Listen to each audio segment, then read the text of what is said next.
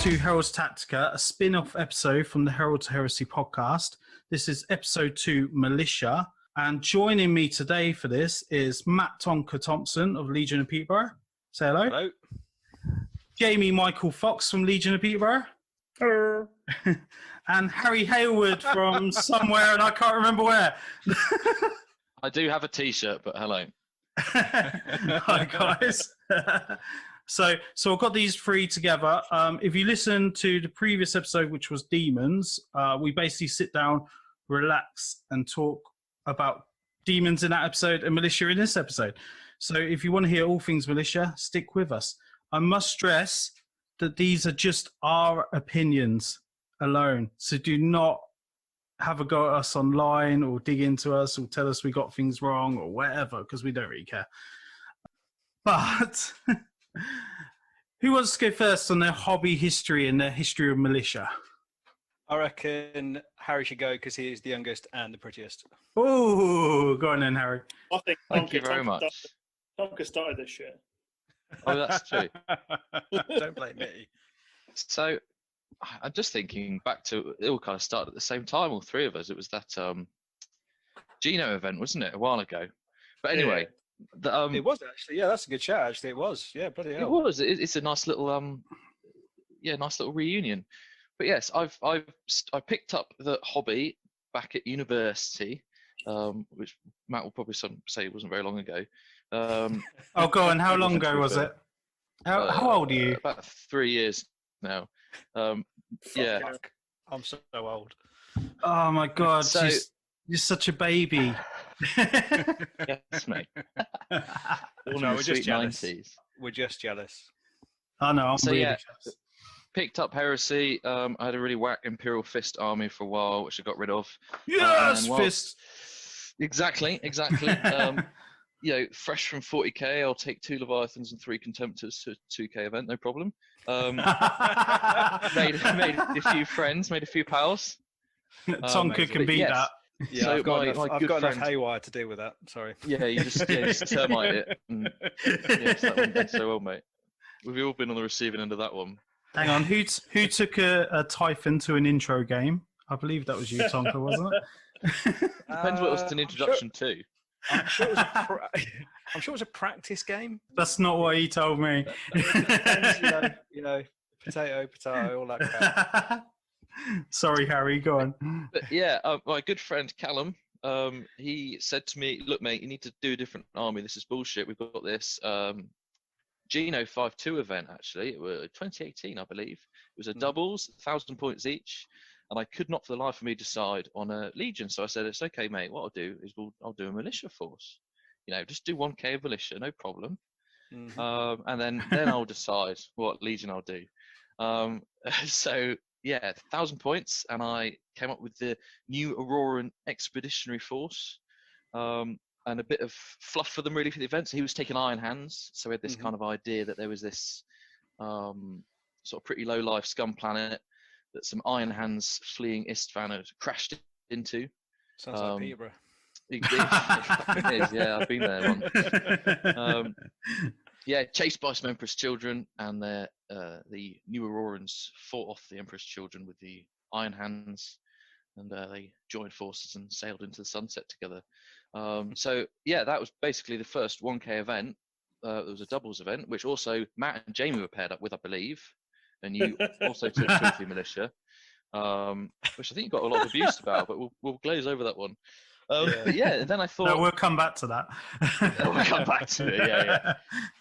And I thought, I another still can't episode. decide a Legion, so I thought, you know what, I'll just bring this to the next event, which is a 1,500 point.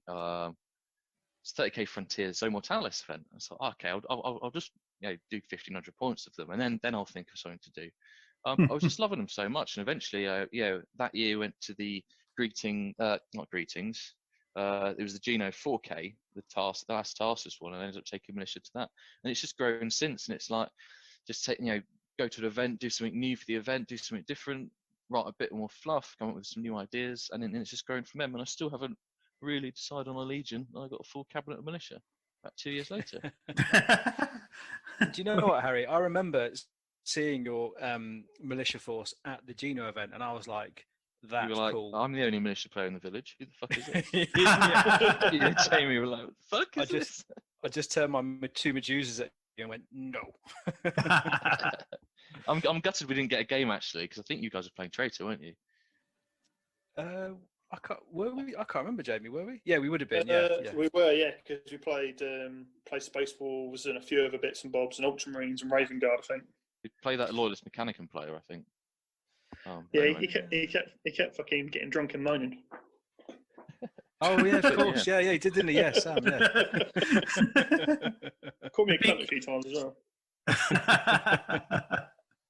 I guess that's about it, really, for me. So I guess that segues into one of you two boys. Ooh, go on then, Jamie. Go on, mate. All right. I've been doing Militia for about 2 years. I've been doing the hobby for fucking donkey's years. I started off doing Heresy because all the Peterborough guys were giving me shit. So I used to play Guard, I used to have loads of Guard, I used to have Elysians, Krieg, I used to have all sorts. But the local scene was pretty much heavy on Heresy, so I picked up a Mechanicum Army. All right. Played that for a few years, and then this doubles event came up, and I thought I'm going to do something different because I was a bit bored of just running 5 or 6 Castellax at people and smashing face in. So I decided to convert about 100 infantry, all from different models, and every single model different, and then hated myself.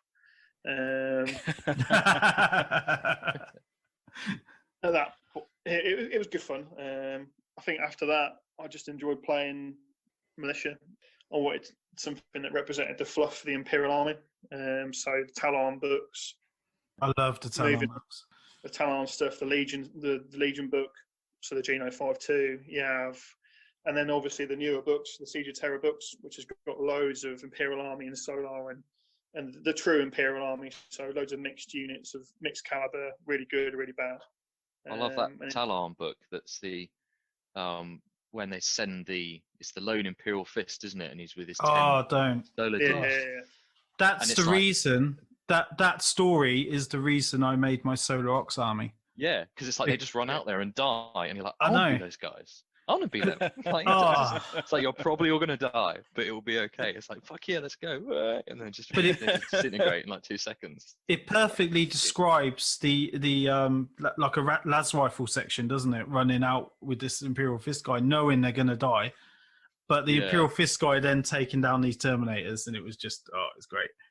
They'll just run out and like start lining up and kneeling down, and then they can't like stand up because their knees like rotted away. It's like, They just die literally as they run out of the vehicle, and it's like, why bother? But hey ho, got nothing else to do. Yeah, it moved on from there pretty much. I ended up, I think I've got about 7,000, 8,000 points now. Jesus. So I can run pretty much an entire tank list, or I can run pure infantry, about 200 infantry. But yeah, every event, the same as Harry, every event I go to, I go, what else can I do? But then there's also some of the homebrew rules that other events do. The Mournival guys, every time they do something new, or someone else does something new, I look at obviously the old Imperial Armor books. I want to do something that represents from them. Yeah. So recovery tanks, recon vehicles, stuff like that, stuff that's not in there, that gives you that fluff, that variety. Yeah. And mixing it. I think that's like something that we'll probably come on to collectively. Is like, I think that's one of the best things about Militia is that it's so flexible. You can literally do what you want. Yeah. There's so many opportunities for just coming up with really like random but equally like really cool ideas, and just going, do you know what? I fancy, like as Jamie just said, I can run an entire on foot list or an entire tank list. But the like subtle nuances because of the provenances that you can take, that could be almost a completely different army for you or your opponent, like literally every game or every event. It's so flexible, and I think that's the thing that, like, I think that what you can shoehorn anything into it. Yeah, no, that's how many times do you watch a film and think that could be a Militia army? I do it all the time. I'm watching all the time. That'd be amazing. That'd be amazing Militia. I even watched blooming what was it, King Kong with Jack Black in it. And you look at the tribesmen and the dinosaurs, and you're like, that'd be a really cool Militia army. Like, just anything.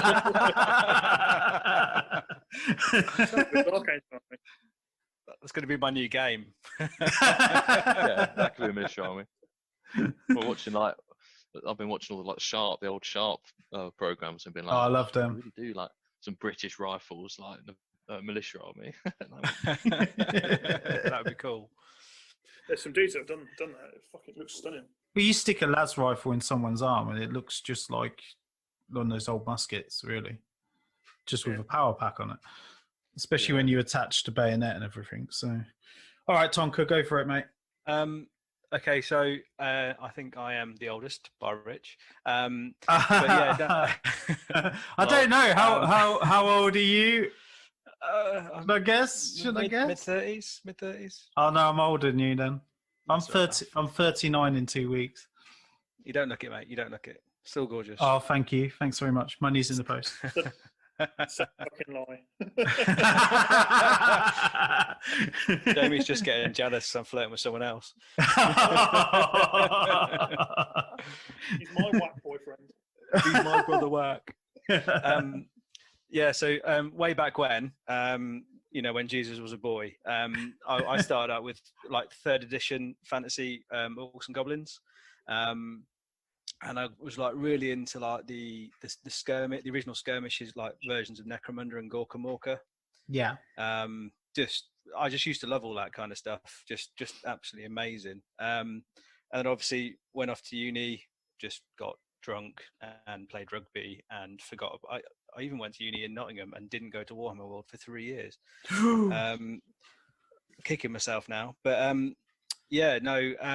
about 5 years ago, I actually met Uplander Pete through work, and randomly 40k came up in conversation, and he's like, "Oh, I've got an army," and I said, "Oh, I found like all my old models. I fancy, I've got an opportunity to, a bit more time on my hands, sort of thing." So I said, "Oh, we'll have some games," and then things kind of progressed, and obviously all the Peterborough boys, he knew some of the Peterborough boys, and he said, "Oh yeah, why don't you switch from 40k to Heresy?" So I was playing Demonkin at the time because whack, they were pretty tasty way back when. Called Demonkin, yeah. It's like when your Warlord died, you got a free Bloodthirster. Okay. Oh, nice. I'll take that. I can't remember what it was. It was some blade or something. But yeah, if your Warlord died, you got a free Bloodthirster. But yeah, so it was kind of like we'll take word bearers, 30k word bearers, and then obviously you can take the demons as well. So I was like, okay, that's quite a cool way in.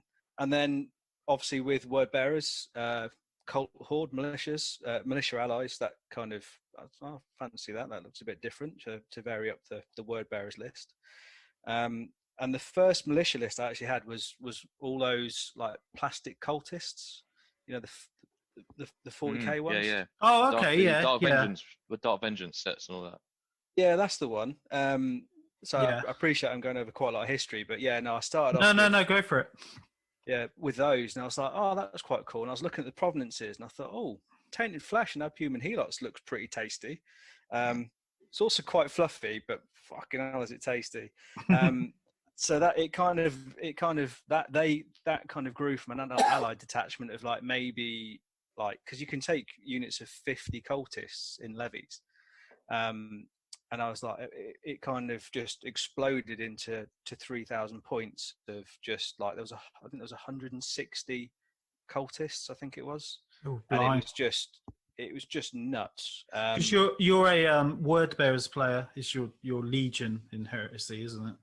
It is, mate. Yeah, no, it is. Yeah. So to have these, have the cultists with them is just super fluffy. Thank you very much. Thank you. I'll take that. Yes, I agree. The king of fluff, mate.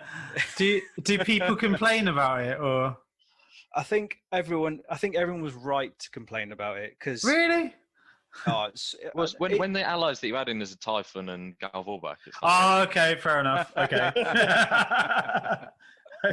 Did I do it that way? I think I probably did do it that way around. I probably we did had a very good game at Warhammer World where it was, I think, similar to that. Yeah, there's some Galvorback, lots of 25mm bases.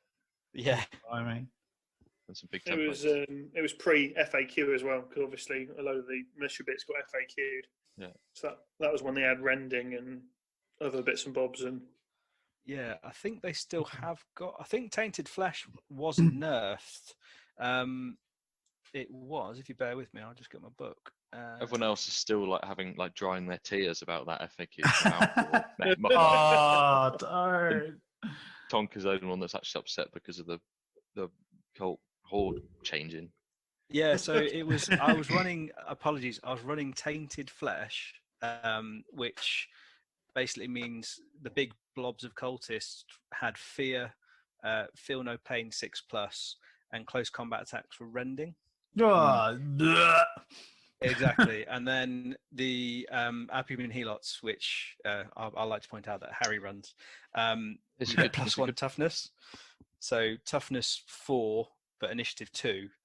Cultists with just. And then, that didn't change in FAQ, did it? No. It was Cult Horde that changed. It used to be Zealot. It used to have 50 fearless rending cultists. Yeah. Oh, that's crazy. It's just changed to stubborn now, I think. I think Yeah, you're it's right. stubborn. Yeah. Yeah. But yeah, so that wasn't a very. To be honest, I didn't enjoy playing it because it was like 160, 200 models at an event. It would kill you. Yeah. Just moving. It just So many games. Me back. Me back. Yeah. No, it's fine. I just play Solar Ox and I put everyone behind an Aegis defense line. I don't have to move them the whole game. It's great. Yeah. I could deal with that. But yeah, because it basically, I was like, it got to I was thinking, right, I want to do something different. I was thinking about doing another Legion. I wanted to do Salamanders as like a loyalist alternative. Yeah. And then all of a sudden, I had 2 painted squads of Renegade Militia in that urban camo kind of scheme, and a HQ, and I was like, oh, I really like this. And then that's just never seen them, mate. So yeah, I think I've got about 2,600 points of like that urban camo militia, but I'm really enjoying them. It's a really good, nice. Like, yeah, balance, it does look great. That makes sense. Yeah. Thank you. So that's my hobby history. Yeah, sorry. Okay, well, I think things like that, talking about that, leads us into the next part, which is how do you build a theme around your army, and so if you're starting out, like you said, you had the theme that initially wanted to link your militia or your cultists to your word bearers, and then build an army and expand from that. But then your latest stuff that you're doing with the camo, how did you come up with the ideas for that, and from a model point of view as well? So looked at a bush for a long time and thought, that's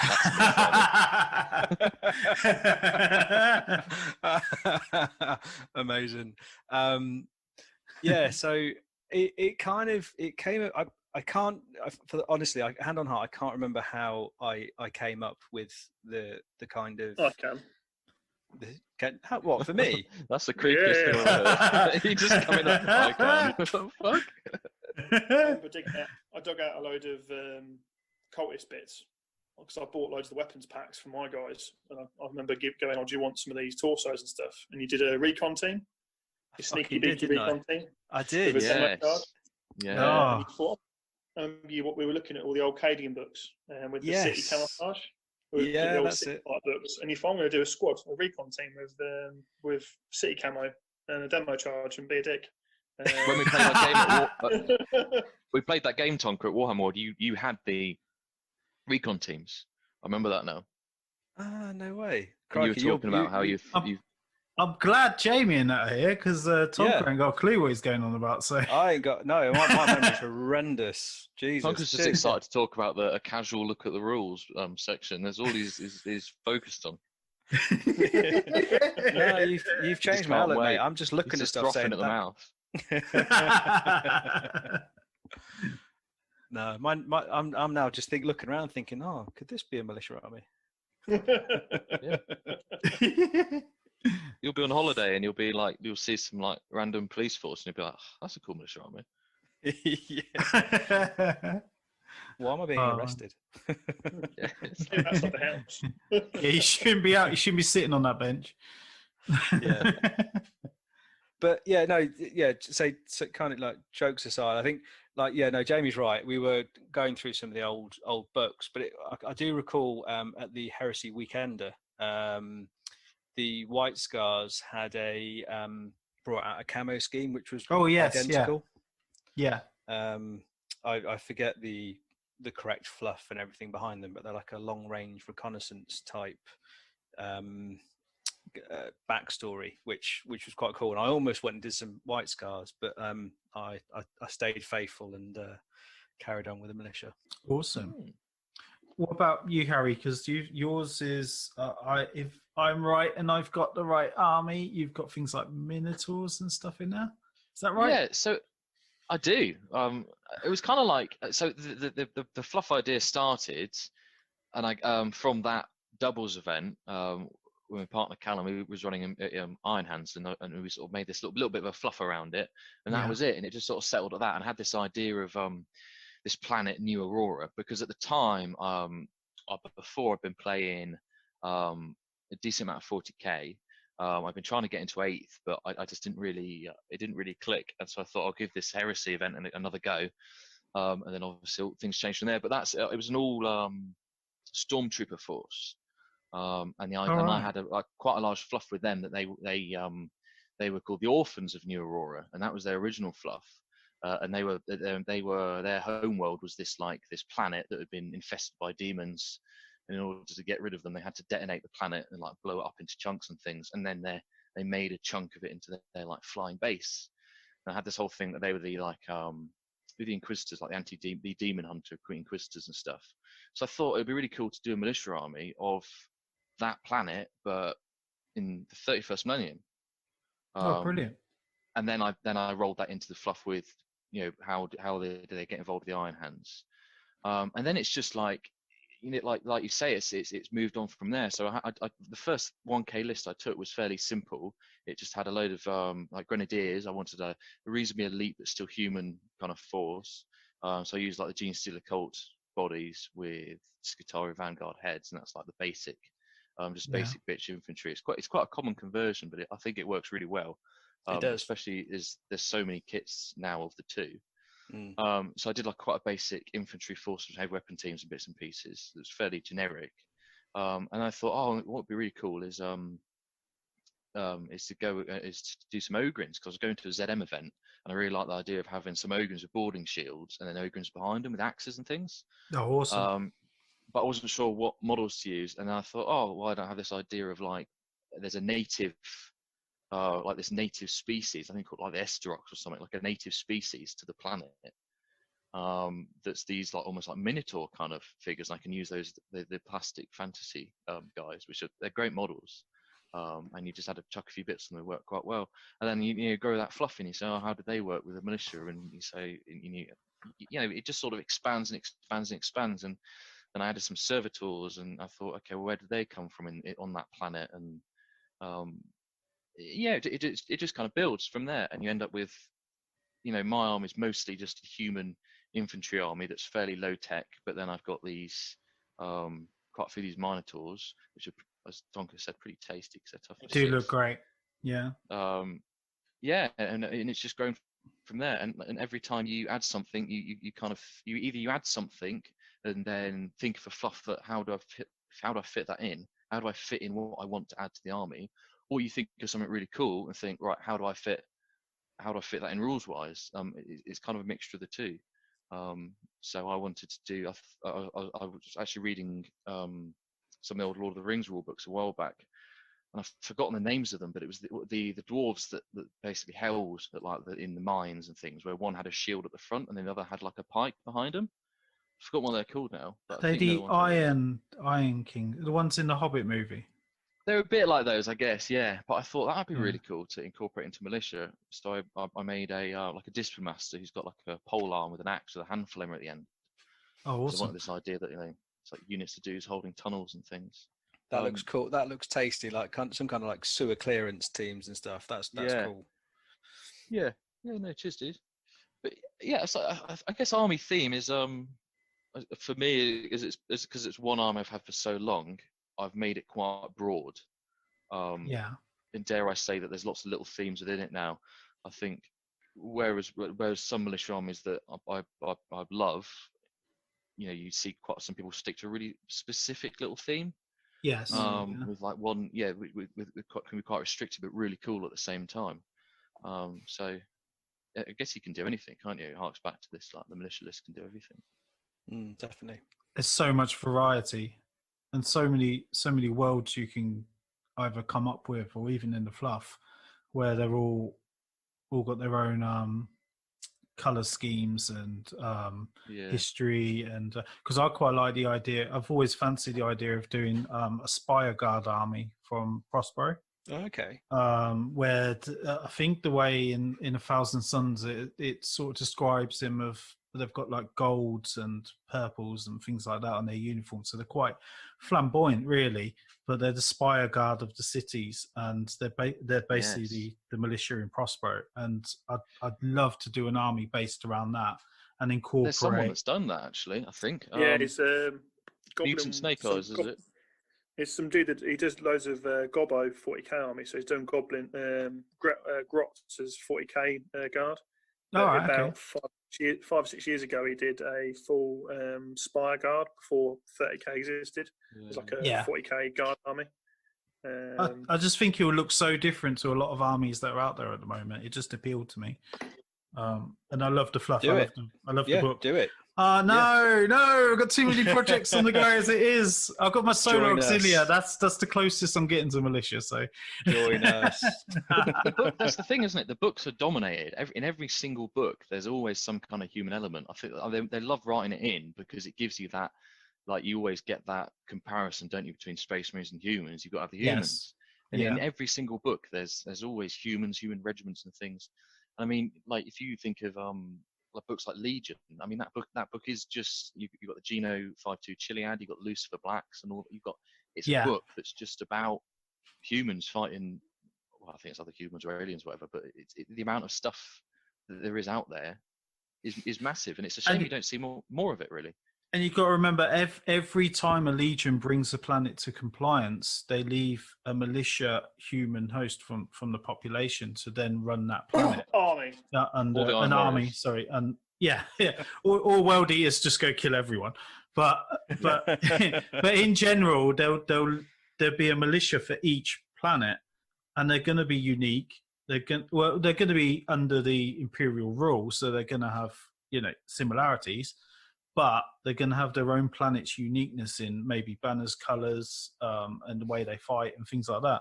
And that gives you that variety. And I think the rules reflect that quite nicely with the provinces and everything else. Well, it talks about in the book, doesn't it? And there's some other literature out there about it, how one thing that they have to have is that they have to be armed with weapons that from a moderate range, one shot to an unarmed chest of another person kills them. And it talks about how, I mean, that can be a crossbow, that can be a las gun, that can be a javelin, it can be anything. And I love that they sort of, that you've got this idea of, and I think it even talks in the books about, in the army list, about how it's not uncommon to see like some tribe leader out the copula of a Baneblade, because they're just like, right, yeah, you guys can form, here's some Baneblades, here's some tanks, here's some las rifles, off you go. Yeah. Yeah, awesome. That's awesome. I'm just thinking about that, and I'm just thinking, that'd make a nice army. That'd make He's making notes. It's all around you, isn't it? You looked at that White Scars thing, and I nearly said it, and you thought, that's a good militia army. Yeah. I don't know. Every time. Fair, go on. Sorry, Rich. Go on, Rich. No, every time you get like a new model for the 40k stuff, I always think, oh. Can I convert that? Can I pinch bits from that? Can I do? You know what I mean? And then you forget the rich history of guard models and stuff like that from Forge World, and going back through them, and Death Corps of Krieg and all the others. There's just such a variety in there where you can customize everything to however you want them to look, and that's just through Games Workshop. But there's third party as well. So see, that's the thing, isn't it? This is the thing. Like, I really wanted to do a Beastman like list, like even just an allied detachment, and then run Abhuman Helots for +1 toughness and Feral Warriors for +1 weapon skill. Have you been reading the new books, the Siege of Terror books? No, I don't want to give any spoilers away, but Beastman. Anyway, go on. Anybody who knows me knows I'm the I'm not going to world's do a slowest spoiler. reader. I'm not going to do a spoiler, but I'm just going to say Beastman. Okay. But in terms of going back to the models, it was like, well, I looked at the Warhammer Fantasy set of 10, and it's because they've been modelled for rank and file. They were so difficult to convert. It's a crying shame. Yeah. But I think Victoria Miniatures do a range. Yeah. But it's like, if you're going to do it, you want about 200, and it's thinking cost versus reward, and do I really want to paint that many models? But I think one day I'd love to do it. It'd just be cool. It was quite nice. Sorry, go on. You can even grab things like historical models is a fantastic way to get these things. When you take, for example, like Victrix or Perry Miniatures, you can grab like boxes of 40 odd, even 50 sometimes you get in a box of just like Napoleonic infantry, and it's only like 20 odd quid. And there's a guy in Derby actually that has a militia army of that. You just stuck them onto a 5mm bases, done them in a colour scheme that you look at and go, that looks funny, that's not historic. And then you put a Lehman Russ next to them and you go, it's a militia army. Like, it's fantastic. Yeah. It works. A friend of mine, Gareth Thomas Lord, he does that. He uses I'm pretty sure they're Napoleonic. And he's got guys with feathers coming out of their hats and everything, and it works. When you balance it all in, you have the rank and files, and you've got like blobs of 20 to 50 guys. It makes sense. He mainly uses it in 40k, but he has used it in 30k. I'm sure there's probably people listening, like their ears are melting, thinking, "What do you mean you're not using GW or Forge World Miniatures?" Rah. But Anvil Industries for me, for a lot of my stuff, is creme de la creme. Amazing. I think it might have been you, Harry, that I was copying. I was like, I fancy some of those. Well, I did them for that event, didn't I? Those the little boys that you painted at lunchtime, and I got some Anvil Industries militia chaps. And everyone was coming up like, these models are amazing. Where are they from? I'm like, not Games Workshop. I'm like, yes, there's other stuff out there, and it's amazing. They are incredible models, and the range and diversity you can get in it is So seeing, I've got loads of stuff in my army. So like they sell like conversion bits, like you just stick a little like robotic backpack thing on a Skitarii dude, and bam, you got an engine seater and stuff like that. It's just There's so much scope. The bits the bits are amazing, and it's not how do you say it's not expensive. It's not inexpensive, but it's not expensive. No, not when you compare it to what we're used to paying here. Yeah, exactly. It can get a bit crazy though, money wise. This is why we're not talking about Solar Auxilia, because nearly bankrupt me, that army. But well, it's all the same, isn't it? When you look at, okay, I want to build X amount of times 100 infantry, and I want them to be good. Use all these Anvil Industries bits and pieces, and then I'm going to use Forge World, Mars pattern tanks and Gorgons and McLaren's. Yeah, it gets really expensive. Really expensive. Yeah, no, nightmare. But then if you're playing Heresy, by now that it can add up. There are ways of doing it cheaper, don't get me wrong. And there's always people selling stuff. But it is an expensive hobby. I worked out how much I spent on my World Eaters army last year, and nearly had a heart attack and ended up in hospital. So, but they do look nice over time. It's that's the thing. Someone said to me once, like, "How you got 9 Sentinels?" I was like, "Yeah." They're like, "That's really cool. I'd love to be able to afford 9 Sentinels." I was like, "What do you mean afford 9 Sentinels?" I looked at the price and I was like, "Oh shit! Like Sentinels are quite expensive." But like, it's because I bought 3 once, and then I bought another one, and then you buy 2, and then you buy 3 more. And that's it, isn't it? So I think if you look at it and think, right, I'm going to go and build 3,000 points of this, it's like, and that's 1,500 quid. But I think we're all guilty of this on all of our armies, militia or legions. It's a case of you start off small and you just gradually build bits. Yeah, exactly. Yeah. Or you could go buy loads of stuff that's not made anymore from eBay and cry. Especially, oh no, go on, get it out of the way. Go on. I'm all right. So you can't, right? Should we tell this story quickly because it's going to come up? Full disclosure. I think I'm in the dark. Go for it. Okay, Full well disclosure. So me and the other Heralds went to Warhammer World and we played against Jamie, Pete, Collister, and Riddick. Is that right? Yep. Yeah. And we had just this massive game on. I can't remember what's that table called, Jamie? The big one with the bridge. Bridge. I don't fucking know. It's a bridge. Jumangan Bridge. Yeah, the Jumanji Bridge. Yeah. Jumanji Bridge. So, and I think it was 4,000 points per player. So what did you bring along? You brought a storm sword, didn't you, or something like that? Had a sword and popped a knight each turn. Amazing. It was crazy. Anyway, you've got these models that you can't buy anymore, and you had them on the edge of the table. And I was walking around. I had my shirt undone. I had a top on underneath. Don't worry, ladies. Yeah, I was going to say that makes a fucking picture.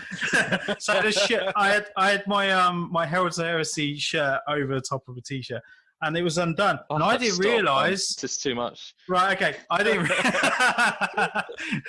Just switch the video on. Best was every single bloke heard the crunch and the entire room went quiet. So I knocked off this guy and I trod on it, and you just stop. And you're like, fuck.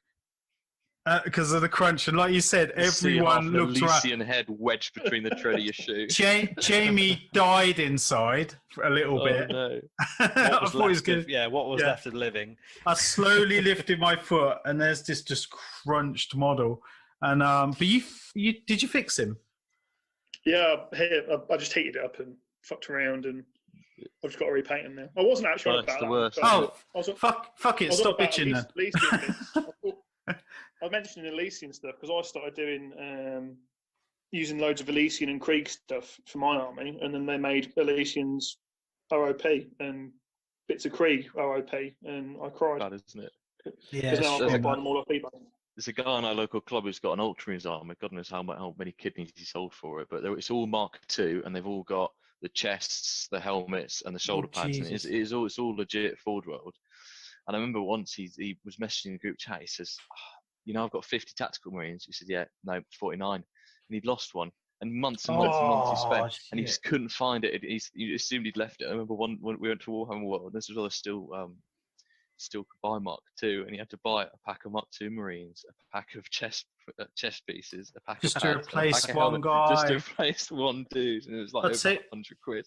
I'll tell you my biggest fear. My biggest fear is losing one of my lads rifle sections for my Solar Ox. Yeah, it's like they got by 20 more, mate. Yeah, for 75 quid.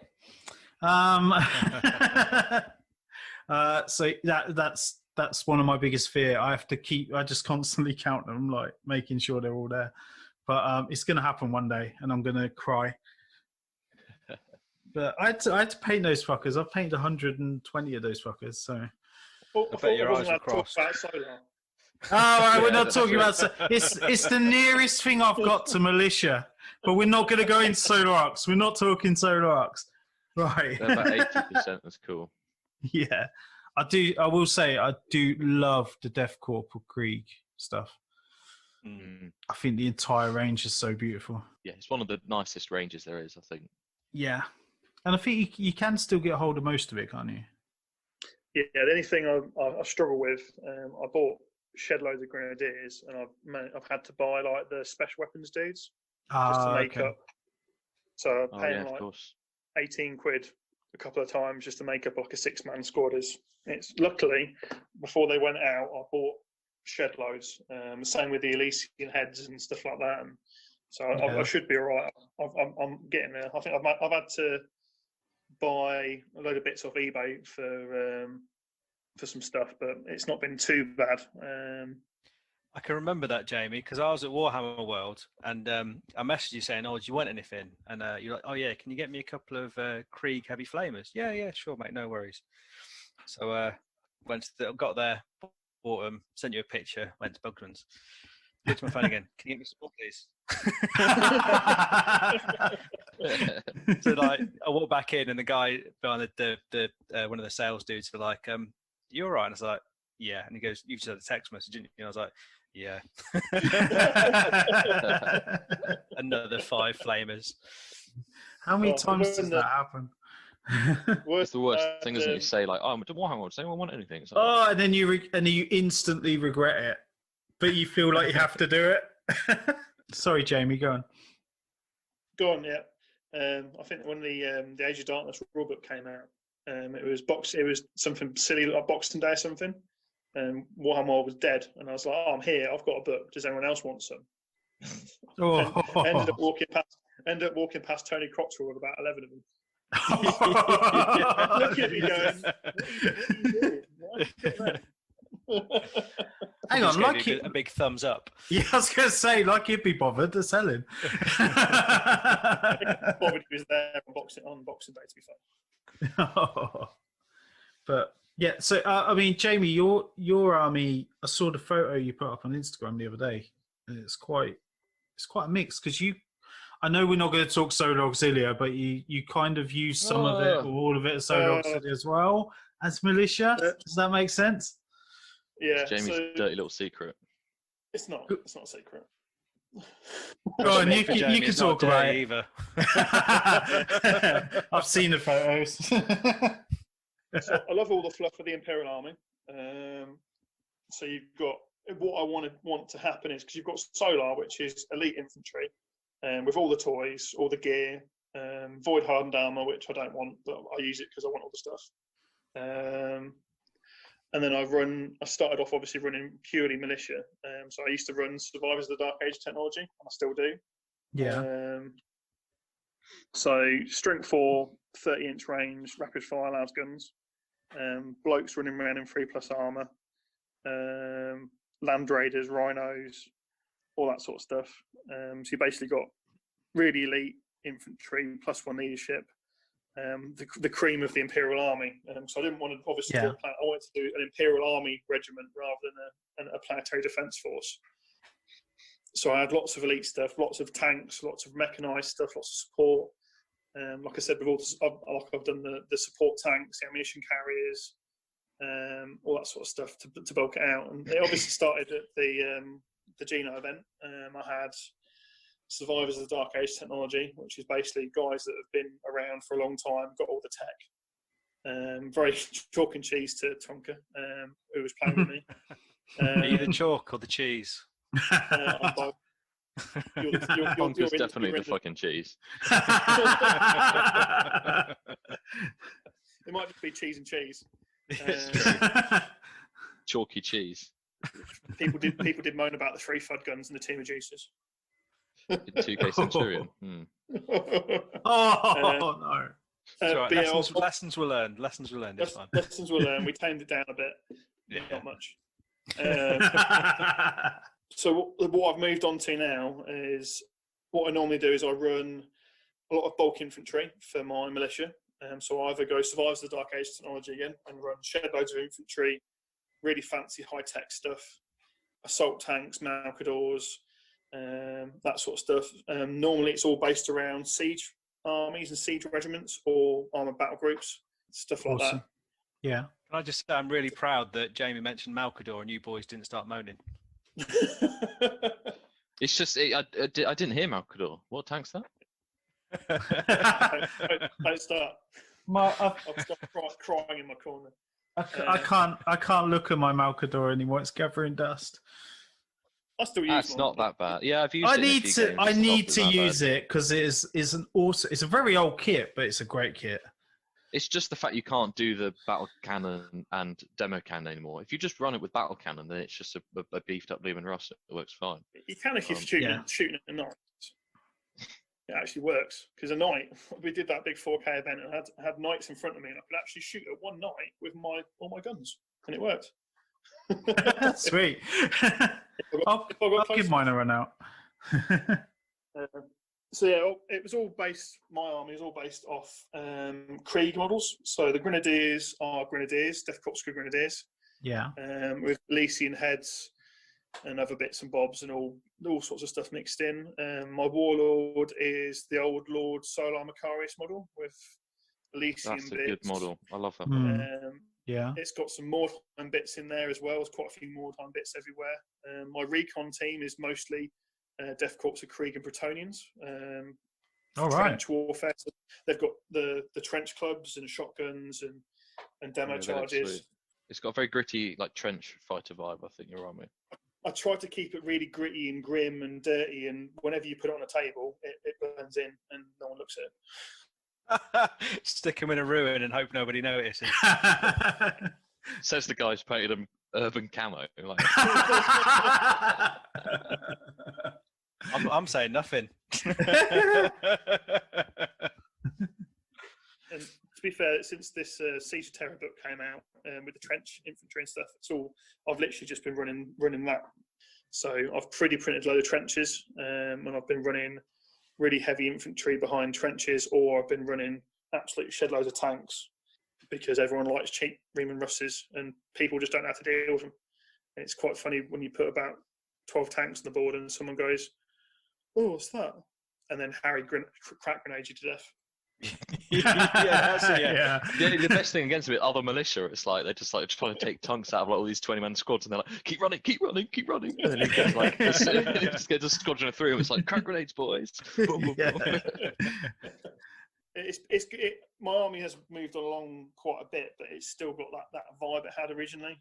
But what I really want is an Imperial Army, either book, so it ties together loads of stuff that's in the fluff, like plasma tanks being the mainstay of the Imperial Army battle tanks, but only so I can have them. It's the weird thing, isn't it? In the literature and stuff, you see, like, when it's talked about in all the books and things, like I was saying, you've got dudes like Lucifer Blacks and the Geno 5-2 Chiliads. I know it talks about them in the militia book, but really, they can't be represented. I mean, Talon, for example, all they use is, like I say, the plasma tanks. But you always feel like you're shoehorning it with that list. Yeah, it feels, and it's it kind makes of like, it feel hard. like, why am I shoehorning the Imperial infantry lists to fit the fluff of all of the Games Workshop books? Like, what's that about? Yeah, it gets a bit strange. There is a lot of flexibility in it, but I think it's just the old me, because I used to obviously play a lot of old Imperial armor lists. So I'm a battle group, Elysian drop troops, and stuff like that. So at heart, I think that's still where I am. And I love the so the 6th edition Guard Codex, where you had like the platoon systems and the you like selected the regiment that you're like, oh, these are Savlar Chem dogs and they got these abilities, and the Iron Guard, if they were all in base-to-base contact, they could reroll hit and things, and it, real thematic stuff like that you looked at them on the table and it was right, that is how this plays. And you could go and do your own, like you could do stealth regiments and all sorts of flexible stuff, and everything had like a zero, so it was like a tree. So if you went and did one thing, it unlocked a load of selections below it. So if you did one thing like the Sevlar Chem Dogs, it unlocked. Yes. You could take more conscripts. You could do the gear. You could have more commissars. Rather than having the standard limitations, it was like a really nice sandbox. But at the same time, it stopped you from being a bit silly. You could have whole stormtrooper regiments and blah blah blah, and dudes in carapace armor and stuff like that, and it worked really well. I think a lot of the stuff we've got at the moment for the militia is from that. It's that sandbox. Here's your selections. It'd be amazing. You can move from here. You can mix and match. You can do your little pick and mix. You don't have to do everything. You can do this and that, but there's certain things you can and can't do, and it works so well. Like you say, there could just be more. Like, what was it? Was it the Hurricane Warhawks? It's just like, you give Grenadier squads like jump packs. It's like, imagine if you could give militia Grenadier squads that, but it also removed the ability for them to take vehicles, that kind of stuff. Like it'd be There's a lot of scope that I think was. I think the next step is looking at stuff like that, either from fan rules or from hopefully Games Workshop will do it. And when I was talking to one of the designers, I can't remember his name. I'm sure names. He does all the Aurochses and the Carnodons and all the Imperial armoured vehicles, and he had his sketchbook with him. And he said the idea is he's going to be doing a lot more vehicles for the Imperial Army over the next couple of years at the open days. He said, I'm going to be doing, I'll be doing this, I'll be doing that. The Aurochs and the Carnodon are the first sort of incarnations, so you're going to have have it for other purposes. So it's a great chassis, isn't it? I was going to say, the Auroch chassis is perfect to expand on. I think I really like the Aurochs, and I love the Carnodons as well. I keep meaning to get some. Yeah, I think it's the price that's putting me off at the minute, but at some point I will invest. 25 points for 25 points for a 60 quid model. Yeah. In all fairness, it's as bad as it sounds. That's why I'm in the process of kit bashing some chimeras to run as Aurochs. You know, I don't know if you've seen them, but you've got the chimera chassis, but the turret is set back a bit further into the main body. Yeah, I saw what you were doing. Yeah, it looks really good.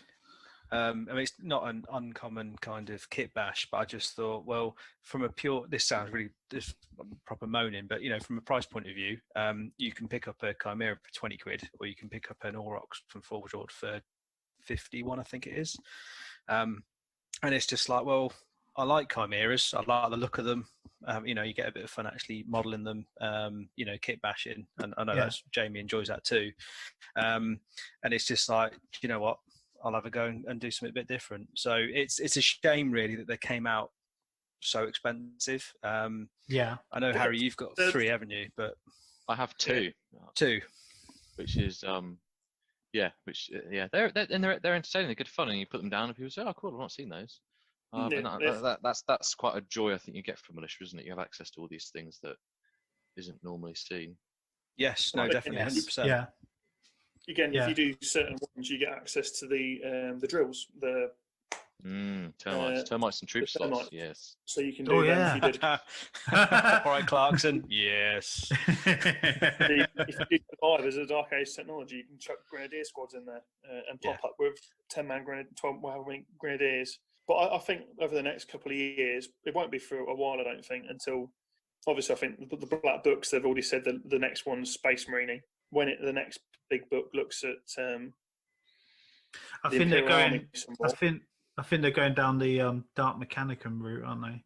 Yeah, I've heard rumours that it's Dark Mech of Space Marines, and then Dark Mech, and then maybe some Guard stuff. They need some love. They do. Talking to the designers, I said about some of the things. He said, "Well, we're definitely going to look at more vehicles," because he said that's what I've been told to do. He was talking generally about the idea, because obviously you used to have the old Imperial Guard land speeders and jet and all that sort of stuff, jet bikes and things like that. I said, and he said, there's no reason that you won't see them in the next couple of years, which is basically them saying, I can't say something, but I want to do it. And they'll openly show you their sketchbooks and say, oh, this is what I want to do, but this obviously you have to go through it and do, and it goes through all the picks and mix of what they can and can't do. But I think give it the next couple of years, there'll be a lot more love for it. I wouldn't be surprised, I'm hoping there's a expansion, so it's not just Militia and Solar, it's somewhere in the middle, which is what I'd like. Yeah. Imperial Army. So you've got the either the traitor Imperial Army from Calth, or the loyalist Imperial Army from the Siege Terror, or any of the regiments we've mentioned. Obviously the Fluff, the Geno 5-2, the tank regiments from Talon. When you look at anything that's describing Ultramar, you've got the Ultramar troops on Macragge, and those guys are carrying around miniature plasma guns. They've all got little miniature plasma guns rather than las rifles, because they're on Macragge and the nails. In Shattered Legion, when they have the big battle on this world that's got the knowledge of all the dead, the local troops have got refractional force fields that pops up like something out of Gundown Wing, when they've got little panels and they've got guns behind them. And so there's so much fluff, and it's such an open world. I wouldn't be surprised if you see more, or I just hope you do, that covers all these sort of things. And it seems like there is the love there to do it. And I think with all the legions out now, once you get things like Dark Mechanicum and out of the way, there's only one way to go really, which is to get these new Imperial armies done, all the militia and everything, and then look on towards closer to Siege of Terror and Demon stuff and all that. So, but we'll see where it takes us. So talking about my kind of current militia list, in terms of like the fluff, inverted commas, something my strong point and I'm really known for. I wanted to kind of follow it in a way like Jamie's kind of elite kind of. I wanted a regiment with lots of history, so I came up with the Tolson 98th. So the kind of idea behind the whole list, really, in the army, is that they were founded like pre-heresy, and they've kind of made it through all the kind of crazy engagements and all the big events that have happened, during the Horus Heresy, and like they've been like depleted to like literally nothing, and then reinforced back to full strength like so many different times. So they've, they're known for having as a regiment for having like a lot of experience, and they're adaptable, and they've fought in all these different environments. So I kind of threw in the phrase irregulars to kind of like, you might say engineers, so they're regulars. So they've got access to a whole array of equipment and weapons and vehicles, and tactics. I mean, the way that I've painted them is like the urban camo kind of paint scheme, because I thought it would look cool. I didn't think it would take me that long, and it takes ages. But it gives that complete kind of freedom to go. I fancy, you're looking through the books and thinking, oh, I quite fancy that unit, or you're looking outside and you see a tree and go, make a militia army out of that. So it gives you that kind of flexibility. So it kind of started off with just as an allied detachment to my word bearers. So literally a force commander, I think it was 1 or 2 units of grenadiers using the Renegade Militia kits from Forge World, and shamedly 2 Medusas, 2 artillery carriages. Yeah, I know, because it was cool, and then it's kind of, as the army's kind of expanded, and I've gone, I fancy running Survives the Dark Age, and that gives me the options to go down that route. And Alchem Jackers, that's quite cool, so you get better leadership benefits and boons from that. And I was thinking, so like, what is Tolson? So like the world is like, originally they're all like chem heads, so they used to like, they Like Peterborough. Yeah, basically, yeah, pretty much, mate. Yeah, you're not wrong. So they're all like into the chems and stims, and they this drug that they took, it made them quite resilient. So that's where like the Alchem Jackers come in, because it affects their kind of morale and stuff, and how they react to being fired at and whatnot. So it's quite cool that you get that little bit of flavour in there as well. Yeah. But in terms of kind of how the army's adapted, in terms of like miniatures used, it's kind of a mix with, Renegade Militia from Forge World, Gene Stealer Cult plastic kit, which is kind of like the staple, and then there's quite a lot from Anvil Industries as well, especially in the heavy weapons teams and whatnot. But the list is adapted, and I've got the idea of like an aerial kind of strike, the Luftwaffe. The Luftwaffe. That went really well last time we played, actually, mate. Yeah. It needs some fine tuning, and it would help if people don't snap shoot Arvis lighters out of the air with a snap shooting melgun. Oh, you do have my favourite plane in the Heresy, which is the Avenger. Oh, it's gorgeous. Yes. Oh, yeah. I want 3 of them big time, but yeah, don't know. Yeah, I think I wanted one for ages, and I bit the bullet, I think, at Christmas, and I was like, it's a shame. Again, we talked about this in terms of the rules are a bit out of date, in terms of you can only get it into a militia list as a suborbital strike wing. Yeah, war choice. Yeah, because it's in the mechanic list, isn't it? Which is strange because it's Imperial Navy, but I don't know. Yeah. So I mean, it would be fantastic if that was able to be like a heavy support choice or a fast attack choice, in the formal, militia rule set. But yeah, so it's kind of the current list really is will be an Avenger, an Arvis lighter, you've just painted Turp, Harry. Thunderbolts.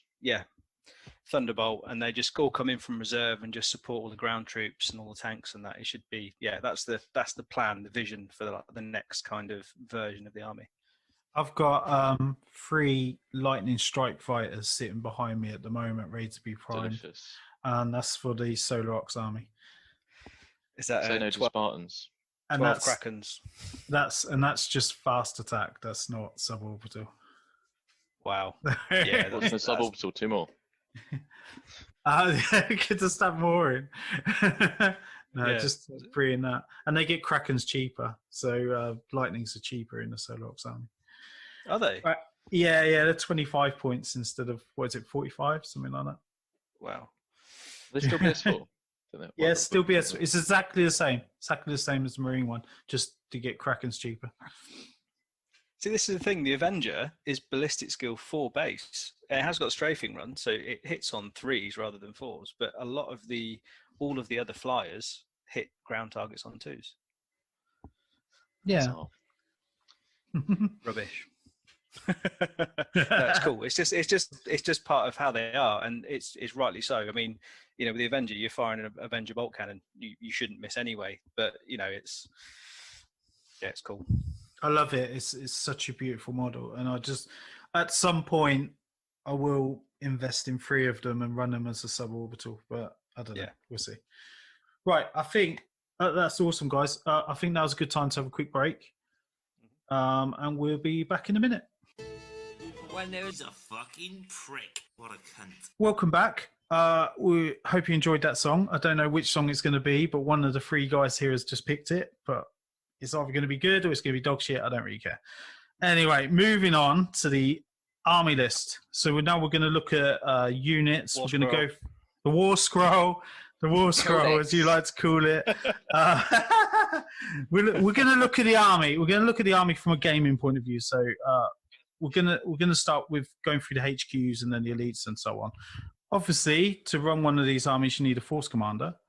So, how do you guys tend to build your force commander, and how do you like to run your force commander? Who'd like to start? Go on then, Jamie. I run my same guy the same every time because it's the way his models. It's a bit late now, so I normally run force commander that's planetary overlord. I think a lot of the guys do that as well because it's worth the points for the fluff. So you can choose your Warlord trait. There's no extra stats. There's no stat stuff. It's the fluff. Tonka, look at this guy.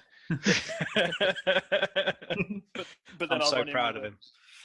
But then I end up running in with power armor, cyber familiar, an iron halo, and a power fist because everyone likes a little toughness 3 dude running around with a power fist with digital lasers, which is obviously a +1. It's 5 attacks on the charge, or 4 attacks on the charge. Catches people out, doesn't it? It does. Yeah. It's just a shame that they're terrible. The stat line for a commander really is lackluster, isn't it?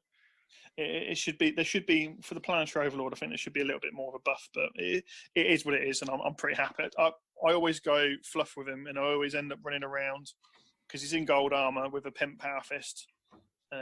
Slapping people, and I keep every time I chuck him at people and go challenge, and they go all right then, and then I power fist him in the face,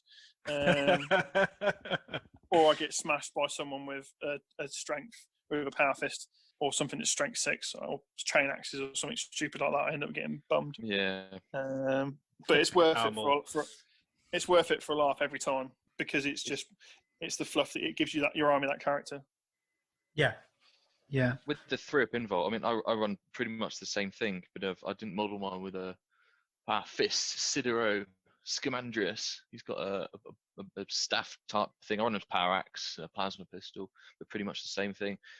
Cheeky and safe points. I didn't actually put the power armor in there. I just kind of thought, well, if he's got 3-up invol anyway, but I don't know how people feel about that. And I've always thought that's one of the biggest downfalls they've got is not being able to take Tiffy armor because they will just die to small arms and things. Power fists will bounce off that 3-up invol all day, but like you say, like a sergeant with a close combat weapon might take 2 wounds off him because it's still only a 3-up. But yeah, they're just fun to chuck into challenges, aren't they? In bits and pieces and buff leadership on a few squads. But yeah, I've never really seen personally. I've never really liked the idea of having him sat back. because he's, it's a good-ish stat line to chuck in with a combat weapon. If you want to have something set at the back, you put the platoon command squad at the back, don't you? You're almost half the time you're giving away a VP because it's either going to be funny and you're going to run around challenging people, or you're going to get punched in the face by a real combat model and cry because you've given away a VP. But it's normally a laugh anyway. Well, you can. There's that beloved of the people is an excellent warlord trait to take if you're not wanting to minus the appeal on something. That's normally the one I'll take. So that is, you chuck him in, and if he dies, all infantry get hatred. Yeah, I mean that's worth a victory point. I mean, to be honest with you, sometimes. Especially especially if you've got a force commander that you, like you just said, you're going to throw at the enemy to suddenly get hatred. And if you've got blobs of 20 guys with hatred, is quite scary. I'd love to base an army on that, do some kind of like tribal feral warrior army that the force commander has nothing, and he's on his own and he just runs at the enemy, and they all just stand there chanting, and it's only when he dies that they all just start charging forwards. Fantastic. So just quickly, out of the 6 warlord traits, what's your kind of go-to one? Well, for me, it's big silence. We all know what. Yeah, we all know the one. Merchant Princeling is one of the best, I think. I never run it. Yeah. I've not physically got the models to run it on, so I really don't want to buy more autocannons because they're about 24 quid each. So that's an infantry squad in the army counts AP of 1 better than normal. So yeah, it's just an excellent buff. Oh, so army, really. AP4 autocannons becoming AP3 and just mowing down Marines. Well, the best I've found is because it doesn't restrict provenance. So the rule is that the Legion Astartes, obviously, that is the rule that Marines have, but most militia have the provenance keyword. Provenance is the keyword, isn't it, kind of thing. Yeah.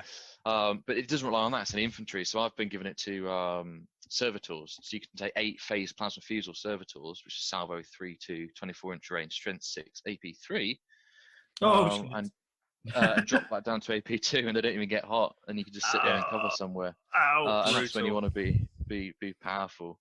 But other than that, then my next pick is Beloved of the People, just because it's so interesting to play. I mean, I always run my guy with the Ogrins because the idea is they're kind of attached. They kind of trust him, or whatever. So I like the idea that if he goes down, they're just outraged, and just get those hatred rolls. It's quite interesting because I run my force commander completely different to how you guys run it, because I hadn't even thought about the loss of the VP, funnily enough. It was more the fact that I just use him as an army buff. So I normally sit him back in the backfield, and then I normally attach him to a gun carriage, because with the Alchem Jackers, units that have to take a leadership test against shooting attacks, if they fail, they go to ground rather than run away or leave the carriage. So they go from leadership 6, leadership 8. So that's obviously a much better, if you're going to have to do a leadership check. So I tend to keep them in the backfield and just try and buff, the back lines, and then let everything else try and go up and do the work. I mean, I am guilty of the Merchant of Princeling, the AP one better than normal. It's just, AP3 autocannons are just brutal. They're just absolutely brutal. Scary. And then AP2 plasma fusels, again, on, stick them in a bunker with an ammo dump. You've just got a kill zone. It's mental, absolutely mental. Oh, don't forget. I think we've all spoken about putting them in a termite as well. Yeah, even though they're salvo 3-2, like still 2 shots apiece. Like that's fine by me. Yuck. There's definitely a lot you can do with him. And there's I like one guy I played with the wording is you can give him 2 power fists as well. give him that extra attack, which is quite exciting. And if you take, you can take the Cult Demagogue as well, which is quite exciting. So I love that. I think it's in Cult Horde. You can make him a demon, a preferred enemy loyalist, and he can take a tainted weapon. I think that's fantastic, and I've only seen that a couple of times where you got tainted the tainted weapon is fluffy. Pumped up Force Commander. It's just really really cool. What other Warlord traits? We've obviously we've spoken about Merchant Prince thing, which is popular. So Ruthless Tyrant as well. That's at the top of the chart. I quite enjoy that one. So +1 leadership. I mean, this is probably the best kind of like general buff, isn't it? +1 leadership. Yeah. So like Tonka was saying, you attach them to something and gives that leadership out. And reroll failed reserve rolls, which is really good. I normally run 3 Sentinels, and so many times I'm thinking I wish I had something to buff that. A 3-up isn't that reliable. And I think for Tonka, for yourself, I'm surprised you've not take. Well, I'm not surprised you don't not take Merchant Princeling, but anyway, for flyers and stuff, it's brilliant. I mean, there's like when you compare that to some Axis Legions have a flat reroll for failed reserves is really good. It's brilliant, yeah. And then the +1, +1 leadership is massively handy. Yeah, it maxes out at 9, but it's still good. Yeah, which ones have we missed? We've spoken about Beloved of the People, Marcher Lord. So the Warlord has implacable advance, meaning they count as a scoring unit, and has stubborn special rule. So that might be something handy to put on your battle cattle. So you put your Warlord. Possibly. I'm thinking Medusa carriages or things like that. I mean, if you've got a backfield objective and you want to be rushing your guys forwards. But yeah, it's good. I mean, Ogryns have stubborn as well, which is one of the big things that's wicked about them. But implacable advance, I think, is one of those rules that's always easily overlooked, but it's so important because it's the basis of the game, isn't it? And with militia units, so many militia units being scoring as well, they've got such a plethora of stuff. Yeah, but the fact that say something like a Legion Terminator squad is scoring and it's in the elites, the hard hitting stuff like servitors and Ogryns and artillery and things like that, they're not scoring. So you almost need to be, doubling up on objectives and things when you got stuff like that. So I find personally in games a lot of the time I struggle with scoring. I know it sounds stupid because I'm always maxing out my troop slots, but I find sometimes you have a struggle because you want to be moving infantry forwards. And so sometimes you struggle a little bit on that. Units have implacable advance. I think with when we last played it, Warhammer World, Harry, I was actually really surprised at how mobile your army was in terms of because obviously you maxed out your 6 troop choices, and 2 Grenadier units in Aurochs. Yeah, they're fantastic for it. You had brilliant board control. Like it was like wow. Like I need some of that. That's why I'm doing them now. But you just had you just whacked it all out and you loved it. But you just had 2 Grenadier squads. I think and I think that's the one thing, isn't it? At the end of the day, what matters is objectives and victory points and things. So I think these are the Warlord traits that's always easy to overlook. We like having weapons that are AP2 or whatever, but maybe it is best to have an objective secured Ogryn unit. I don't know. The next one, Connoisseur of Alien Curios. Have I got that right? So the Warlock causes fear and has the It Will Not Die special rule. It's one of the coolest. Yeah. if you had like a beastman list, that would be quite a cool Warlord trait. It'd be if you're gonna run forward, everyone forgets about fear, although fear can be really handy. It Will Not Die. Definitely. Yeah, I could see that, but then when you got a guy who's toughness 3 anyway, and it's going to get knocked around a bit. I don't know. I use it as my default one because my dude's in golden armor. He's running around, basically being all shiny and like the shining chrome. Look at me! Sorry, I had Moana in my head then. The giant crab. But he's basically running around doing that and being like the servant, the emperor's whatever. And obviously he's got all this power armor with all of its integral bits and bobs in. So fluff-wise, It Will Not Die. If he's wearing all this really cool fancy armor, like it's got life support systems in it and stuff like that, and because he's meant to be, I think I started my fluff off as him being a road trader, and he's obviously gone from there to being blah blah blah. I think it fits quite well with mine. And it's also quite funny watching big blobs of Space Marine units go fail a fear test. Yeah. Ouch. It's like, what? Often I don't, say if you don't have the unit for that Merchant Brinksling, I won't pay the 20 points and you make the roll. I remember the one time I had that Connoisseur of Alien Curios, I was playing Night Lords, and I remember that he made a 20-man Night Lords tactical squad. Fear. Terrified of him. Love it. I was like, this doesn't work. That is awesome. They're like, witness me. So, no. And then Robber Baron, everyone's favourite. I've never seen this used. No. I think it. So this is the Warlord and any infantry unit they join may opt to voluntarily fail any morale check they're called on to take, and may re-roll any run or fallback distance roll they make. I think it would be worth it if they remove the they join. So maybe for the run and fallback, but if he could make any unit voluntarily fail any morale check, because how many times have you been in a combat and you want to get swept so you can shoot them? I think that would be fantastic, but it's the fact that the Warlord has to go with the unit. It's just not worth it. Yeah, that's a good shout, actually. Yeah, that's a really good shout. I hadn't thought of it like that. If you could get to the end of a combat res and you've got 3 militia dudes left, and you just go, yeah, they're gone. Yeah, because I like that. In my mind, the idea is that he's just shooting into that, like they're dead to him, so he's just shooting into the combat. Yeah. I'd love for something like that, but it just doesn't quite tick the box, does it? Because he has to be in it, so then obviously he's gonna be running away. So it's almost like they had to have 6 Warlord traits, and they just went, "Oh shit, fuck, that'll do," and didn't really, or it's either not been written very well and we've not got it, or it was just a kind of a throwaway Warlord trait. I've always thought they're a little bit. They all kind of do similar things. I'd love to have seen some more interesting ones. Like I've loved the idea of being able to like shoot into combats if you've got levies in combat or something like that. I'd love to see. Just drop templates on your dudes. I don't care. Yeah, exactly. You can. Yeah, tie the enemy up, bunch them into you, and then drop a template on them. That'd be maybe awesome. not actually. That's pretty wacky. Yeah, you just consolidate towards me. Yeah. Sir. Nice one, thank you.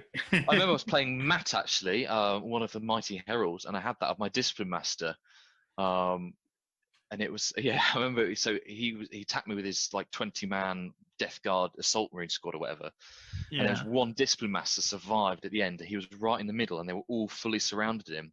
And I went to fire at his contempt or something that was next to it, and it scattered directly onto the discipline master's head. Awesome. So it just detonated him, and like 80% this. And I had this image of him just stood there, like in like I don't know, just typical film moment, just like calling in like the last strike. Yeah. And I'd love to be able to do that. Do it, or we all die. Yeah. Or he just pulls the what is it? All the pins off a grenade harness. Yes. Like in Starship Troopers. See you in hell. Right, I think it's a good time to go into the provenances, because this can add like really different flavors to your army. So you have to take a force commander to unlock this. Is that right? Correct. Yeah. Okay. You don't have to take a force commander on the list, which is one thing I think people. Oh, okay. So force commanders are 0 to 1, but you have to have them to unlock provenances of war.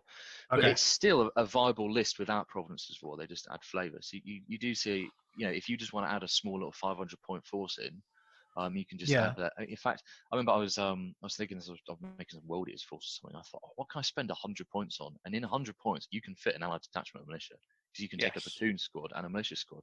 But it's where the juice is, isn't it? Is the provenances of war. Yeah. Okay. So I think it's worth going through these. So the first one, Warrior Elite, it's plus 50 points. All eligible units and models receive +1 to their leadership value to a maximum of 9. Militia levy squads in an army with this provenance gain the support squad special rule. So what do we think of that one? I use this all the time. I run it. Yeah. I think it's fantastic. Fluff-wise, it makes you look like you're the Imperial. It basically makes you a bit more. You're not just some elite blokes on a planet. You're proper trained troops and stuff like that, and it makes you a bit more lasting. So the levies, are they? They're not a troop. They're a troop choice, aren't they? Yeah. So, you've got... yeah, go on. Go on, Harry. Oh no, you've got grenadiers, you've got militia, and you've got levy, and it's kind of like levies are the like subpar, and grenadiers are the above par, and your militia squad is just your average guardsman. Average guardsman, yeah. So average stat line. And that's it really. That's your main 3 troop kind of ideals, and they're all they can all be used if you compulsory slots.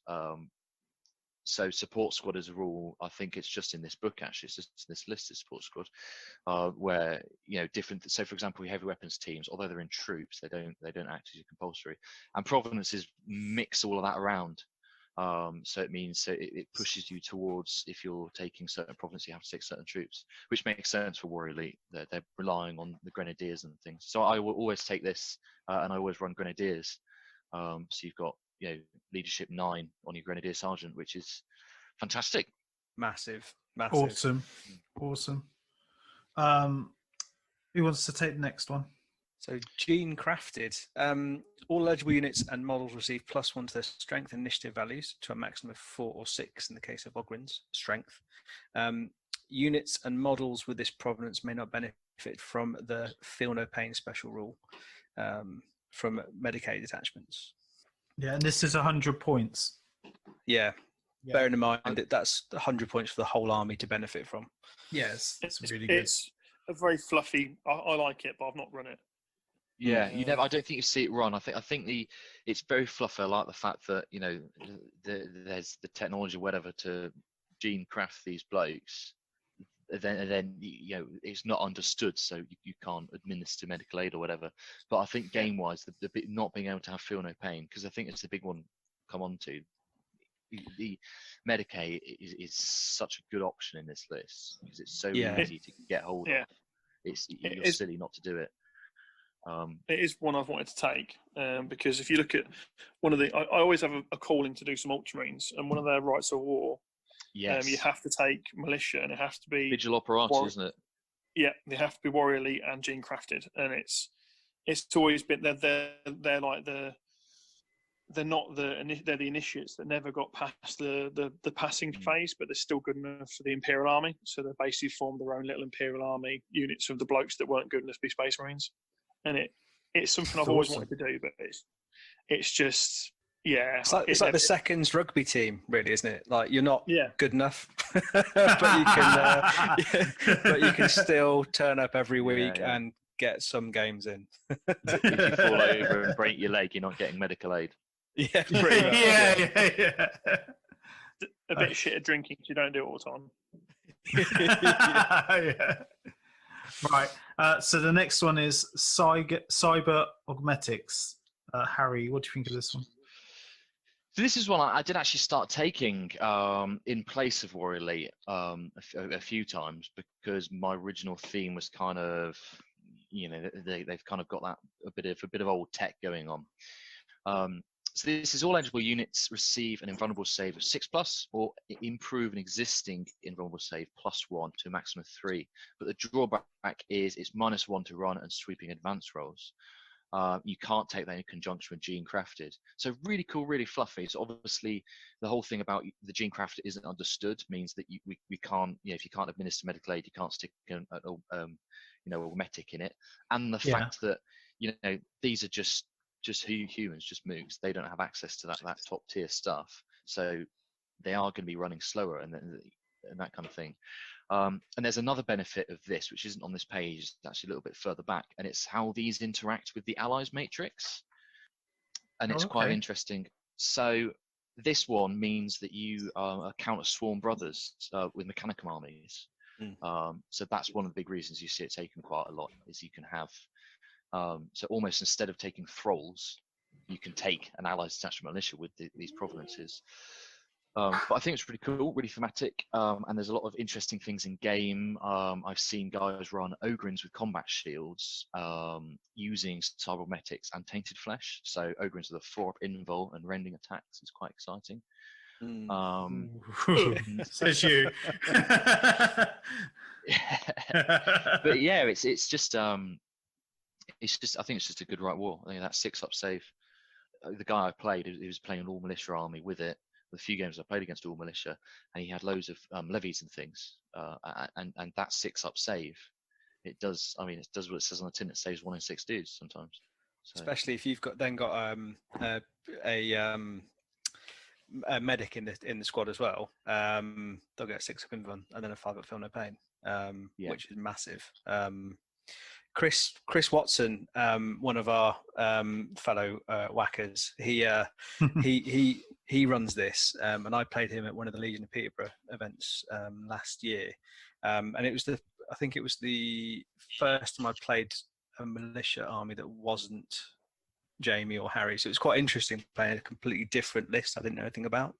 And his army's like got quite a lot of Skitarii based models, if that makes sense. And that in terms of the theme and how it fit his army, and then how that actually played out on the table, was actually because he was rolling a lot of 6s for a lot of saves. I was like, that's quite cool. That's different. But yeah, it is effective even on the 6-up, even just with a 6-up save. Awesome. Yeah. Awesome. Jamie, what do you think of the next one? Alchem Jackers. Have I pronounced that right? I've never used it. It's something I have seen. A few of the guys obviously use it. I use it. You use it. Funny enough.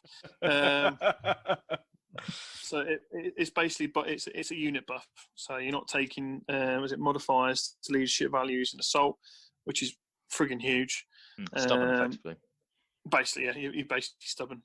They become, if they do fail, they become pinned rather than falling back. Again, that's friggin' huge. A lot of shooting morale checks, you start losing stuff, and you get pushed back. It stops a lot of that.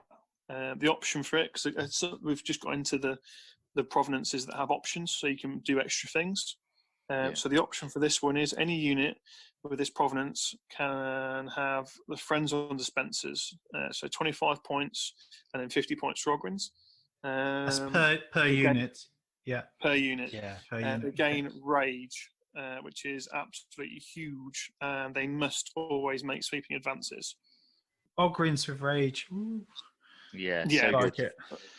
But even units of 20 infantry with rage, which is This paired with Feral Warriors can be absolutely ridiculous. Yeah, You can have dudes chucking out 5 attacks on the charge, just basic pistol and combat weapon, I rage, need- and charge. After that, yeah. And I then need to do- Feral Warriors, Blade and Fury. It's crazy. Yeah. I need to do a just- detachment. I need to do a detachment of these to go with my World Eaters and just have Yeah, you rage do. everyone. These would work very well with some goats, some goat people. Matt Woodsmith, he's got a Yeah. Beastman side to his World Eaters, and I think he ran that Alchem Jackers and something else. I Ooh, remember seeing that that. sounds good. But you run this, don't you, Tonka? Yeah, for me it's fantastic, because I think like kind of the secret, inverted commas, to a successful militia army is being able to keep your models on the table. Stubborn, yeah. So it's survivability really. So we'll talk about is it abhuman helots for the extra toughness, but there's quite a few ways to keep your dudes on the table. So with Grenadiers and the Survivors of the Dark Age, they get +1 to their armor save, so 3+ save. We've talked about gene crafted, so they can get a 6-up invulnerable. Under the abhuman helots, you could go down that route and get +1 toughness, and then you throw in a medic to get a 5-up feel no pain. There's quite a lot of ways to have an interesting and fluffy list, but also make them survivable as well. Yeah. It's one of Go two on. ways, isn't it? If you're in close, it's because a lot of it boils down to close combat. Because the troops really want to get them stuck into even shooting dudes and stuff. They'll do best in combat. It's the best way to have board control, tie things up, etc. And if you're facing Marines like you mostly are, they are better than you in combat. And just by the way that combat res works in Age of Darkness, you'll be losing combats because your models are weaker and you're losing wounds. You're losing more wounds to them. So let's say, in a combat points wise, you might have done well, but you'll still have lost by 3 or 4. So the secret is, as Tonka says, get that. You need to either buff your leadership and stubborn as well. And there's a lot of different ways you can get stubborn or pseudo stubborn. Did not suffer negative modifiers to leadership to bring that back up, or make them as tough as Space Marines, or both. Yeah. I mean, like I know we're kind of slightly going off topic, but Jamie runs, I think you do as well, Harry, a platoon command squad. Fantastic. Yeah. With a banner. Worth the weight in gold. The best thing in the book. Why don't I take it? That's. Is it the banner? You've got Alchem Jackers, haven't you? You've got... True. It's a 24-inch bubble. It's a 24-inch bubble. It's the same as the Solar Ox one, isn't it? Is it a Possibly. rerollable I don't know what leadership? Solar Ox is. Is No, it it's when you- stubborn. See, it's basically it's the okay. wording is it's you don't take negatives to your morale in general. So it's combat. It's negatives to your morale in general within 24 inches. It doesn't state combat. It doesn't state all that sort of stuff. Okay, all right. So basically, you're not taking minuses. I think I can't. There is some shooting attacks because someone did it to me a while ago. They pulled some fancy thing and went, "You've got to take minus leadership to this," and I went, "Nope."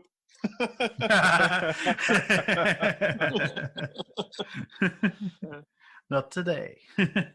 But obviously, in combat, it works a lot. It works really well because you're always outnumbered and you're always taking. It's So the wording of it is any friendly model from the Imperialist Militia Army within 24 inches of the cohort vexilla, which isn't what it's called, interesting enough, may ignore casualties when taking morale checks. I think it's the same because it's the cohort vexilla. I think it's the same thing. Yeah, I'm pretty sure. Yeah, they anyway, copied and pasted the cohort. Yeah.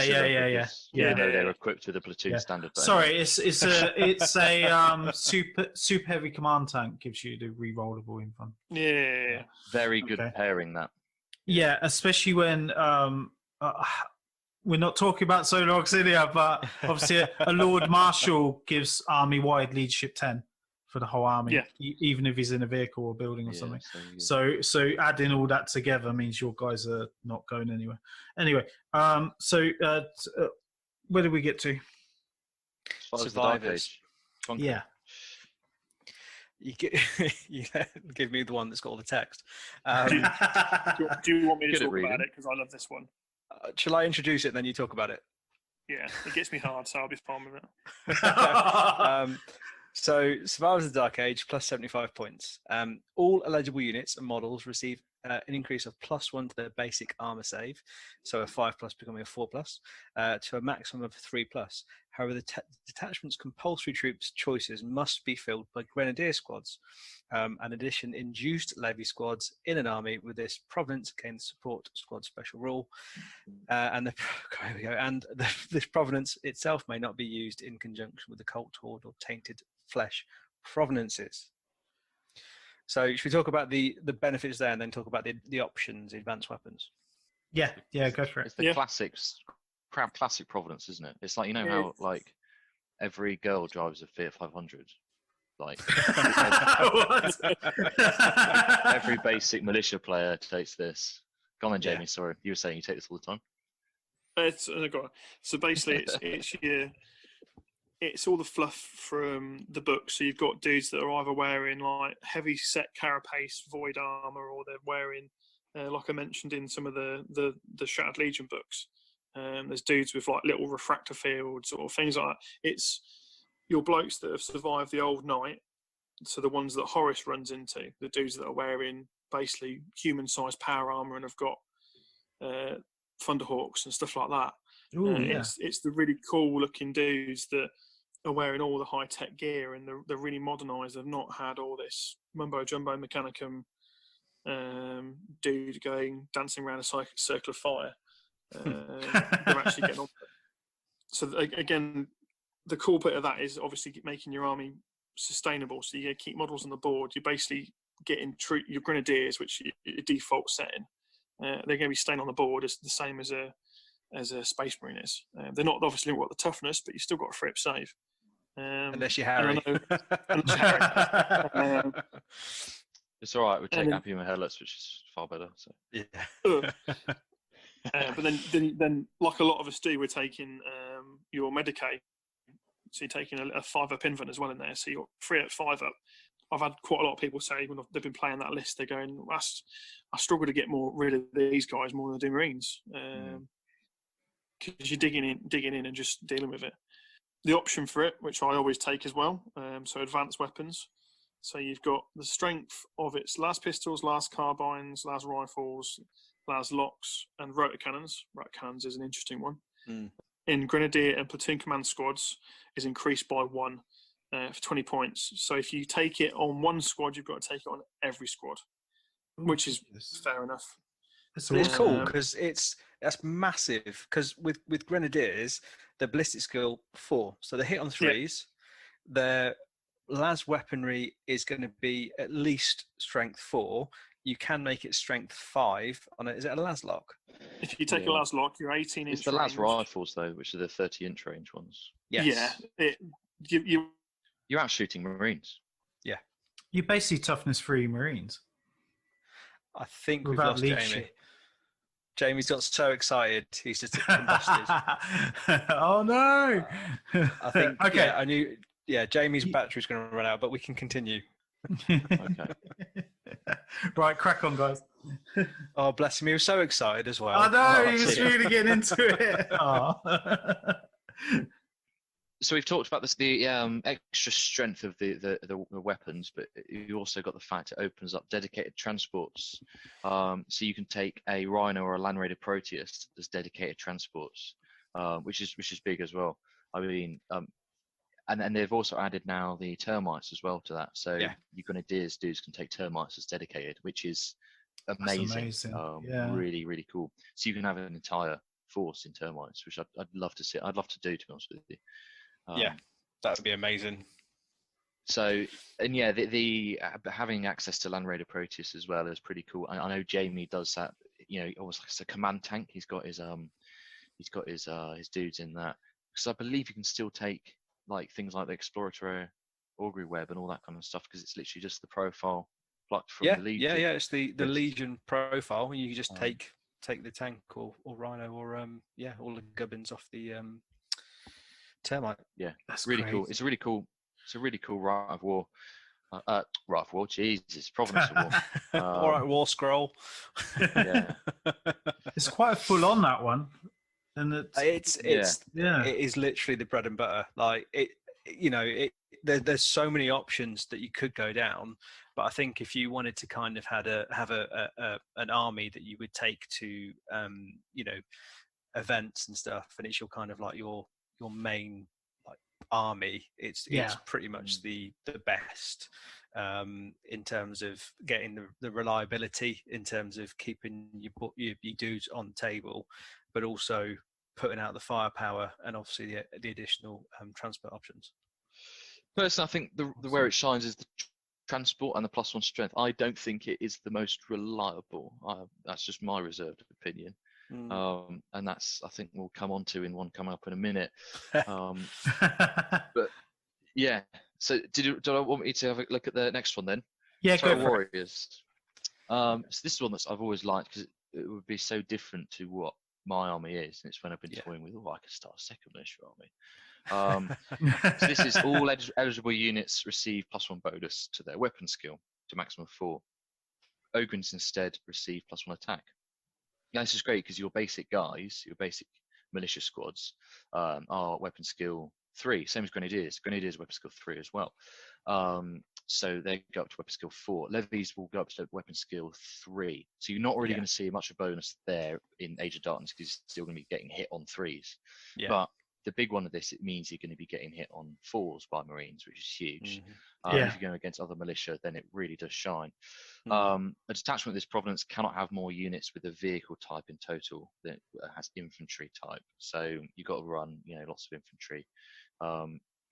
So yeah, that's an interesting one. +1 attack is always good, especially paired with pistol and combat weapon. And I think it's really cool on Grenadiers. You think, okay, well, Grenadiers are shooting. They've got the ballistic skill 4, but Grenadiers can actually take augmented weapons. Yep. Which is strength 4 close combat strength weapons. 4 weapon. Yeah. Yeah. So that's really cool. So Callum, I think, at one of the events, he was running a 20-man squad of Grenadiers, and he runs Feral Warriors, but they're kind of like knightly themed. So he's kind of got that as like, so I think they're paired with Dark Angels, and he had these guys tooled up to the teeth with augmented weapons. So they're like Empire Greatswords with taser goads. They're pretty wicked. Awesome. And they're just launching into Marines with weapon skill 4, strength 4, like 5 attacks each on the charge. It's crazy.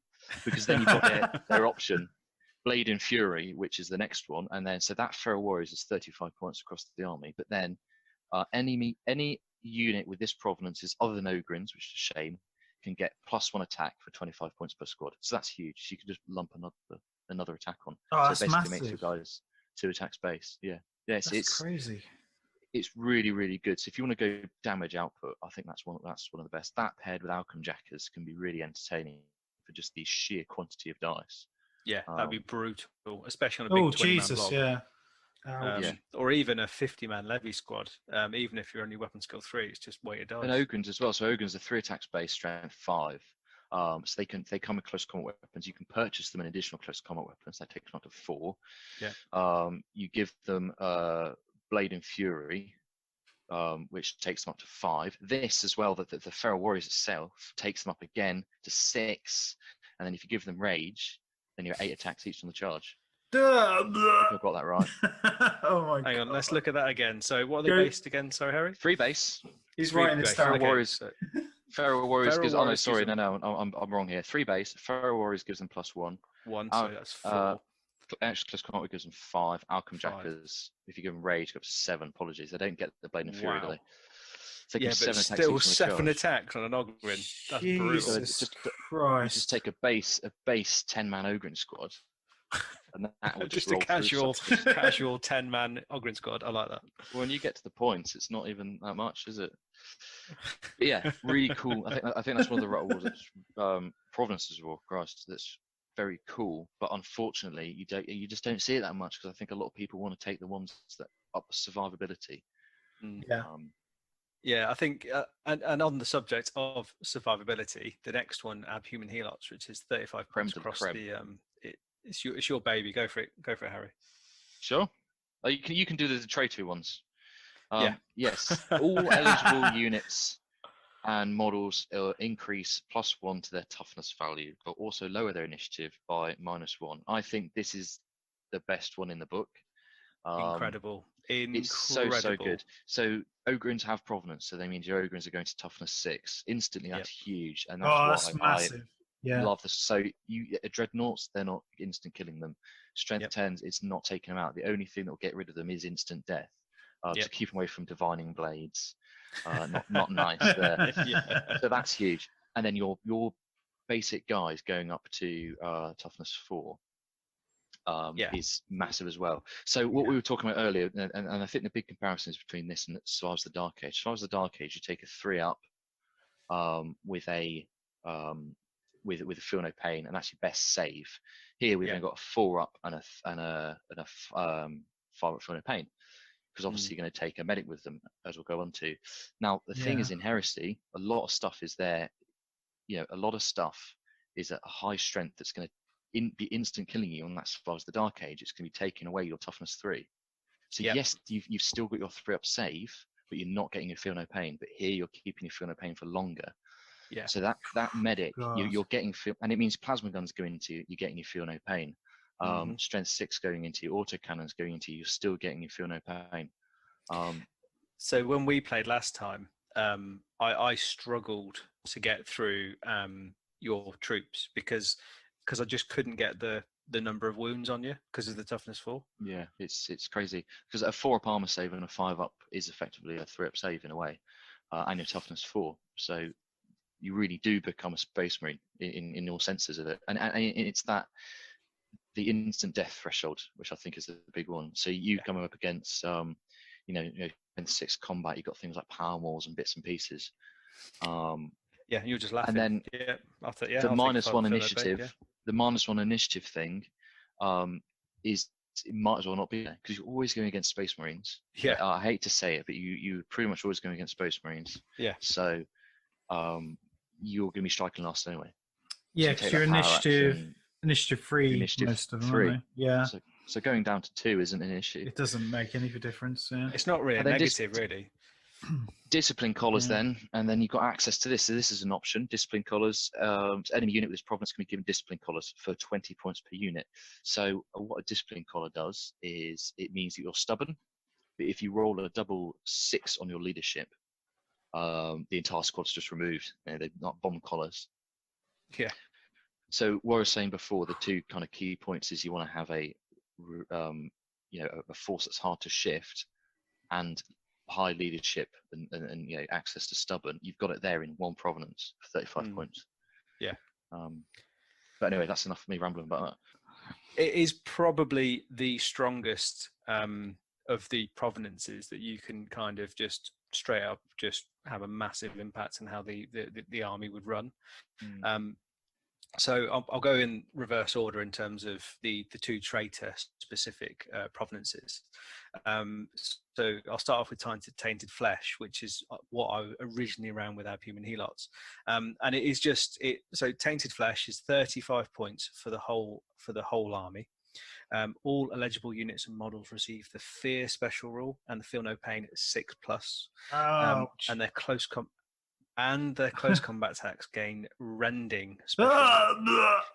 So the requirements, and this is kind of why it ties in with word bearers, is that the detachment must be filled by induced levy squads, which have got a minimum number of 20 models. Granted, it's ballistic skill, weapon skill 2, but it's 20 to 50, so you can have 50 dudes in one squad. 2 points each or something. Jesus. Yeah, it's just, and so the compulsory troop choices must be filled with induced levy. So that's pretty unique in terms of how you would run that provenance. It's very themey. The only HQ. Yeah, go on. Sorry. Yeah, well. No. I was actually agreeing. The only HQ choices the detachment can take is the Force Commander and Rogue Psychers. Because I thought discipline masters would work perfectly for that, whipping them forwards. And the problem I've always thought the issue with it is if you want to have a high leadership in the levy squads, because levy's a leadership 6 even on the top dude. I believe. You're right. You've got to have a Force Commander, so you can take a Force Commander and 2 Rogue Psychers. Yeah, that's 3 squads that you've got using that high leadership. And even then, if you want to get access to the juicy stuff like stubborn discipline collars and bits and pieces, because if you take that and Abhuman Helas and you give them discipline collars, it's still in leadership 6 on stubborn. It's not great. Yeah, no, that's it. So I've never understood why you couldn't take discipline masters that sort of whipping them along, and you have that Cult Enforcer kit that you from Fordra, or you did, that was perfect for it. Yeah. I maybe they play tested and it was too much. Yeah. yeah. That was laced with sarcasm if you didn't get that. Yeah. Fear causing rending cultists that cost like 80 points for a unit wasn't enough. I mean, as in terms of how it played, it wasn't a very enjoyable army to play for me or my opponent, because it just took so long to get up into combat, and then when you are actually in combat, you are just rolling dice for days. It was very one-dimensional. Just picking out 6s. Yeah. So it was hard. It was a hard slog to play. But yeah, it was super fluffy. But yeah, it was just it just wore me down. I wasn't enjoying the game. Especially like at Greetings when you got 5 games over 2 days. It was far too much. I mean, it'd be quite cool as like an allied detachment maybe with fewer models. However, it's cool. And then what are the extra bits on that? So the special options is Mutant Spawn. So detachment with this province have access to unique heavy support choices. The Mutant Spawn, which is just the same as the spawn from 40k, if I'm not wrong, not mistaken. I think they are a little weaker, or something. They're like weird spawn. Weird spawn. I've never seen them used. Special heavy. Oh, Mutant Spawn. I think it's just the fact that it takes up your heavy supports. They're heavy supports. Yeah. I guess it's interesting. It's something if you just want to take a horde of dudes, it's something for your heavy support. They're pretty cool though. Yeah, the random, so they're like, 3 wound. They're kind of a bit like Ogryns with like random attacks and random mutations that you roll on and things. But they cause fear. They're fearless. They've got rage on top of the D6 attacks. Hammer of Wrath. It will not die. Yeah. Yeah, they're funky. Yeah, no, it's there's loads of flavour in there. I can't remember how exactly how I ran them, but I definitely didn't have any possessed in my list. But as you say, they're kind of like Ogryns, and they've kind of got that kind of whole demon thing going on. Obviously, because they are demons. The restrictions are that the provenance can't be taken with survivors of the Dark Age, gene crafted, or Elcom jackers. Realistically, how strong Tainted Flesh is on its own to then be linked with Albumin Helots. So the toughness 4, massive blobs is just brutal. So it's Elcom jackers you can't take with it, which is the ones that would just give them flat, stubborn. Yeah. We should be discussing. So, but I think that goes on to the other thing. When you faced it, because it's one of the main militia ones you face a lot. You see it as allied detachments. Is that if you can be forcing leadership checks on stuff, they quite often don't have access to. Most armies will have discipline masters everywhere and that kind of thing. And it can be, you need to be careful if you're taking it. You need to make sure that yes, they're all ending and they're great and they've got all these attacks, but they're just leadership 6, and you need to make sure that they don't just all get swept. You've got something in there that can withstand leadership tests. No, definitely, like a chaplain. Yes. Well, that's it, isn't it? If you use them in because they're traitor only, you can use it in what's that? What called? It was not. It's a theme, isn't it? Yes. So you mix the units. I'm drawing a blank on it. I don't know why. Oh, what's it called? We can't have all drawn a blank on it. Oh, it's that right. It's that right of war. Sacrificial offering or something. Yes, that's it. I think that's it. Yeah, it's the traitor only one. Isn't it? Yeah. I think with that one, you've got your militia units start on the table, and then from turn 2, everything else comes in from outflank or from reserve. Oh, that's it. That's the rite of war, isn't it? But then there's a theme, isn't there? There's the Age of Darkness themes. Okay. Where you can literally just mix units. Oh, of course. Army of Dark Compliance. Yeah, Army of Dark Compliance. Yes. That's not a rite of war. It's a theme. Yeah. And you see a lot of people do that, and that is very nice. Yeah. Because you can just take, where you can just mix and match. Like you say, you can have centurions and things joining in there. Yeah, I mean, that's definitely worth probably another podcast on its own with all the combos and all the crazy shenanigans that you can get involved in that. To be fair, I did run Age of Dark Compliance for a long time with the Word Bearers and Militia. It's probably why I've got such a bad reputation. But moving on. Right, what's the next one? Cult Horde. The last one is Cult Horde, so 35 points across the army. This is quite cool because it's kind of like absolutely batshit crazy militia dudes. So you can take this in combination with Tainted Flesh as well. But yeah, Cult Horde on its own, 35 points. It's been FAQ'd, so in the rulebook it says the whole army gets all eligible models and units get Zealot, but it's now just Stubborn. And hang on, did I make that? No, that's right. Yeah, it used to be mad, wouldn't it? Fearless running cultists. We've to the 2. Yes, crazy. So with Cult Horde, sorry, I've confused myself here. So they're stubborn. However, they must always charge an enemy unit if they are able to do so, even if they are fired in the shooting phase. So that's quite cool. They're just absolutely frosting at the mouth, just literally just screaming across the board, just wanting to get into combat. And you got that kind of like that chanting, like blood, blood, blood kind of craziness. That's very nice. The only thing is though that with this provenance, units may only make snap shooting attacks. It's amazing. And cannot go to ground. Grenadiers cannot be taken, and it cannot be used in conjunction with survivors of the Dark Age. presumably because survivors are the elite, and this is like the cult horde is like Wouldn't the make trash. sense. Yeah, It's an makes interesting one, sense. isn't it? The snap firing thing I think is amazing. But the thing with this that needs to be remembered is these affect units with the provenance.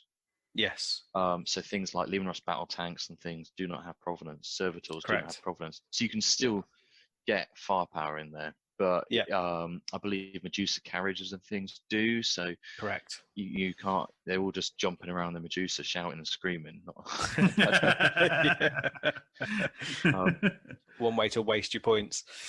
And I've got the image of the guys in the Leman-Russ tanks, just like Mad Max drivers, just like it's like witness, it's like mashing all the buttons. Yeah, that's it. Yeah, Leroy Jenkins. That's a whole army of Leroys. It really is. Yeah. To be fair, though, again, if you think about the traitor legions, Night Lords they go quite well with. World Eaters just literally just batshit crazy, just screaming across. Oh world yeah, areas, so. Well, in That's that awesome. was the first, the second Siege of Terror book, isn't it? They talk about lobotomized regiments, which I think is amazing. Just take like whole regiments. It's like, do you really want to fight for us? Not really. Okay, well, we'll just lobotomize a lot of you, and then you can just charge Right. forwards. Charge, yeah, cannon fodder. But so that is the provenances that you can take, and I suppose hopefully as a result of what we've discussed can kind of give everyone a bit of a flavour in terms of what or how they can shape their lists and how they can shape their armies. Right, moving on to the next HQ, we have Discipline Masters. Now, just to say, we've got Jamie back with us. Hey. Yay. So Discipline Masters, who are these guys? I think they're from the first wall, aren't they? Were they in the first wall? They're No totally not spoilers. They're like buffed up commissars, aren't they? Yeah. They're very, very similar. They're not quite as good in some respects. So it seems like if you think about the Legion book, by Dan Abnett, the Geno 5.2 had the Gene Whips, so they're like your political officers. So they're bully boys that keep you in line and make sure you're not running off or doing drugs or basically doing told. Well, it depends if they're representing the traitors. They're probably encouraging it. Yeah, pretty much. Yeah. Yeah, extra twisty nipples for you. Sweet. They're actually quite good. I think we all use them, don't we? Definitely. I've used them once or twice. Yeah. I think they're fantastic because they're weapon skill 4. They've got 2 wounds and 2 attacks base on a 20-point model. Is not too bad, really. That's pretty good. And they can take melter bombs and things. So it's just a way of adding another. So I'll put one in the Ogren unit. So there's another melter bomb in there. You can take power weapons, refractor fields and things. You can get them up to sort of 40-50 points with the power axe and refractor field. And I think they work quite well as almost like a little 5 points for a refractor field as well. Yeah, it's all It's pretty good. I think that they work well as like a little, almost like a little. They can step into a challenge or whatever and take it sometimes. Yeah. Well, even if they don't, if you keep them in a big unit, if you accept challenges with sergeants and give them a power axe or a power sword or something like that, they can still chop away. Yeah. You can hide them away and just do some damage with them. And one thing I realised with him, they have the instill order rule, so it's not quite like how commissars of old work, but basically they just give the models in the squad +1 leadership to a maximum of 9, and you can force a reroll. And they suffer D3 wounds at no AP, so you don't just instantly bland people. They can have saves off it. That's pretty good. But an interesting thing I came across on this is, say if he's the last character in the challenge and you decline that challenge, he's still giving that +1 leadership to the squad. Yeah, because it's the unit. Yeah. So it's quite thematic that he's kind of like, no, you fuckers, you go on, and he's at the back like whipping them on or encouraging them forwards, but he's still giving them a benefit, which can be quite neat. Yeah, I think it's quite unique. If you look at how the old commissars used to work, is that I don't think you could save against the wounds caused. No, just remove just them kill off one. and off you go.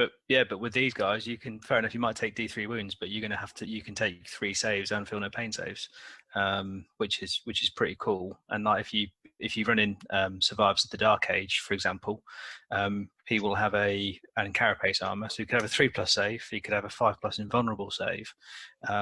He's got a power weapon, melter bombs, and it's all for about 40 something points, which is nuts. Pretty good. Really good with Ogrins as well, because he's buffing that leadership. Yeah. The wounds that he can put on them sometimes bounces off them or won't actually kill the entire Ogrin, if you know what I mean. Yeah. And it's it's a character in there, it's a melter bomb in there. I don't know. I just think they're really useful, and they can go with all sorts of things. Hold down artillery, stop that running away is a good one for them, because they've got leadership. Can he go with Ogrins? Yeah. So it's not like the medic. He can attach to anything. It works like apothecary. He's not an independent character. He's just a normal character. Ogrins are infantry. I always thought they were monstrous creatures, but they're not. No, that's fine. Yeah, I just read it and I thought, Ogrins, are they monstrous? But they're not. So these guys come in 2 to 5. It says. Yeah. In one slot as well. So. I mean, I tend to stick in with my artillery carriages because it puts them at leadership 9. And with the Alchem Jackers, in the unlikely event they do then fail a leadership test, they're pretty resilient. I think I had a good game where I keep him with artillery as well, and I've forgotten I was playing now, and he split his Praetor off from some Terminator squad to go and quote unquote wipe out sweep up the artillery.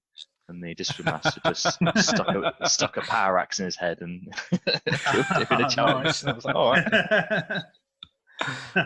They're good fun as well, aren't they? They're because they're 2 wounds and things. They can be quite fun. Yeah, definitely. I like the idea of them, and I think that. No, I'm not going to give away spoilers. Well, Tonka already did it, but it's a good way of incorporating these into a Siege of Terror themed army. Anyway, right. so Discipline Master. Anything else you want to say about them? Were you happy with that? No, they're just a really good tasty little unit, and they add quite a lot of flavour to your army. They're quite thematic, inverted commas, but they're also brutal. They're really good value for points. Awesome. So I think the only thing we've not mentioned is that they also come with an augmented weapon as standard. So it's +1 strength weapon for free, basically. Oh, that's awesome. Which means their power weapon is only 7 points. Yeah. It's you stick a power axe on them. It's great. They do seem a bargain to me when all kitted out. I don't know why we run all 5, boys. Do you know what I mean? Just all in one unit. Unfortunately, they attached to themselves. No, it's 1 per unit. But yeah, can you imagine? No, it's not all. You can add. I think you can attach as many as you like to a single unit. Oh no, only 1 Discipline Master per unit. Yeah.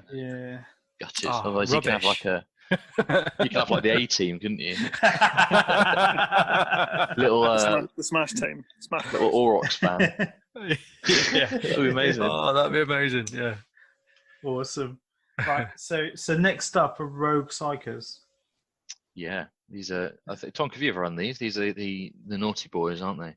They are. Yeah. So I used to take one with the Tainted Flesh provenance, and yeah, I think, if I'm honest, I think that it's one thing that loyalist militia armies, miss out on is the psychic phase. Because with rogue psychers, you get two different kind of base profiles. You get the rogue psyker and then the rogue alpha, and like the rogue psyker starts off with I can't remember the points. Isn't he like 35 points or something? He's quite 35 cheap. points. Oh yeah, for mastery level 1, anything is mad. Yeah. And he's tough. Fair enough. The rogue psyker's toughness 3, 2 wounds, leadership 8.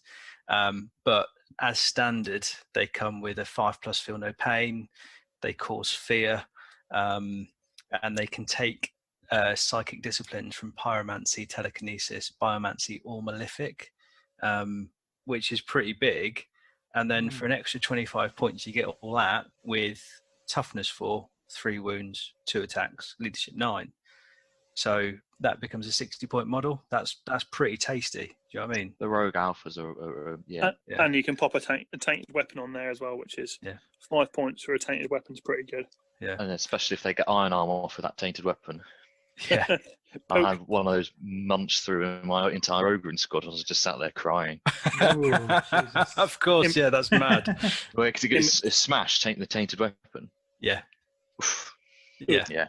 Very nice. AP2, good fun, aren't they? Whenever you see it, and they're just good fun. Yeah. Something really fast to do with a shiv. I mean, it's also worth saying that the Alpha Psyker is mastery level 2 as well. So for 60 points, that's a lot of model, really. And the fun thing is, inverted commas, if you're the one that controls the model, if the Rogue Psyker is killed either by losing wound or as a result of suffering the perils of the warp attack, on a 5+, or a 2+ in the case of perils of the warp, he gets replaced with a possessed model. And it's weapon skill 5, strength 5, toughness 4, 3 wounds, 3 attacks. So this quite 10. You get rending as well. Jesus, Demon special rule. Very nice. Oh, so demon specials are 5 up in isn't it? Yeah. And they still keep their feel no pain. Yeah. It's incredible. I think with these psychers, they don't get a saving throw, do they? So you've got to bubble wrap them. Yeah. But possessed is at least gets the invuln. Well, in your tainted flesh, provenance, you can't get discipline masters or platoon commanders, so you're going to be taking these because it's the only way of you putting that leadership 8 or leadership 9 into your big levy squads. So if you come across that, you often see a big levy squad with a rogue psyker stuck in it running around. Yeah, it's not just a big levy squad. It's like it's 50, 0, and at base they come with fear, rending, 6 up, feel no pain. If you throw an abhuman helots, their toughness 4, and then you've got this mental rogue alpha in there as well. It's an absolute time bomb. And that's why I don't run it anymore. It's incredible. It's just nuts. Too strong. Really is. Yeah, far too strong. Okay. So moving on, this is the last of the HQs, which is the platoon command cadre. Yeah. I think all of us take these, don't we? Definitely. I don't, but I will do soon. I'm building one now. They're just an auto bubble of win. That's your life choice, isn't it? Because as a militia player, you're always. Go on, mate. Go on. So as a militia player, you're always going to get your head kicked in combat. Yeah. You're going to get pinned. Someone's going to chuck some Marines in.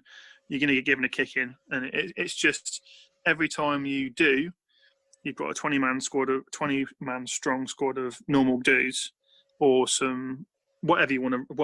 Normally, you're running decent sized infantry units. As soon as you run away and you get swept, that's a massive chunk of your army gone. But having that ability to go, no. It's so good. This is what we were saying earlier. That we have the platoon standard in here, so it's like it's a normal command squad, but the platoon standard is a 24-inch stubborn bubble, effectively. Yeah.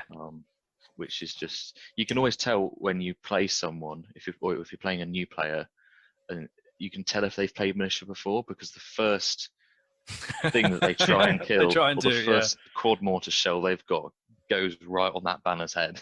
Yeah. Just get rid of him. Which is great. It's thematic, isn't it? When this squad collapses, you really start to feel your lines crumbling. But if you can protect it, it's so good. So you've also in the squad you've got the platoon commander, the bodyguards, a Vox operator, and the standard bearer. So do you always want to just kind of go through like how you run your command squads? Yeah. Yeah, Jamie, there you go. I run mine pretty bare bones, or I give them some sort of. I try to give them some special weapons, but it's just not really for what I use them for. It's not really worth it. carapace all the time because you need them to be survivable. Put a medic in there because why not? Bodyguards are good, but again, you don't want these guys to be in the firing line. You want them to be hidden away. Survivors of the Dark Age technology, if I'm running that, it's carapace, lasguns or laslocks. But to be fair, they're not really going to be shooting much. You can give them grenade launchers or heavy stubbers or even bolt guns, but it's just not. They're not going to. You've only got a couple of guys. It's not really worth buying too many. You buy a few, but not too many. But you start sinking heavy weapons points into them. It's just not worth it for me. I kind of echo the same. I've run sort of 3 types: either your bare bones, which you just got your 3 bodyguards, and then your platoon, your vox, and your standard, or you can get 7 extra. Is it 7? 4 additional just for 7 totals. Yeah, sorry. So you can get up to 7 bodyguards, and I've got 7 heavy stubber dudes and 7 grenade launcher guys. The heavy stubbers, I use the Anvil Industries sell like Bren guns. Yeah, they look cool. Stubbers. Yeah, they look cool. And it's great because you go, okay, right, here's a bit of terrain kind of in the middle of the board, or if you get a good position, they can just sit up there and lay fire down. But as Jamie's saying, then they draw attention. The best thing for them is sometimes just to stick them back. Yeah. But what I got the grenade launchers were primarily because I wanted to stick them in a Gorgon. But now I've actually only run 1 game as it because I've technically not got another banner done, but I wanted to run 2 of these. So I ditched the Discipline Masters out for when I'm not running Ogrins, and I've got a squad that's so 6 bodyguards with the grenade launchers and a medic and an Aurochs. So you've got 1 min squad that sits at the back of the board, and then you almost have the Aurochs goes up and then can dump out and give that bubble somewhere else on the board. It's a whole nother command squad as well that you've got another bubble, or you can just keep it protected. But the grenade launchers are good fun, and I use the Provenance, not the Provenance, the Warlord trait, the -1 AP on a game with those, and that was awesome fun. I've got these AP3 grenade launchers just mowing down Marines, or AP4 templates. Yeah. And it's a real. They're like, what the fuck's this? I'm like, look, it's my command squad. Just dun, dun, all their grenade launchers. It's crazy. So protecting them is always the best. And so I think mine end up living in a bunker. Yeah, definitely. And just out of the way. It's probably worth just kind of like pointing out in terms of like value for the point. So for the squad. So the base squad, platoon commander, 3 bodyguard, Vox operator, which is a Nuncio Vox, just worth saying that, which is very helpful, and 3 bodyguards is 30 points on its own. Cheap, isn't it? Dirt cheap. Cheap as chips. The platoon commander's not much good though. He's the same stat line as the he's not as good as a Discipline Master. Let's put it that way. Yeah, I agree. He's only leadership 7. It's the one thing that I think this is the start of like the main like issue I have with this book that really peeves me is that, say if you want a grenadier based force where you've got guys in yes, you can give these carapace, but if you want to take a grenadier based force which is ballistic skill 4, there's no way of giving you platoon command squad ballistic skill 4. They're all on BS3. It makes you tweak out.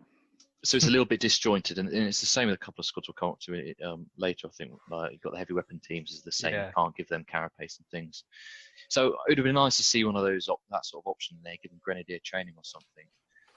But other than that, make them, even if they were like an extra 20 points, so 50 points for the 6 dudes, because then you pay on top, you'd pay 35 points for the entire squad for heavy stubbers, or 70 points for grenade launchers for the whole squad. So it makes sense to max out the squad, but like you say, it's a shame that they've not got that extra, the ability to have even +1 weapon skill or +1 ballistic skill, because it'd be quite cool to have them wading in the front line as well. Yeah, exactly. But no, really cool squad, really and very useful. And I think what we've said is you see it then in everything other than a traitor themed army, you got your force command leaders from masters and a platoon command squad. I think. Well, this was what I was just about to say. So you got the 4 HQs. What would you use in those 3 spots in the force talk? But as you said, if it's traitor, you'd probably chuck the psyker in, because I presume psychers can't be taken in. You can only take the psyker if you take Tainted Flesh or Cult Horde, or is it just Tainted Flesh? It's both. It's both. Yeah. So most of the time, if when you're taking Tainted Flesh, you've only got that as an option. Yeah. Anyway, and cultists and Cult Horde, you're never really been taking a platoon command squad because you've got stubborn anyway. Right. Correct. Yeah. Correct. So, yeah, I think, which I think is fair when you've got a more standard, I guess, almost Imperial Army look. You've got that command squad, which kind of suits that, dare I say, Imperial Guard kind of image. But then that zealous Cult Horde, you've got your psychers and witchy poo stuff. Yeah, makes sense. Okay, moving on. We're on to troops. So the first of the troops is the Imperial Alice Militia Infantry Squad. So is this like your bread and butter? This is your normal dudes, your professional soldiers, but not elite, not anything. Just your regular infantry. Just guardsmen, flak vest dudes. Yeah. So it's yeah. The only difference is that the units are 20. That's the pretty much the only difference that you'd see as a unit type. Yeah, and that's kind of in that sort of very heresy-esque, isn't it? You've got huge units sort of pressed together. Yeah. There's 20 dudes. For Guardsman stat lines here, 3s across the board. Leadership 7. Leadership 6 store in the base guys. And I'm not sure. It's Imperial Guardsmen. Are they 7 or 6? I'm not sure. They were. I think you're right. I think sergeants were 8 and I thought they were 7. Yeah. Troops were 7. So the 6 does hurt, and the other sergeant is 7, who's probably going to die very quickly. So there's I think we've said before, haven't we, that the biggest thing with militia is getting them to stick on the board, leadership wise and toughness wise.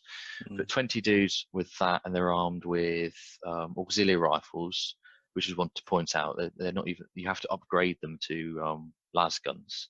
Auxiliary rifles is range 18-inch, assault 1, strength 3 AP dash weapon. Yeah, that's the one. But I love it. It's supposed to represent like crossbows and muskets and like basic rifles, bolt action rifles, and like your real subpar standard rifle. Low tech. Yeah. But to be fair, it's not that much of a point spend to get back to where it's las weapons or las locks or. Oh no. No, it's not. No. And that's the thing. You can give them interesting stuff, can't you? You can give them all shotguns. Bloody hell, it's the entire squad. You can give them you can give them pistol close combat weapon or just dual close combat weapon if you're going for like a feral theme. Las carbines, which is your standard las gun, or las locks, which is a strength 4 18-inch range weapon. Yeah, they're quite fun. It's 50 points for the squad base, 20 dudes, which is just so good. 20 dudes for 50 points is brilliant, especially when you've got your if you've got certain provenances. So like I run Warrior Elite and Survivors of the Dark Age technology. So they get a carapace armor, don't they? You suddenly got 4+ armor dudes with leadership 8 on the sergeant and leadership 7 on normal dudes for 50 points before you spend anything on them. It makes it suddenly very much better just by putting that fluffy provenance. And if you spend an extra 10 points for las carbines or an extra 20 for las locks, they're +1 strength on the las weaponry. Yeah. So the las pistol for the sergeant is strength 4. That's quite cool.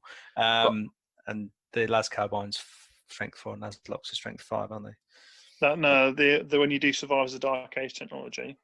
Oh, you got to pay, haven't you, for the unit? You pay per unit. It's only on Grenadiers and it's only on the command squad. My apologies. Otherwise, I'll be laughing all the way to the bank. One thing I always love looking at is you look at this double-page spread, and on the left you've got your command squad, and on the right you've got a militia infantry squad. That is an allied detachment, and it comes to 80 points. Yeah. All right. Yeah, true. And it's nearly 30 models. Yeah, it's so good. But you have to. I love the way you have to pay to give them crack grenades as well, because it really is. And yeah. I think my favourite thing though is the dedicated transport. Oh, the Gorgon. We'll And get it's to the that in fact a that minute. that's a dedicated transport is I so know. good. We'll Yeah. get to the Gorgon, but they can take one, yeah. Do you run these, Jamie? I've got 20. I want another 20. Yeah. I want to remodel mine because at the moment mine are quite conscript looking, and I want to do more of a professional infantry squad. So I'm going to run 20 of these guys, and then have another unit for the next thing we look at is levies. Yeah. I can like run a squad of both then. Yeah. Awesome. I've taken, although I've only got grenadiers, I do have one squad. I sort of almost like you say, like almost like a mercenary or kind of like a more professional levied force. And I literally just I give them crack grenades and a melter bomb on the sergeant and a medic. I don't even upgrade their weapons because you just want them running around assaulting things, and you just use it as 21 bodies with crack grenades. Yeah. You could just tie down a contemptor or something with them. For 65 points, you pay for that squad with a medic 75 points, and you could just If tie stuff someone's up. rhino rushing, it's brilliant. Yeah. The moment you get light armored vehicles, you just run up 20 blokes and go disordered charge. Yeah. Get Cool. I mean, it's worth saying actually, for 21 dudes for such a small amount of points, that's an amazing bit of board control. So, Yeah. I mean, with militia armies, the same as Solar, we're not struggling for bodies on the ground normally. But if you were taking a heavy vehicle list and you find that you've got a bit of space in the backfield, well, just spend 50 points and get 20 dudes. Yeah. Very good armies when you're playing against orbital assault. Yes. You just spread. And I found as well, sometimes you're playing, like even in 3K on a 6x4, playing Dawn of War or whatever, and they've forced a flank on you. It's like, yeah, I can't force a flank because I take up the whole deployment zone. Yeah. Yeah. No, I can't play that game. Sorry. Is that the Conga line? Yeah. Well, even just like when you've got like 4 units, haven't you? It just takes everything up. I Conga have line. I have conga lined. I have with both Conga lines at the same time as well, which is You will not outflank on me. That's it, isn't it? If you've got some Lehman Rust squadrons or whatever, you can just wrap them in those guys, and you can just keep them crack grenades off you, or whatever. And Yeah. Cool. But the next squad, then, that's your favourite, isn't it, Tonka?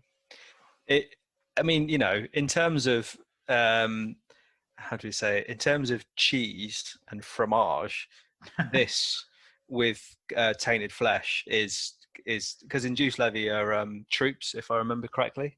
They go from support squads to troops. I think that's right. Anyway, I think they're troops anyway. They're troops anyway. Yeah, it's only with certain provinces that they gain the support squad rule, like Sorry, grenadiers and things. Yeah, thank you. Yeah. But yeah, for the in terms of the squad themselves, so these are subpar in terms of their stats. So the custodian is essentially a sergeant, but the levy auxiliaries are weapon skill 2, ballistic skill 2, strength toughness 3, 1 wound, initiative 3, 1 attack, leadership 6 with a 6-up t-shirt save. But you can, in terms of their weapons, again, it's all the basic stuff. Auxiliary rifle, close combat weapon, 6-up armor, lad's pistol on the sergeant, or the custodian with flak armor, so it's a 5-up save. But the thing that's just ridiculous is that for an extra 2 points, you can add an extra 30 dudes. So that is a unit of 50 for 100 points. I've forgotten who said it. Was saying that you pay a point for the t-shirt, a point for the rifle, and the disposable human filling is free. It's true, and it's just like, and you can, under the Tainted Flesh, that unit of 50 has got all those buffs, and it's just like, that is insane. It's madness. I mean, you can give them. It's not, you don't purely run that list or that squad, for that list. That you can take it in other ways. You can do other upgrades and stuff, so you can give them better weapons and whatever. But I think under the Tainted Flesh, I just gave them like the 2 close combat weapons. Yeah, sweet. Yeah. So I always wanted to do these guys as your zombies. You did. Yeah. So turn these, basically model a shitload of zombies, have your major level psychers, so 2 psychers or whatever, and then have your force commander as some sort of plaguey dude. Yes. And then you've literally got like 200 zombies on the board, and you just run around going. Just reading their special rule. The Disposable. Yeah. It's crazy. It's like proper Stalingrad stuff, isn't it? Yeah. I'd love to see someone model them with like only half of them are holding guns. Yeah. So that's Go on, the Rich. opposing player never gains victory points for specifically destroying this unit in missions where this is relevant. This includes for secondary objectives such as First Blood, but this does not affect victory points based on the number of total units destroyed in particular game, such as attrition. But kill points, you're not getting any for killing these. No. But they can still score it themselves. It doesn't say anything. I played a horrendous mission at, well, it wasn't a horrendous mission, but it was at the, I forgot what event it was now, but I was playing against a guy who had 2 big units of these squads, and it was where, so I was the attacker, so I got victory points for killing units that were on objectives, and he got victory points as the defender for holding objectives every turn. And he just held them with levies, and like every time I killed them, he's like, "Yeah, they don't get victory points." I was like, "What the?" And it was the only way. Something with a big template. Yeah. Maybe an Infernus of some kind. But that's the thing, isn't it? Yeah, well, I was waiting for you to get that in. Oh, Infernus! It's mad though, isn't it, that when you play, especially games like Heresy, which is a dice game, and things have a certain, you have a definite number of attacks. Like when you're talking about 100 models, which is 2 units in this case, there's not much that can actually, like, it doesn't matter how high strength they are, or how quickly they chew through them. It's the quantifiable number of bodies you have is just obnoxious, isn't it? It's a nightmare. It's a nightmare. So it's worthwhile highlighting that, like, getting fearless on that type of squad isn't necessarily straightforward. So you can get stubborn on there quite easily through discipline collars. Yes, that's a good point, isn't it? They can all take discipline collars off the bat for an extra 10 points. So that's 110 points for a unit of 50. But getting something in there that is actually fearless isn't necessarily straightforward as a pure militia force. No. So I think the way of dealing with them, you're right, is forcing that 25%, which isn't necessarily easy per se. But like sweeping them is the most effective way, really, of dealing with it. But that's not always easy. And that's the thing. Everyone says, "Oh, well, we'll put a discipline master in them." And you say, "Yeah, so you put a discipline master in these guys, and then you're really good because then you're going leadership 8, leadership up to leadership 9." Mm-hmm. Stubborn with a reroll. We're stubborn with a reroll, fantastic. But where these guys shine, and this is just my 2 pence, is these guys shine at chewing up other infantry they got with their rending and all that stuff, which you only get from the provinces that don't let you take discipline masters. Yeah. In a standard list, I actually gravitate more towards the militia infantry squad because you can't take them out of bomber sergeant, you can't take crack grenades. Yeah. And weapon skill 2 and ballistic skill 2 does hurt. Yes. And in general, if you're looking at 20-man, 30-man squads, you're not paying that much under a standard militia squad. So you're right, it is difficult because sometimes you are stuck with, it's why you see the rogue psychers in there. You know, 2 units of 50 with the rogue psychers. You have leadership 8, but that's failable on stubborn, and then there's no reroll. Yes. Unless you have a super heavy command tank close. I think when you could, with your warlord traits, if you pick your warlord trait for that +1 leadership, that can make a bit of difference as well. And another thing to note, there's little creeps all the way, the little bits and bobs all the way along. Another thing to note as well, which is another detriment as well, I've kind of will go towards the militia squad, is that you can't actually attach medics to the levy squads either. Nope. But you can just give them to the basic militia squads, which is huge when they're toughness 4.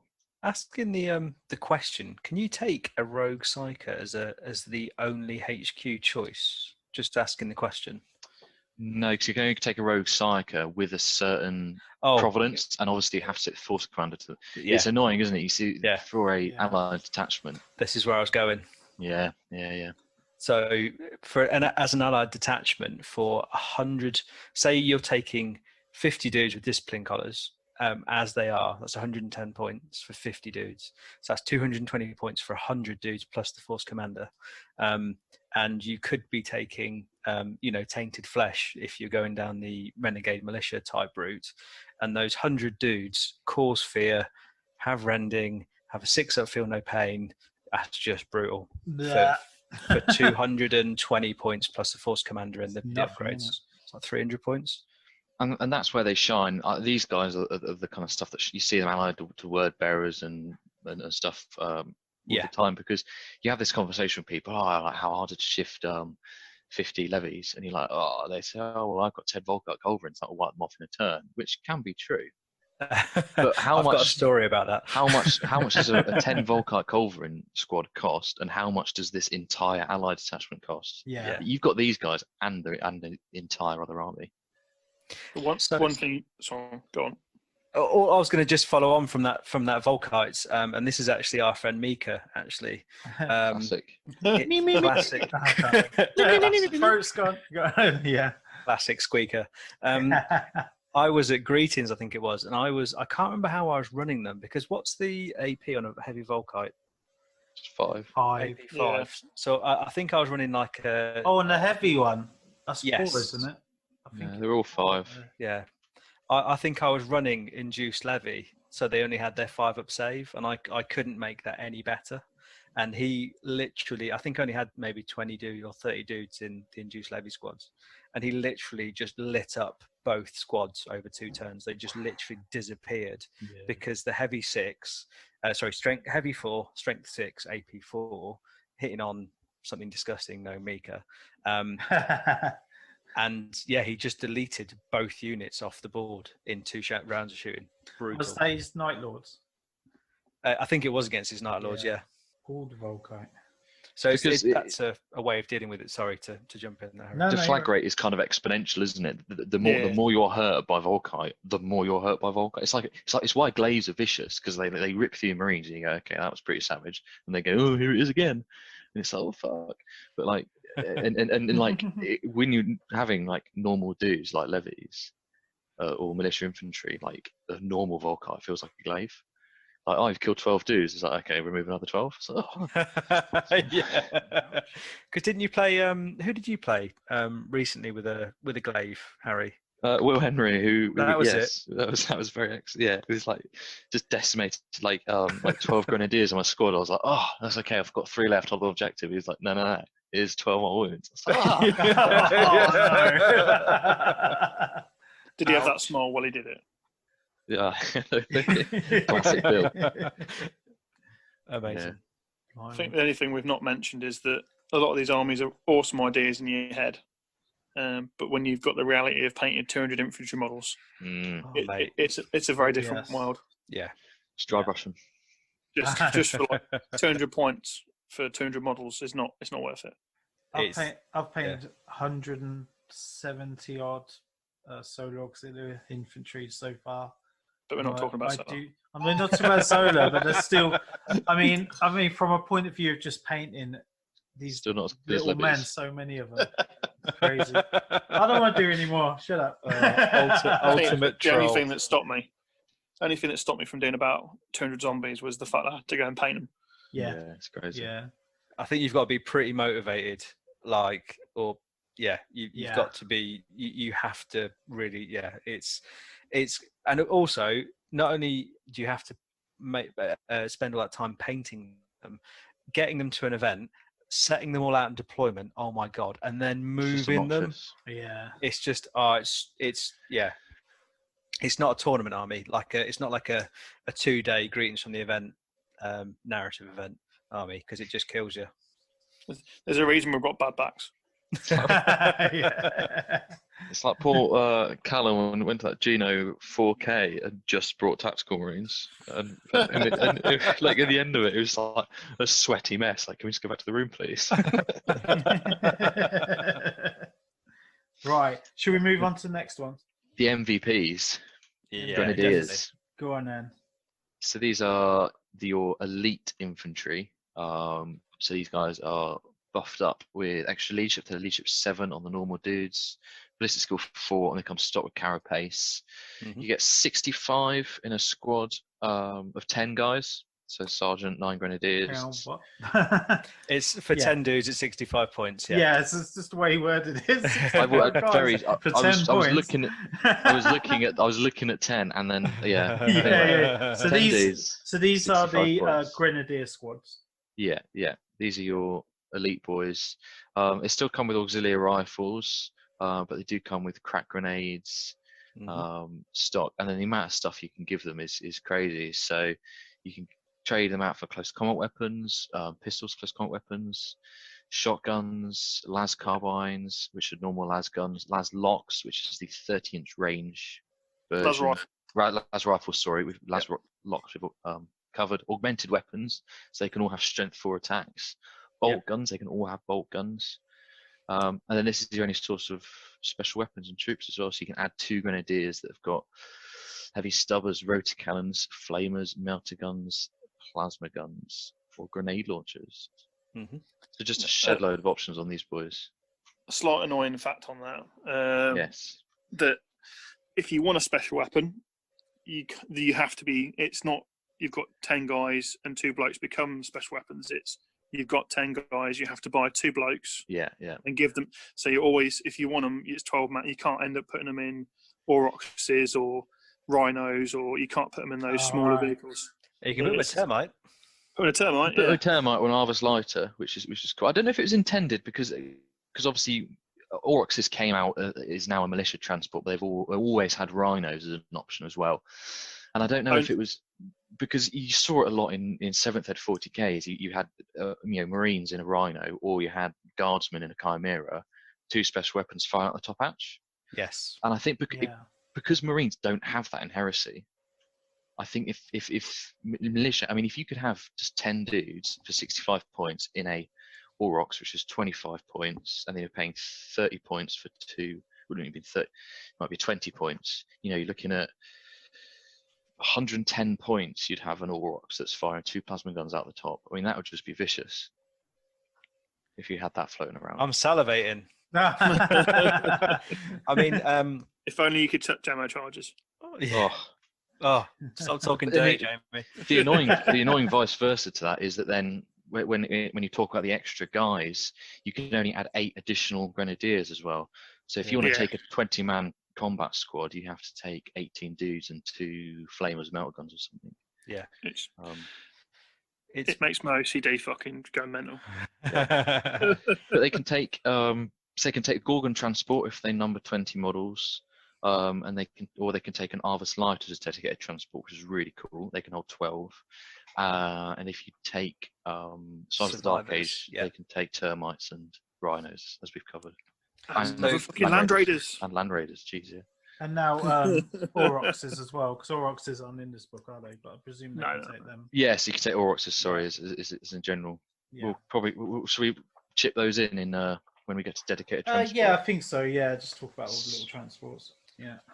So how do you boys tend to run? Because I think we all run Grenadiers, don't we, as our kind of core troops, Survivor the Dark Age. When we run Survivors, we always run Grenadiers as our main kind of troops choices. How do you boys load them out and tend to use them?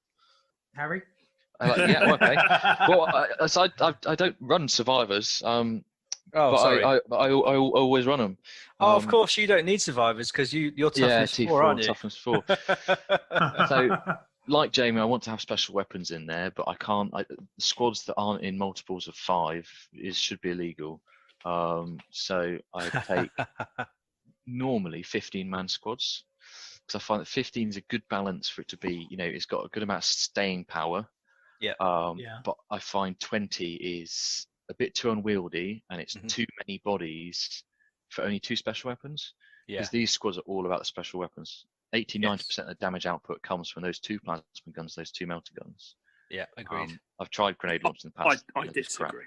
Oh, okay. Well, but that's not taking the strength 4 las rifles. Exactly. That's where I come from. So I normally have 15, squads of 15 dudes with a medic, and you just chop them in, constantly moving on the field, using the plasma guns to take out light vehicles, chip off a few Terminators, and then they normally end up going into combat. They normally end up tying up Contemptors, Sergeant, chipping away the melter bomb.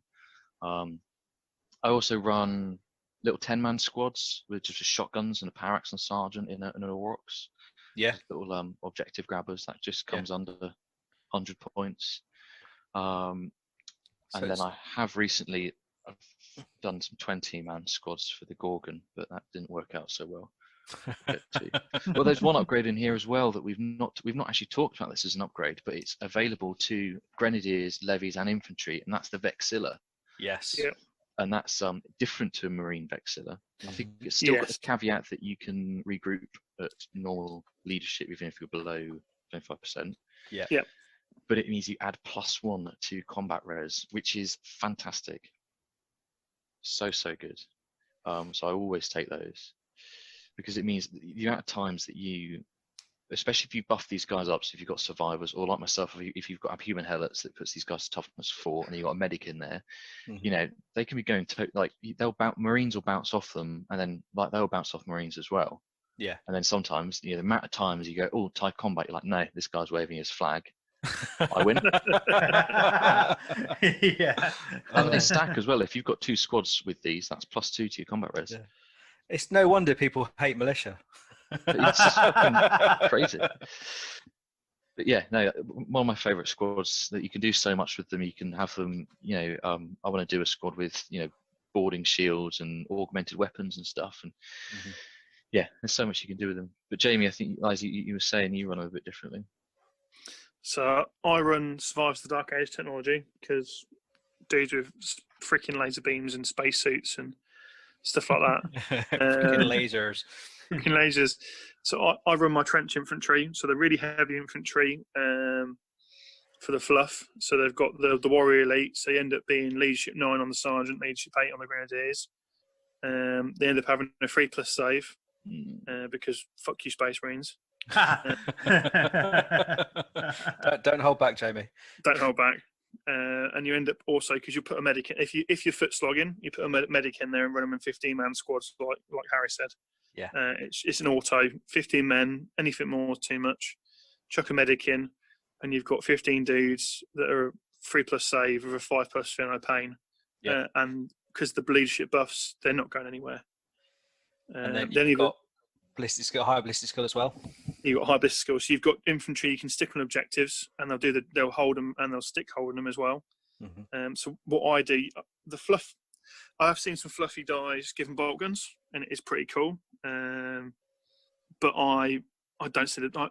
The way I work it, if you've got Survivors of the Dark Age technology, you give them the fluff of you pay the 20 points per squad to make their weapons +1 strength. So that's anything with las on it and rotor cannons. It's like pseudo hotshot, isn't it? Really? Yeah. Pseudo hotshot. It makes so I run las rifles. So las rifles are 30-inch range rapid fire. Yep. And they become strength 4 rather than strength 3. I've also toyed with the idea of giving las locks to the dudes that are in transports. So you jump out of a transport and you've got strength 5 18-inch range las rifles, las locks, which is fucking hilarious. Watching people go, because you'll be hitting on 3s, wounding Space Marines on 3s. Yeah. You can chuck those into like light vehicles, AV-11, and fuck off, and then charge. Yeah. It's brilliant. But I stick with the long range shots because it gives you that extra turn of shooting against Space Marines. It is massive, the 13-inch range, isn't it? You don't realise it until you either go against someone with it. And 15-inch rapid fire is huge as well. Yeah. You don't think it. You don't think it, but until it's there, 3 inches is quite a lot. I only laugh like that because I was ready to come out with a joke. I was about to say it, and then you just said it so calmly.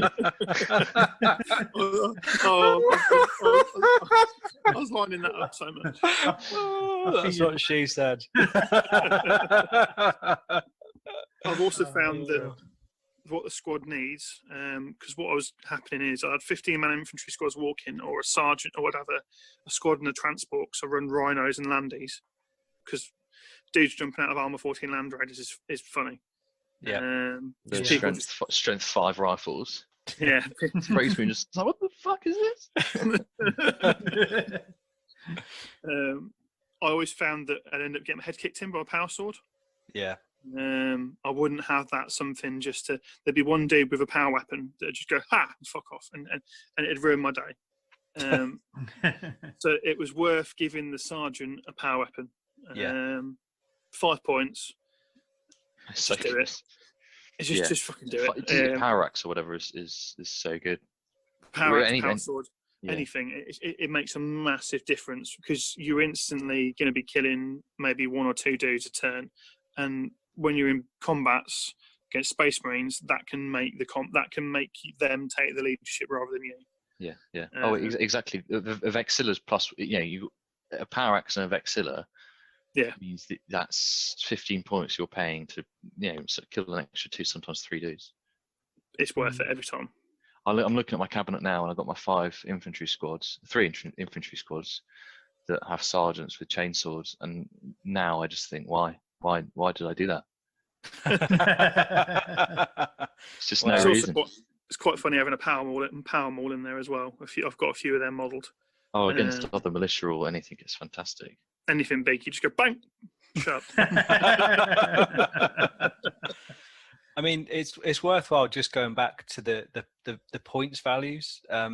So if you think that you're running Survivors of the Dark Age, even if you're not, it's 65 points for 10 dudes, or an extra 5 to make that 15-man squad. It's an extra 25, so 90 points for that 15-man squad.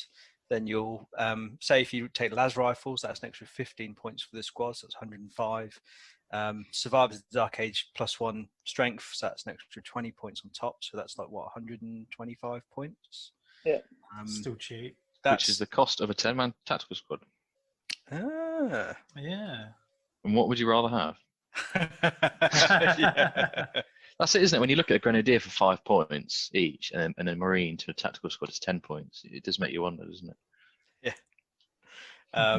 No, that's a fair shout, actually. And then you can obviously make them better, I suppose, in a way than tactical squads, because you can then add plasma, special weapons, so like 2 plasma guns or whatever. Yeah. +1 strength rotor cannons. Yeah, that's so nice. Wasn't that for 15 guys as well? The way you pointed at. What's that, sorry? When Tonka just put that all together, wasn't that with some extra guys as well?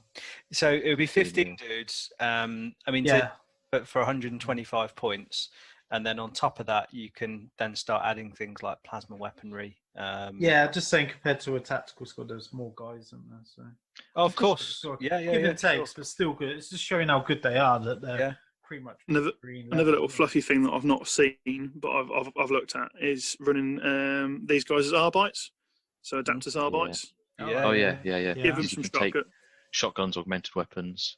Yeah. You've also got if you give them grenade launchers, you can take gas grenades and fireburst grenades. Yeah. For the fluff and the lols. This is again another thing that's very irritating. So, for example, you can take these gas. I think gas grenades ignore cover.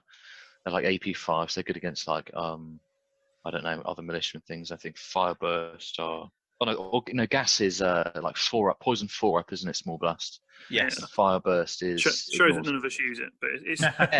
Because it's. But like, why you can't take those, for example, on your platoon command squad? Yeah. And why you can't give a platoon command squad all rotor cannons and then give them the weapons? That would be fantastic. Yeah, that would be cool. Yeah, that would be awesome. You just be at the back, just making minigun noises.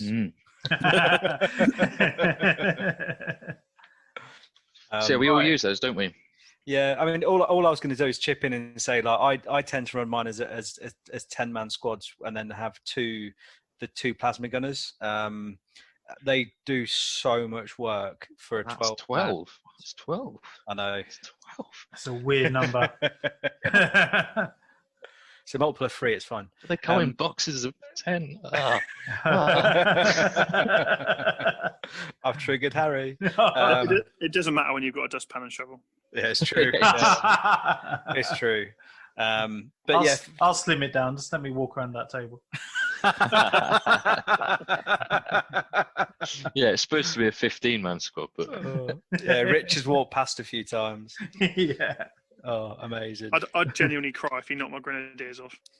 I think Rich might cry when you get older with him as well. Yeah, I nearly cried last time. I definitely can't buy those anymore. Yeah. No, keep me away from them. Yeah. But no, I think they're a fantastic troops choice. They're just brilliant. Awesome. Right. So next, there's 2 more troops, isn't there? yeah, I realised we said we were going to skim through this, and we're just like, oh, yeah, but listen, you're giving good information out, guys. It's really good. So next one, the Militia Fire Support Squads. Oh yeah. Oh yeah. I take you like these. Oh, I mean, this we were talking about these with the Warlord Traits earlier in the podcast, which was actually a week ago, if anyone cares. Right. They can't tell. No, I mean, you can take. Obviously, they come in pairs, so they're a standard stat line in terms of ballistic skill 3, 2 wounds. So the old-fashioned, large bases. Yeah. But you can take. They come with heavy stubbers standards, close combat weapons, which is quite cool, bulky. Frag and crack grenades. And crack. Oh, no, Not just crack frag. grenades. Just No. frag. I got excited. But like for 75 points, you get 5 heavy stubbers. But then you can obviously then start upgrading them. So you can take mortars, twin-linked heavy stubbers, heavy bolters, multi-lasers, heavy flamers, missile launchers, which I can crack, autocannon, which is my personal favourite, or las cannons. So like for 125 points, you get a 5 autocannons as an example. It's a brilliant, it's great value for money, and it's a troops choice, so they can just sit on an that's the objective big thing, isn't it? So good. and just lay down fire. Yeah, they are just you see them in almost every militia army, because like you say, you want a troops choice to sit back and shoot. You pick these guys. They don't. Again, it's that gripe I have at the start. You can't give them carapace armor, and you can't make them ballistic skill 4. Yes. But you can still attach medics to these guys and sitting in cover, and they've got a good amount of staying power. Yeah. And District Masters. And District Masters as well, and with 2 wounds as well. If people are chipping wounds off them, if they're taking odd numbers of wounds off or whatever, it can be quite. You're not losing a gun every time you lose a wound, kind of thing. Yes. Which is really nice. Yeah, exactly. But yeah, you look at things like heavy bolters, the heavy flamers, and the auto cannons are the big ones. Bringing those to AP3 without Warlord trait. Yes. Yeah. And they can just munch Marines. I've not made it work yet. I've got a 5-man heavy flamer squad because how cool would that be? 5 strength 5 AP3 heavy flamers just wrecking face. But it's very, very difficult to get them into position because people know what they do. They're like, hang on, that's an AP3 template weapon. Yeah. People have seen that and scared of it. I mean, it'd be better if I had an Infernus, but what you need is Torrent. Yeah, exactly. Yeah. Just scale the template by 5 on Microsoft Paint. That's about the intellect level of people that use those. I'm just going to make it bigger. Yeah, that's it. But autocannons do fantastic work, I find. Yeah. So is that how do you run them, Tonka? Yeah, I've just got a 5-man squad with autocannons. Say sitting at the back there with I normally put a medic in there just because for the reasons you guys say. I've also got a 5-man heavy flamer squad, which I just mentioned, a 5-man, not 5-man, but 5-gunned battery for mortars as well. But I've not had very much luck, but I think you've had quite a lot of luck, haven't you, Harry, with your mortars? So yeah, I've the very first 1,000 points I did these 5 las cannons, which I still include in loads of lists because it's a nice little bit of anti-tank. And that's actually, often what I find is I just put my Force Commander in from Battle Scribe, and he's automatically got that. You pick the Warlord trait thing, whatever. Yeah. And I go, great. And then I don't put anything else in, like normal out pairs with the Servitors or something. And I think, oh, fuck, I've paid for his Warlord trait. What do I do? And what I started doing is putting AP1 on those last cannons. Yeah. And that can be really, really spicy. Ouch. So yes, they're in a business score 4, it's only getting 2 or 3 hits. But the amount of times you can just troll players by like, oh yeah, that's penned it, and then you roll it up and you go 5, and they're like, oh, that was close. You're like, ha, yeah. But yeah, and then I avoided them for ages because the whole gripe with them, I've got a Grenadier force, and the dudes on the bases are the same models as the Grenadiers, but they don't represent them. And then I was going to go to Spartak's infantry size, which was an infantry only event, and I thought, I know what I'll do. I'm going to do 10 mortars as a bit of a laugh, of shits and giggles, and they're amazing. You say, Tonka, you've not had much luck with them, and other people I know haven't, but you're paying 20 points for a mortar. That's 200 points. It's quick maths that for 10. Yeah. And that's 10 strength 4 small blasts. Yeah. And I think you drop that on a 20-man tactical squad, or even a 10-man tac squad, and you can just be racking up 30, 40 wounds sometimes. So what you're saying to me is I need to take more mortars. Yeah. 10 is unfortunately they're an absolute pain to play, because you got your 10 templates. Yeah. I remember I played against a guy who ran 2 10-man Seeker squads, and because I was playing Militia, he kept rapid firing those stupid small blasts at me. It felt like that. It's like have some of your own medicine. And also, what was fun is then I played solo with them once, and I thought, oh, if I put the +1 AP on those, then they become AP4. Yeah. Oh no. And that's 10 strength 4 AP4 small blasts. But I just find they're really good for just putting hurt on people. What's and the mortars range? What's the range on the mortar? They're 48. 48, yeah. 48. It's And I think they have pinning as well. They do. So that you can force a pinning check sometimes, maybe. But yeah, solid choices, the fast support squads, but I don't tend to use them too much. I think it's probably another good point actually that you mentioned to me ages ago, Harry, is that they're a good, when you've got lots of models on the board and you're quite often trying to compete for good cover and line of sight, especially on a heavy weapons team. Yeah.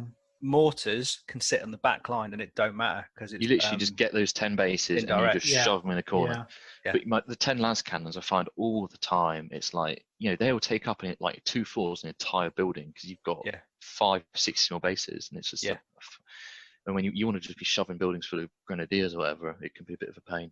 Yes, so it's a good compromise to think, well, I still want to have that heavy support choice in there, but I can put it at the back, and it's not going to be kind of competing for more important units. Yeah, and that's the thing with the last cannons is you're always given cover saves from your own troops in front of them and all that kind of stuff. So I think that's where your Nuncio Vox comes into it as well. Yes. Yeah. Oh yeah. Jamie, do you use these then? I have a load of autocannons and I have a load of multi-lasers. I want to do some. I've got some heavy flamers that I haven't finished painting, and I also want to buy some lance cannons, but Forge World's closed. Please open soon. I've got vouchers. Depending what you're doing, fluff-wise, and the size of the game, you need to have at least one squad of them. Whether it's for killing infantry or killing tanks, there you go to every time. Yeah, I think that it sounds like a massive negative. It's not that much of a massive negative. They're only ballistic skill 3, so you're hitting on 4s. So I think the auto cannons, and if you take the +1 AP, they're a fantastic anti infantry or space marine killer. Yeah, you become that person. Yeah, you do. Until you get to one sergeant with Tiffy armor. Yeah, it's a real problem, though, isn't it? It's they're pretty handy even without that buff against demons. Yeah. Just Yeah. slaughtering through And high, mech. high tough, especially for the first couple of Yeah, turns. mech. Yeah. Yeah. And mech, yeah, just slaughtering through stuff. Because the Yeah. Castellax is toughness 7, isn't it? So yeah, Even if you go against some Phalanx, that's a huge difference. Yes, definitely. yeah, the definitely. smash through Phalanx. Yeah. So we've Right. got the best infantry squad in the game, Yes. the Militia Reconnaissance Squad. Yes. Oh, this is your elite little sniper team, or so you think. When you see 5 recon auxiliaries, basically it's 50 points, and you think, what? That's bullshit. I could take entire squads for that, because they're just grenadier stat lines with a 5+ save. Yeah. And you can take sniper rifles, 25 points for the squad, takes them to 75 points. You can give them chameleon, shotguns, lavs rifles, improvisers. So you think, okay, this is a sniper squad, and then you hit demo charge or melter bomb. Oh, 5 points. And to the be demo weak charge. at the knees. What This does the isn't- demo charge do? This Go on. isn't your gun pig stupid little breacher charge, whatever it has to have, where you flip it around in the challenge. This is a thrown 6-inch range. I'm doing this from memory. Large blast, strength 8 AP2. Yes. One use Wow. only. Yes. And you net one of those for 55 points. Yes. And it is obscene. Yes. I think all of us run. Just- I run It's assault shotguns. one. Tonka runs shotguns. Yeah. It's I assault run one. shotguns. Yeah. So you Yeah. literally you chuck that bad boy in. Even if it's a squad of Terminators, you've Yeah. got 5 Terminators Yes. there. You come on from the you come in from the side of the board. You chuck that bad boy in. Either you're scouting or infiltrating. Yeah. Because don't forget as well, this is a scouting and infiltrating squad that can score. Yeah. Yeah, and that's has so moves through good. cover. That's it as well. Um, You can outflank them at the top of the board, and then you got 55-point scoring unit. It's so good. And you can, if you're playing Alpha Legion or one of these stupid gun pig factions that does all this outflanky, you're sitting there thinking, Outflank. I'm going second. What am I doing? And you've got all these veterans come on, and you play the old veteran outflank game where a veteran squad appears in your flank turn 2, and then your turn 2, this recon squad appears next to them Yeah. and just detonates Oh, them. and just Yeah. throws Yeah. a demo Um, charge on them. It's like, here, catch. Boom. So yeah, so good. I think one of the best moments I had with it, I was playing Giles Orbital Assault, and he came down at me with all the Sons of Horus, and he was ripping through the lines, and he shot up 4 of them, and it was just a sergeant left, and he fell back. But I rallied him and I put him in my bastion, but I forgot that he was in my bastion. And then his Praetor and Justarian were wreaking havoc in my back lines, and it came to my turn, and his Praetor stood there all bloodied up with his 3 or 4 Justarian triumphant over this combat battlefield, and this sergeant just pops his head out of the bastion window, just chucks the demo charge out, and it just killed all of them. Just like quickly lobs it out the window. It's like, what the fuck? Just so good. There's also the fact that these guys have got crack and frag grenades, and Yeah. I say we run them with shotguns.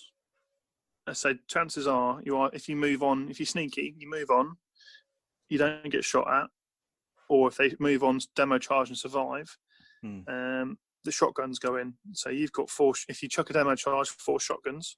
If you don't, if it's a different turn and you've got a chance, you've already chucked it, you put 5 shotguns into a unit. That's still 10 hits. That's still it's still a big. You're making people roll dice. Here's something for you then. PS4 as well, aren't they? This is a conundrum I've come up because I know 8th removed this with that you need to be within range, so they have scout and infiltrate. So a scenario for you: you infiltrate 18 inches away from the enemy front line, exactly 18 inches. It's all theoretical distances. You then scout up 6 inches. You're 12 inches away. You then get first turn. You move up 6 inches, and you then throw a 6-inch range weapon. I'd say no. I'd say no. I want to say yes. Yeah, no, I agree. Can you scout and infiltrate? In the Yeah. same turn? Yeah, you infiltrate and you do yeah, definitely. This sounds like some kind of traitor shit to me. I thought you can. I might be wrong, but Just while you whilst you have a look, I mean, the way I tend to run mine is I always infiltrate mine because I like having the opportunity in a scoring game to be able to get on an objective, especially if you can score at the start of your turn. So like your turn one, you automatically score a point. So you do get that element of board control. Talking about, again, board control and Alpha Legion being sneaky, being able to deny an area of the board which they may end up infiltrating into themselves, again, is quite handy. And I think it's also, the squad is massively kind of like, people just don't really understand it. They just think it's a 5-man scout squad with shotguns. But how I run unless them, they've played you before. Yeah, in which case, they're like, fuck that dude. But like, I tend to run them with Chameleon, so they've got stealth for the cover save, so they get a much better, because they've only got a 5-up save or 4-up with Survive the Dark Age, so they get a better cover save. And then shotguns, and then the holy hand grenade on the sergeant. It's just a fantastic unit, and it's probably also worthwhile mentioning that they've got not just scout and infiltrate, they've also got move through cover, so chances are they will get through that building and they will get within 6 inches of the unit that you want to be next to. You hide them in a building, and it's board control as well. If you hide them in these ruins that they're in, but the enemy can't target them, they know they're sat in there, they don't want to get anywhere near it. No. Right, just for the record, I just read it, and yes, you can do both. Yeah. I remember. I think James will remember. I think James got very, very triggered about these when I was playing as Iron Hands. It doesn't take much. At the XLC. Poor James. And it was just fucking. We were playing Zone Mortalis in the XLC, and he was Contemptor and a 10-man tactical squad outflanking in. And I remember just watching him, pack this Contemptor and these 10 dudes into this little section of ZM that he was outflanking onto. Just packed him really neatly and really carefully. And then I think he then ran the Contemptor forwards, and then the Marines stood and shot. And then come my turn, I just outflanked the recon squad into that little gap that the Contemptor was stood in. No! And they just slammed this template down on these guys. Oh, like they were bounced off the base wall. To base. So it won't scare off. Yeah. This is it's the one thing I rarely take these in like 3K games and things, because you always find with your 6 troop shots you want to take other stuff. But in your Centurion games, your ZM, they're fantastic. Yeah. I've taken 3 sometimes, and it's just. I want to build more now. I want more. It's sold. Yeah, I've got 5 as sniper rifles. I did, and I ran them once and just thought Anyway. Right. Next up, then, moving on. Dedicated transports. Do you want to, before we jump into the Gorgon, do you want to just cover the other, the Aurochs one? Yeah. And I believe you can make a termite one. Yeah, termite's fast attack as well. We can talk about that now. And rhinos. So if you want to, which one should we start with? Do you want to start with one of the dildozer? Well, Tonka, you've used it, haven't you? So I actually have a dildo. Okay, so first off, how do you get it as dedicated transport? So it's called Jeff. It comes out on Thursday nights. For the termite, I actually run the termite with my Mechanicum allies. However,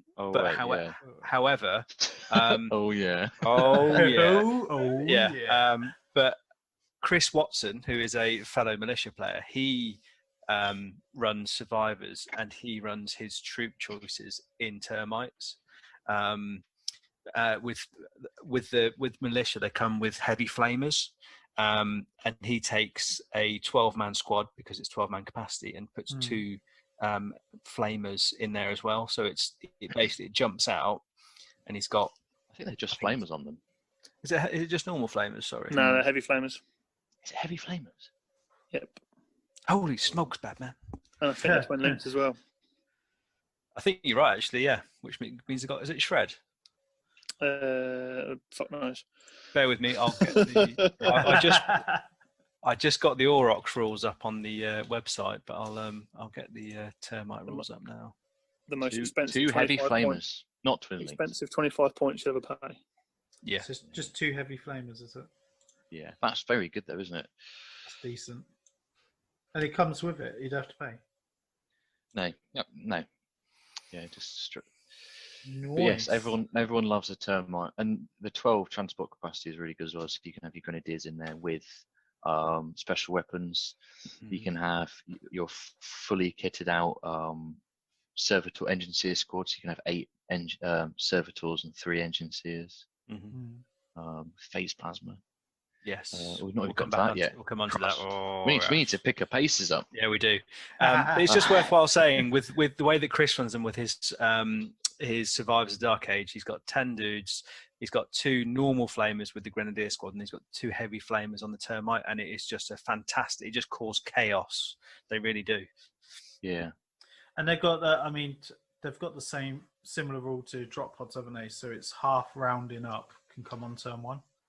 Yes. So if you take if you take 5, 6 of them, then yeah, on turn 1. the travesty is they can't take they can't take bulky, which is annoying because then you can put the heavy flamer teams in. Exactly. Yeah. Alas. Fucking bullshit. Yeah, that's it. Ruined. Not doing it. But yes, the other one that's not in the book, which is the Aurochs, Yes. which is you don't see many people with them, but they're basically just rhinos. I think that's more down to the price of the model. Yeah, it is definitely. Because I'd have 10 of them. Basically couldn't use 10 of them, but I'd have 10 of them. They're just rhinos. You Militia only pay 25 points for them. They've got heavy stubber, 11, 11, 10. Interestingly, though, I think this is probably an oversight because the Solar Auxilia have the Explorator or adaptation, which effectively gives them a dozer blade. And because that's then been removed for the Militia, they don't have an option to take a dozer blade. And it can be quite huge, actually. It has happened a few times. But then the Solar Ox one's 35, isn't it? Yeah, exactly. So they've obviously gone, right, we'll take the points off and take that option off it. But then that's not been put back on. So you do actually end up getting them immobilized and stuck in bushes and things, which is very irritating. Still not bad for 25 points though. So good, 25 points. It's just the ultimate kick in the dick, isn't it? Militia, it's like, this is your rhino's cool. My model's twice as expensive, but really cheap in game. Yeah. It's like pay to win. Yeah. I mean, when I played you at Warhammer World, Harry, I couldn't believe how much more mobile the Militia army became with the option of running Aurochs. Just because two 10-man squads and Aurochs is huge. I'm learning a bit more of how to use them, and when you start getting to that turn 4, 5, or even 6, and your army's really been whittled down, and theirs been whittled down as well. You suddenly, appear with 2 fresh 10-man squads. Yeah, they don't do much, but when you're facing in that end game, maybe against 3 tactical marines on an objective, they might be able to overpower them, that kind of thing. Yes, exactly. Yeah. But 10 grenadiers or whatever on their own, with no medics or support or weapons or anything, just die. So you very good on objective-based games, and also getting line breaker and all that kind of stuff. Yeah, definitely. So just before we move on to the Gorgon, the other one is the Arvis Lighter, isn't it? Yes, I believe so. I think Grenadiers, I believe. That's a fast attack choice. It is. You can take it as a dedicated for Grenadiers. I was just thinking cover it now because it's still a transport, isn't it? So I love mine. I love the model. I love the model. It's brilliant when it comes on and gets fucking snapshotted by a melter gun. Harry.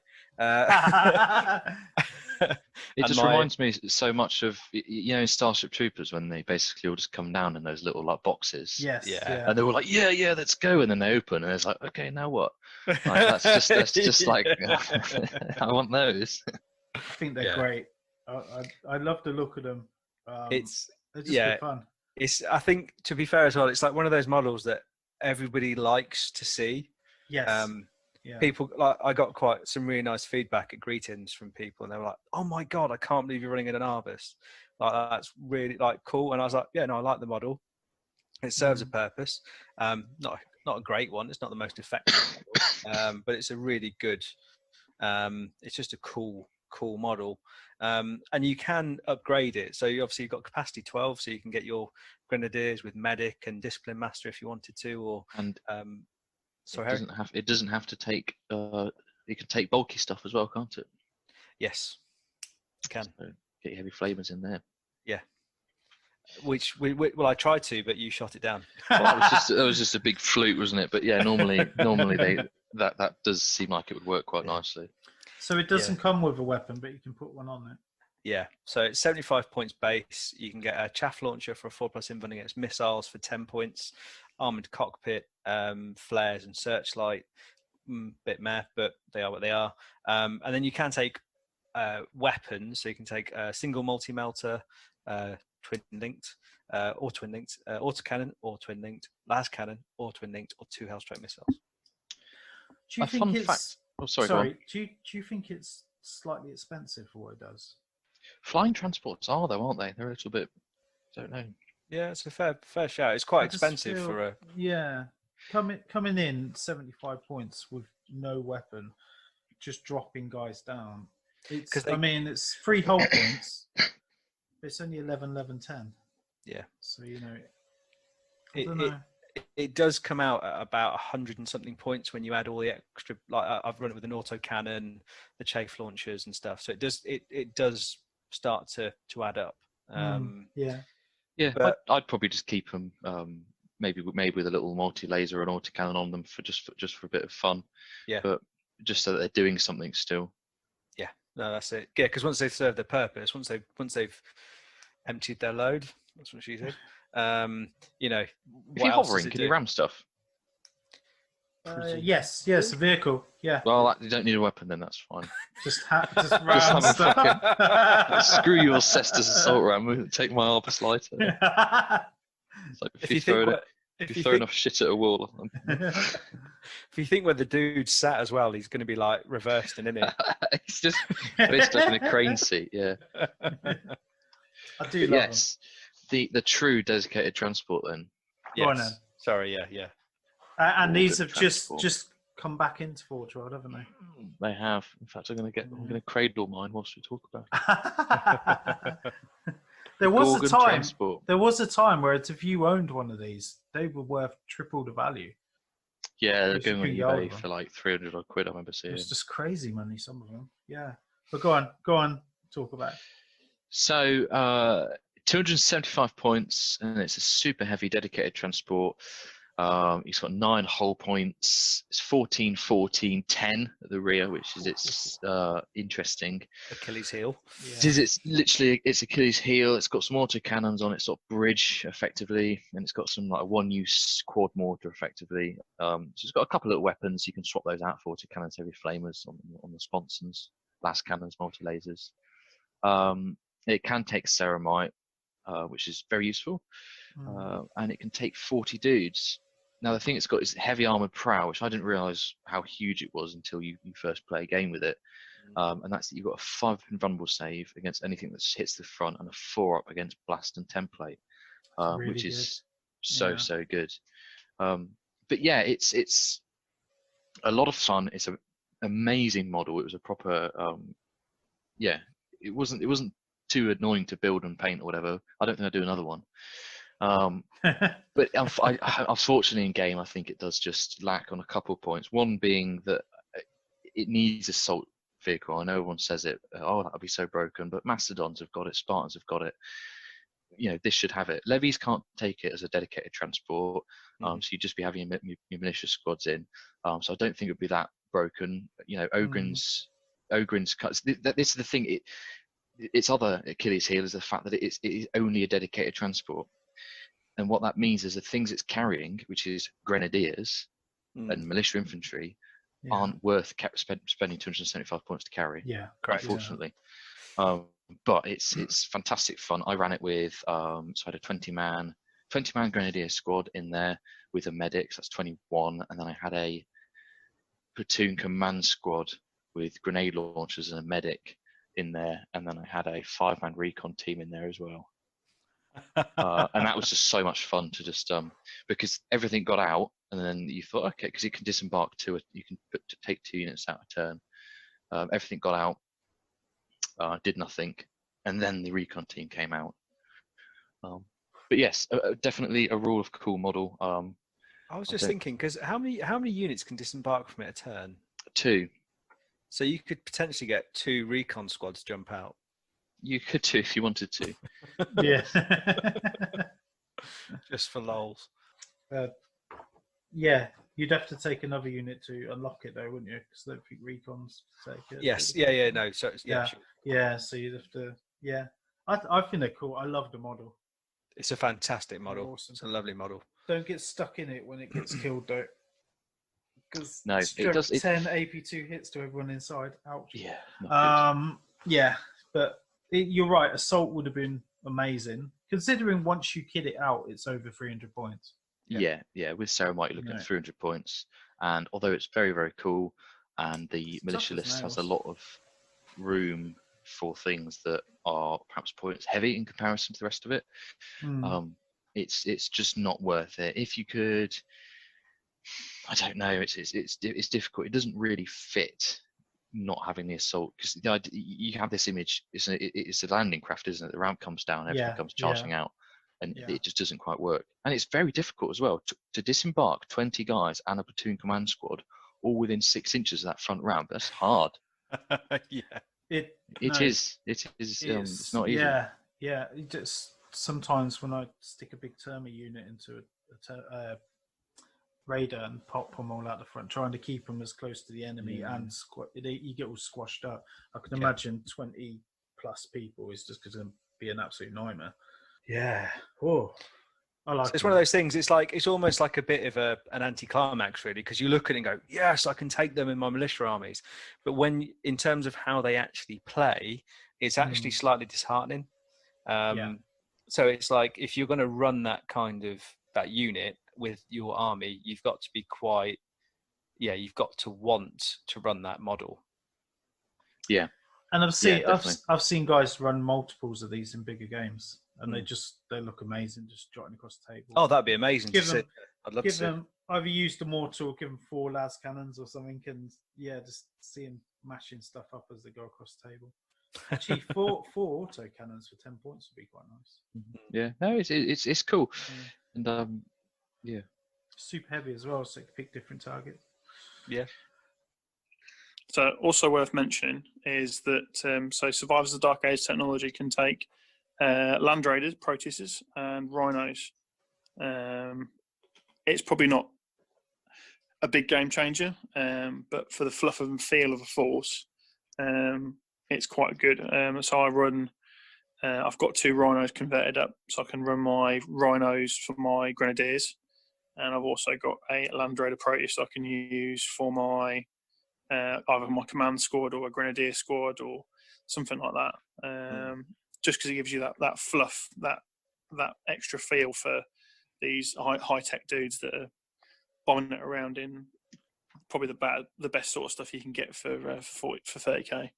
You can do a bit more with the Rhino as well, can't you?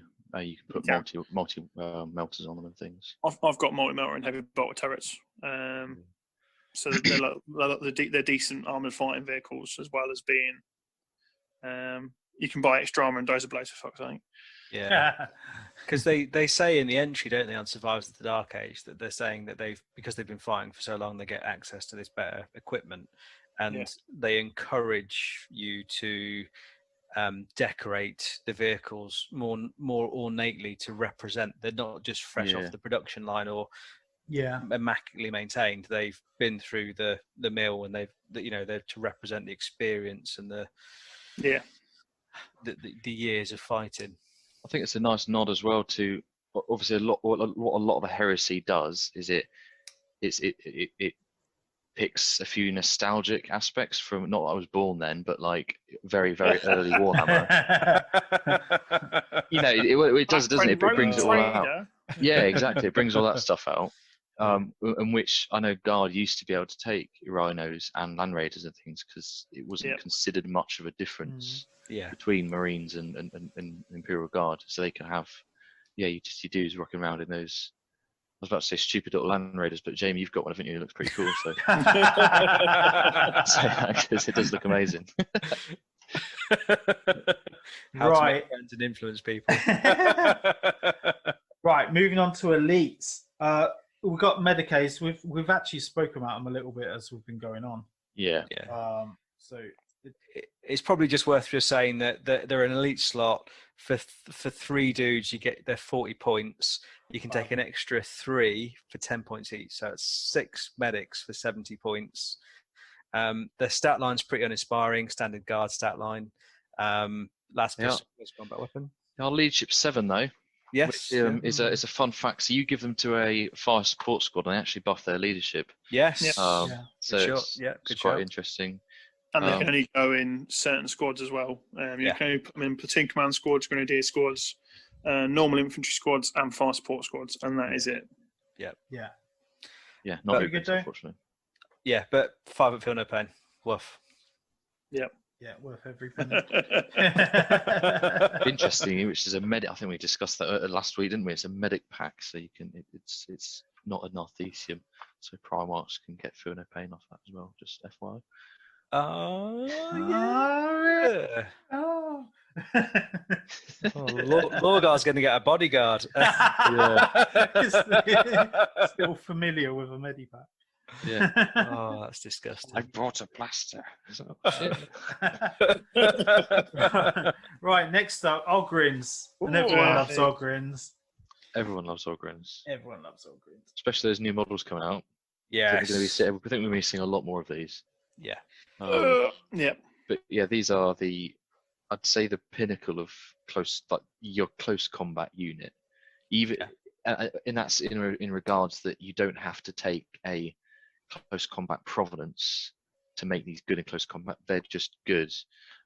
So most people know an Ogre stat line: weapon skill 4, strength toughness 5, 3 wounds, initiative 3, 3 attacks, low leadership is 6, 5 up save, and 35 points each, 120 for a base squad of 3. And they come with close combat weapons, frag grenades, and flak armor. And they have the very bulky special rule, Hammer Wrath, which is not one to miss, Stubborn, which is really useful as well. So all you need to make sure is you give them a discipline master or whatever, and you're stubborn with a reroll at high leadership and your gold. Yes. And they have the provenance rule, of course. They are affected by such things as Abhuman Hellish, which makes them toughness 6. It's really good. All that kind of stuff. You're such a bad man. Oh, it's so good. So you can take up to 10 of them in a squad, 35 points each, which is awesome. They can all take carapace armor as well. So again, I know Jamie Sovereign's Dark Age, 3 up save on these guys is awesome. Yeah, it's brutal. Amazing, yeah, absolutely. And then their weapon choice is really cool as well. So you don't forget they come with a close combat weapon, and then you give them something extra. And you can either give them another close combat weapon, a power weapon, las cutter, ripper gun, heavy bolter, combat shield, boarding shield. And that means that when you give them a power axe, you got, or a power sword or whatever, it's that and a close combat weapon, which is huge. So that's 4 attacks then with a power axe Ogrin is it's excellent. high strength as well, strength 5. Yeah. Basic, so it'd be strength 6 with the power weapon. Yeah, I mean they're hard as nails, especially if you're running a unit of 10.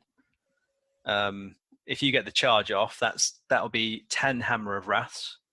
And then it'll be 3 attacks base, plus 1 for 2 close combat weapons, plus 1 for charging. So that would be 50 attacks.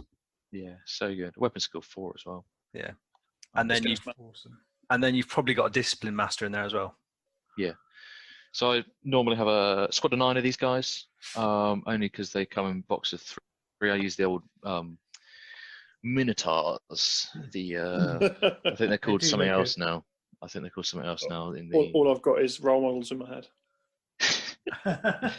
Yeah, so 9 of those guys with assault, a few with combat shields, which is really nice. So 5 up involved, take some hits on the front. Yeah, and then power axes on most of them, and then a few power mauls in there. And because I ran up human headlets, makes them toughness 6, which is huge. So Marines go from wounding on 5 to 6s. Yep. So when you mass that out, that's halves their number of wounds they would have had. So it effectively doubles their toughness against normal Marines. Yeah. Means that Dreadnought, Strength 10 aren't instant killing them. It's not scary anymore, is it? It's not. No. It's just I'm not bothered. You just run them forwards. And I set my Warlord with them just for thematic reasons, really. and a Discipline Master in there, and it's unstoppable herd. That's pretty awesome. Jamie, you run these as well, don't you? I did. I gave mine to Tonka, actually. Tonka, You you run did. these, don't you? I do. Yeah, no, I do. I sometimes do. When I was running my the Tainted Flesh and Abhuman Helots, which is like the worst kind of combo. Yeah, these dudes were nuts because they obviously get prevalence. They've got Tainted Flesh. So now these Ogryns, where we've just said are absolutely amazing with toughness 6, Rending. they also cause fear. They also cause rending based, like normal Yeah, close combat decks. good. They've got a 6 up feel no pain. Like what? It's just mad. Yeah. Feral Warriors as well slaps another attack on these guys, and then you Yep. can give them Rage. That's a really good one I've seen. Mm. I think we've chatted about this before when we were talking through the provenances. Yeah. There's loads of things you can get. Cybernetics is a good one for them because take combat shields on them. They got 4 up involves in combat. Yeah, there was a guy that did that. You said that you Yeah, saw, I think we chatted about this yeah. in the that and the rending one is really good. Ouch. So what you're saying is yes. Yeah, it's a really solid unit. And Fluff wise as well, you've got the section just below it, Myriad of the Armies of Auxilia. So basically it turns around and says it doesn't need to be Ogryns, it can be whatever you fancy. It can be massive cyber beasties or gene crafted monsters or massive battle servitors or dudes in mech suits. It can be whatever you want. Make it cool and enjoy it, basically. Yeah, That's awesome. because you were looking at using the Necromunda dudes, weren't you, Jamie? I have got I've got 4 ambles that have had the amble cord out, and they've got zombies in there with loads of cybernetics and stuff like that. Yeah, really cool. Awesome. They're really cool. I like them. Right, next up, Engine Seers. Oh, We all do. We all take it. It's worth saying, right? On the face of it, you look through the militia army list, you think you don't really look at these. You don't pay them much attention. But when you look at them, I only took notice because of how Harry, because you unlocked the key, the secret, as it were. They're amazing. They're absolutely fantastic unit. Yeah, I use them with my solar arcs, but you probably build yours a bit different. well, the Solar Orcs have got the Haywire grenade launchers, haven't they? Which I think is the main reason they're taken. Grenade launchers everywhere. But this, I think most people take these is for. So first of all, it's one of the only sources of a augury scanner you can get in the militia list. Yep. So you can have, I've got like little repair teams that I can sometimes put next to the Lord of War. So a few guys are multi-melters that make people think twice about maybe dropping a Leviathan next to it. And then you have a couple of servo arms in there. So it's, to run the unit very quickly, you have an engine seer and 4 servo automata. And you can Automata.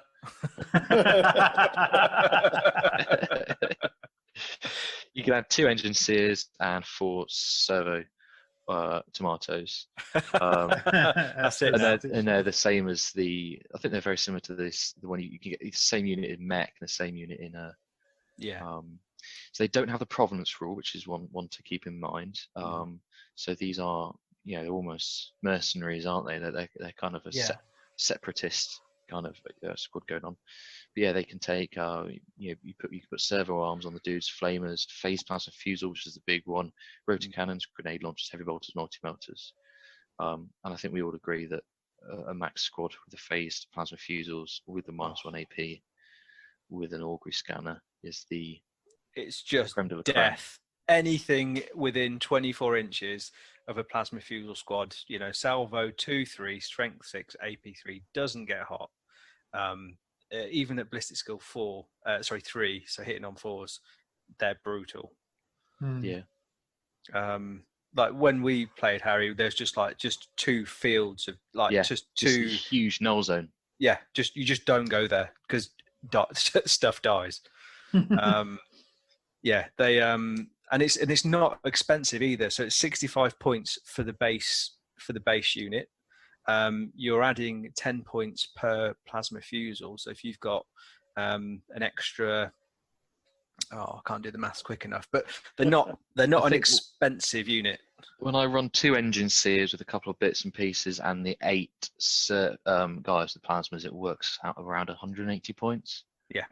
Which is gruesome. Yeah. So, yeah. So that many shots. I tend to put, because I rely on my bunker fortification to get my aircraft on at the moment, I tend to stick these dudes in the bunker with an ammo dump. So hitting on 4s, re-rolling ones, it is just insane the amount of shots they put out. Yeah. And worth noting as well, that so they're tough. Your toughness 5 across the base, and if they're in cover, they can be hard to shift with small arms fire. And they're not bad in combat. I know that sounds stupid, but I've had people charge them often. Don't think about challenging whatever, because it's just a little chaff unit. And your engine seers have got, you've got power axes on them, so they come with the power axes and servo arms. Yeah. And it could be a real nasty surprise sometimes. Yeah. And you can find yourself with two engine seers in there. Yeah. So it's just a really solid unit. They're not flimsy. Although they have a 5 save normally, so they just die to bolters if you put in the wrong place. Yeah, true. They can just be so hard to shift and so hard to get close to. I never realised they came with a power axe. Yeah. Yep. Yeah, Huge. never noticed that. Las pistol power axe, yeah. I don't think mine's ever got in combat. Normally it just gets blammed off the table eventually. Yes, it's with your 2 dudes in there. You've got 4 power axe attacks and 2 servo arm attacks. And servo arm isn't ×2 strength; it is a strength 8 attack as well. Yeah. Yep. Even on a strength 3 dude, it's 8. Yeah, it's quite surprising. I've thought about putting servo arms on some of the tomatoes, automatoes. So no one shouts at me, but I've thought about it because the way that my army tends to work, I tend to lose quite a lot of units. So to be able to take advantage of the toughness 5 base on the standard dudes and then have a servo arm or 2 attack in there as well. Yeah, that's pretty tasty, pretty handy. And then you got the added bonus, of the battlesmith as well. So they're going to be repairing all your vehicles. Yeah. Which is why I used them. Well, that and the grenade launchers, but I found them really handy to stick around my own Medusas and stuff, and just keep them alive, keep them going. Yeah, definitely. I'd be interested to see. Just toss it up. 165 points for 3 engine seers and 8 with servo arms. What kind of combat unit that would be? Nom. When you think about it, it would be quite. People would just be like, "What the fuck is that?" And then it charges them, and it just desolate. It just Especially if it came out of a termite or something. Yeah. Anyway. Lol.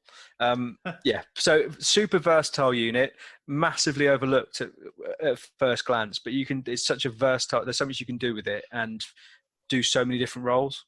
And remember that the fact they don't have the provenance is really good for. So I've seen them taken. So in Cult Horde. Yeah. Because they don't have provenance, they don't have to snap fire. Yeah. So that's good.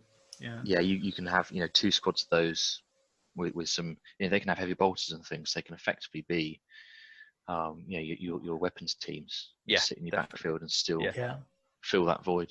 Yeah. Awesome. Right. So we covered the other sliders. So next up, we're getting to fast attack already. So there's not a lot of these. Yeah. Do we want to do fast attack? Tonight? Well, there's only two options, so I reckon so. Yeah, I like that one. Yeah, Sentinels and Thunderbolts. Yeah, so Yeah, so, okay, yeah. Sentinels. Chickens. Yeah. Robo chicken walkers. Yeah, really, really cool, these. But... Here come, what's the but? What's the but? They're not solar. They're not solar. Well, no, it's not that. It's the fact that they're BS3. It just every time you feel it, you try and use them, it always bites you in the ass when you want it most. I think the secret to that, Jamie, is to just take more. Yeah, bigger. It's not a it's true. I mean, I often run 3 squads of 3. You do. And that gives you that it's enough redundance there to have some form of reliability. Because how do you load yours out, Harry? So you can give them heavy flamers, autocannons, missile launchers, las cannons, and multi-melters, which is unique heresy. So I've got them, 3 with missile launchers, 3 with autocannons, and 3 with multi-melters, and all with hunter-killer missiles. So they kind of act like your standard javelin or whatever you get in marine lists. Because they've got scouts, they have outflank. So they can just come in and, missile launcher ones are quite effective. They're putting out 6 crack shots. Multi-melters can be really good if you catch stuff that's like, obviously within 12 inches of the flank. They're just a general annoyance. Come turn 2, often the enemy's rushing at your gun line, and then all these sentinels come round. But they are completely and utterly useless if you want to, survivability wise. So they're 10 all round with 2 hull points, open topped. So they do just. They die. They die pretty quick. Would I say they're worth their points? Probably not, but they are not worth taking. I think when you take multiple units of 3, bearing in mind you can actually take 5. No, is it? Hang on, you can take 6. You can take up to 6 in a squad. 6 per squad. And if you had potentially 18 across 3 fast attack choices, and they're all equipped with missile launchers and hunter killers, or autocannons and hunter killers, that's a lot of DACA to potentially be arriving turn 2 outflanking.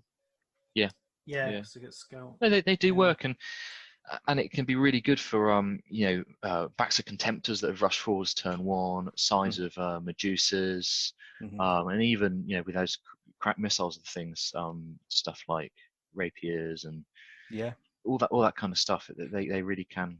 They're also pop in a rhino. Well, they're strength 5, aren't they? So you can even put them into combat if you really wanted to. You could do, but the problem is the front armor 10. So Marines, everything's got crack grenades, and 1 attack at initiative 3. I haven't seen too many militia armies without these in. I tend to see them in a lot of armies. I think because they're just something totally different. I think it fills that void of the reach that you don't have that marine armies do. Marine armies, most other armies have some form of transports, fast infantry, jump infantry. So say there's units on the back of the board that you want to get to. Your 2 options really is ordnance weapons, so your basilisks and your medusas, which are very good at taking that kind of stuff out, or these sentinels or flyers. But I think you just don't see. I don't know. There's a general thing that you just don't see flyers that much. Well, I'm trying to change that perception. I've got 3 lightnings sitting behind me right now. So. You do. No, I love flyers. I've always loved flyers. It leads nicely onto the Thunderbolt. Segway. Do you know what? I've just opened. So I've opened the red book up onto this page, and there's a beautiful picture of a lightning being chased by 2 thunderbolts. It's going to get absolutely fucked up, mate. Good. So good. But you think the lightning would be nippier? True. It's because it's like a don't bother. Heat seek. Okay. Right. So the Thunderbolt heavy fighter. So I've actually got one. I've not built it yet, but Harry, you have got one and have used them, I think. No, I've got 2 that are very nearly finished. But I need to get that. I've had for about a year and a half. I've had this plan of a Marauder and 2 Thunderbolts, but it's just fucking keeps getting moved from box to box and room to room, and you keep on building more militia dudes. I just keep on procrastinating with stuff. I've painted like a whole fantasy army, and when I should have been painting the Marauder. But anyway, yes, go on, Thunderbolts. So 200 points for the base unit, ballistic skill 4, 11, 11, 10, 3 hull points. It comes as standard with 2 twin-linked autocannons, a twin-linked las cannon, armoured cockpit, chaff launchers for a 4+ invuln against missiles, and then 4 kinetic piercer missiles, which are actually really quite good. 48-inch range, strength 6, AP 2, heavy 1 missile, armor bane. I'll take that. And heat seeker. Good. So heat seeker is a reroll jinx, successful jinx. You can't take jinx saves against them. There you go then.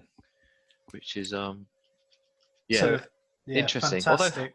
Although a bit of a detriment, actually, I've found, because how many times when you're firing at flyers, are you only firing at them to make them jink? Yep. So this, Yeah. and I've seen this happen a couple of times with this, where it whiffs it, and then you end up that flyer's still effective. But saying that, with Armor Bane, this thing could take down a Storm Strength Eagle. 6 armor bane should be It could take down enough. a case assault ram or something. It would In just, my mind, you it because one of the special rules is it's got the special rules that simulacra. Simulacra. Thank you. Is One of the that yeah? So it can Tomato. smart. Yeah. So that one you just said. When a vehicle with this special rule suffers a glancing hit, roll a d6. On a 6-up, it ignores. So it's a 6-up, feel no pain, basically. Just a handy little thing to have against glancing hits. So not against penetrating hits, but glancing. It's still it's a bonus, isn't it? With 3 hull points as well, it's quite a tough That's fight. big. Yeah. That's quite big. Yeah. The fact that you can the combat interdiction was the special rule I was really going for, is that if one or more enemy flyer or skimmer already present on the table, failed reserve rolls can be re-rolled. So in my mind, this is like an anti-fire raptor unit. Yeah. Yeah. Yes. It's an aerial dominance fighter, isn't it? Yeah.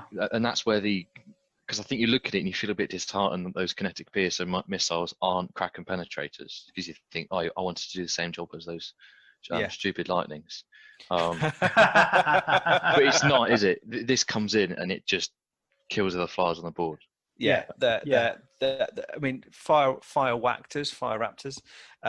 They're armor 12 all round. Is it 3 hull points, Rich?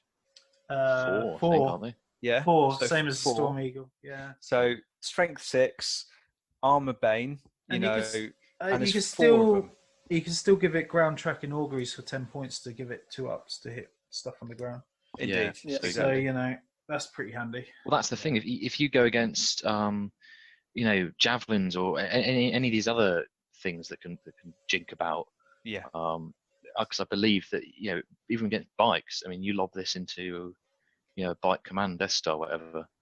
Yeah, if you white scar tears. Yeah, no, it is, isn't it? You can smash them out.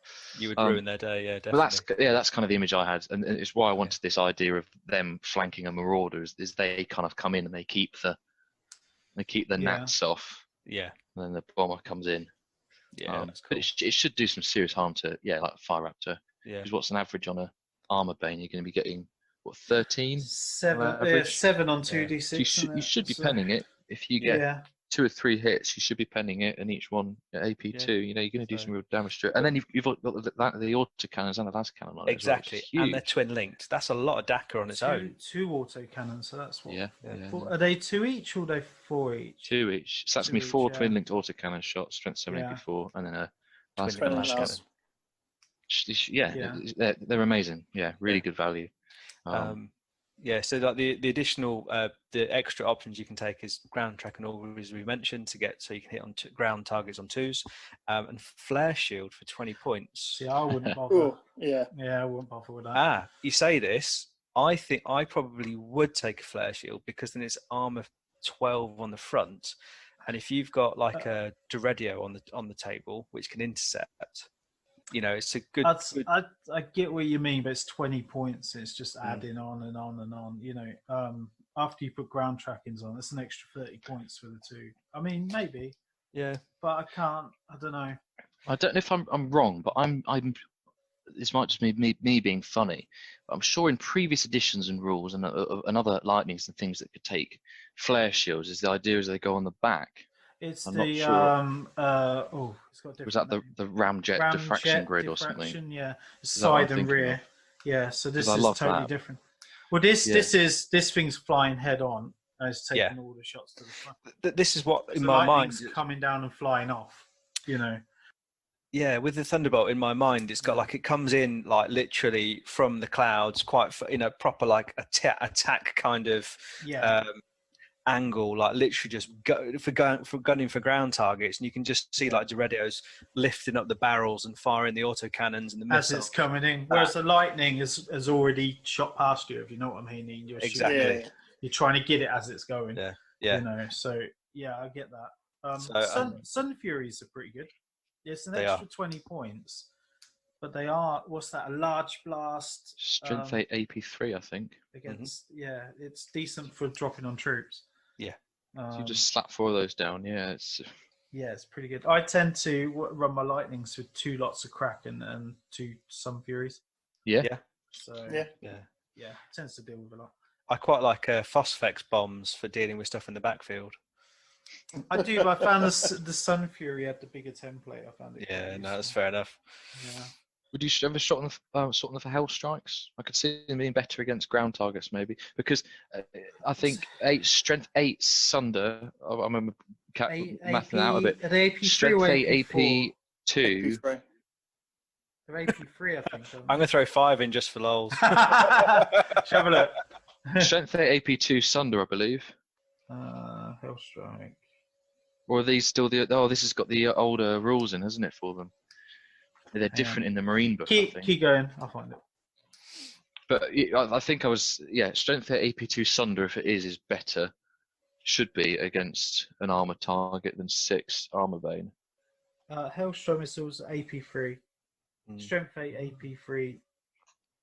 I've got a feeling in the Legion book they're Strength 6 AP3. In the well, I've gone back. The Solar Auxilia ones, it says Hellstrike missiles. It's a thing. Strength so 8 AP3 Ordnance 1/1 use, but it doesn't say Sunder. But I'm sure the Marine ones have got. The Marine ones are different because that's the older rules for them, and that doesn't work anymore because you can only fire Ordnance 1 or something like that, isn't it? It's we changed it. Ordnance We've been over 1, this, I think. Yeah, we did. This is the problem when you do it weeks in a way. Okay. But yeah, I say I've got one to build, and the intention for the Luftwaffe list that I want to run is to have a Thunderbolt, an Avenger, and then supported by the Arvis, and these the big boys come on, just causing all kinds of havoc, whilst the Arvis just darts into a corner and delivers gets its the cargo. objective. Yeah, I like it. Right, moving on to heavy support. So first up, we've got the Auxilia Rapier Battery. So what do you think of these guys? I think do you want to go? cool. Do you want to go, Harry? Because don't you run these? I've finished some just before Mr. Johnson told us we can't go out and play games with people. So I did some of the laser destroyers. So these guys are 35 points a model, and it's very similar to like your Marine ones. So that it comes with a quad multi-laser, which is pretty cool. And then you can replace that with quad heavy bolter, a laser destroyer for 15 points, or a quad mortar for 25 points. And you can have up to 3 in a squad as well. And they're your kind of basic, or ballistic skill 3, leadership 6 on these as well. So they can't take too much punishment, and they can't really shoot for shit. But I think that they're interesting. I think that they've made the first problem is they compete with all the other tanks and things, which is what you want to bring. But I think for Centurion games and Zone Mortalis, which is what I've got them for, they should work quite well. I think I worked so 3 laser destroyers is 150 points, which is the same as 5 las cannon dudes in your troops. Yes. And you only get slightly less hits. I think it's like rather than 2.5 hits, you get like 2.25 hits or something. But these guys are, strength 9 ordnance with the AP1 as well. So they should. The ordnance is huge. Do better. Yeah, it's huge, and you only got 3 bases to manoeuvre apart from 5. So I think pretty good option, but for the right games. It's probably worthwhile mentioning as well that they're probably more resilient because they're toughness 7. Yeah. as opposed to a squishy heavy weapon squad. Oh Fair yeah, enough. definitely. Yeah, they're 2 wound bases, but they're only toughness 3 or toughness 4 in your case. But yeah, toughness 7's massive. Sat in cover, they'll just take bolt rounds and things, no problem. Yeah, and these are they're also got a longer range, haven't they? Because they're 48 inches. The laser destroyer arrays. The arrays are 48. Yeah. That's Yeah. a last cannon's not 48. No, Yeah. the laser destroyer array is 48. Yeah. So yes, they're pretty cool. And you've got the quad mortars as well in there, which are pretty cool. There's some interesting debate about whether the FAQ covered those as well. No, it doesn't. Yeah, because Jamie runs them, don't you, Jamie? Yeah, 3 of them. I run 3 quad mortars. It's normally 2, but maybe 3, depending on the size of the game. They're not OP because we don't get any fancy rounds or anything. It's just normal shells.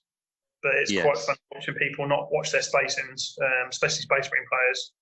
And then you make them take like 36 saves because you just hit them with loads of little templates. Yeah, because it's just, I've got the profile here. It's a heavy 4, barrage, blast 3 inches, and shell shock. Surely the FAQ is meant to cover all quad mortars across all books. Nah, Just bitter about them, Alcador. We'll take. Stop it. Yeah. So yeah, I think they're pretty cool. But yeah, not having the is it shatter shells? Yeah, not having the shatter shells is quite a big because they're quite a tasty thing. They are. When I use them for my other armies, they're pretty tasty for taking out just about anything. Yeah, anything I never leave home without them when I use them in my Imperial Fist army. Yeah, I mean, strength. I mean, just going back to the quad mortar. I mean, as standard, it's barrage and it's strength 5, so it's hitting side armor of most of vehicles. So rhinos are vulnerable, I guess. But yeah, Medusas and things. They're side 10, aren't they? Like on Marine Medusas. That's a fair shout. Yeah, that's a good shout. Those sort of real backfield units, they could just boom, reach over and grab them. Yeah, 60-inch range as well. So especially if you've got a command squad with a Nuncio box or some other units of Nuncio boxes, you can just sit them, tuck them away nicely, and just drop. It's making people roll the saves. And it's just unit.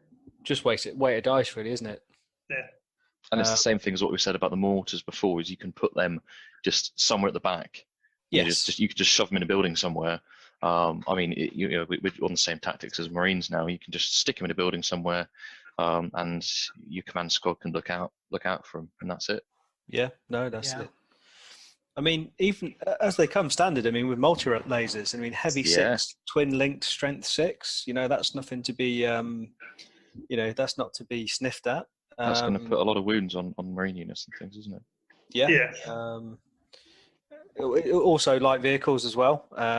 Anything with armor AV12 or less, it's going to land speeders. Any kind of land speeders are going to be worried about that. I think it's something that we joke, don't we?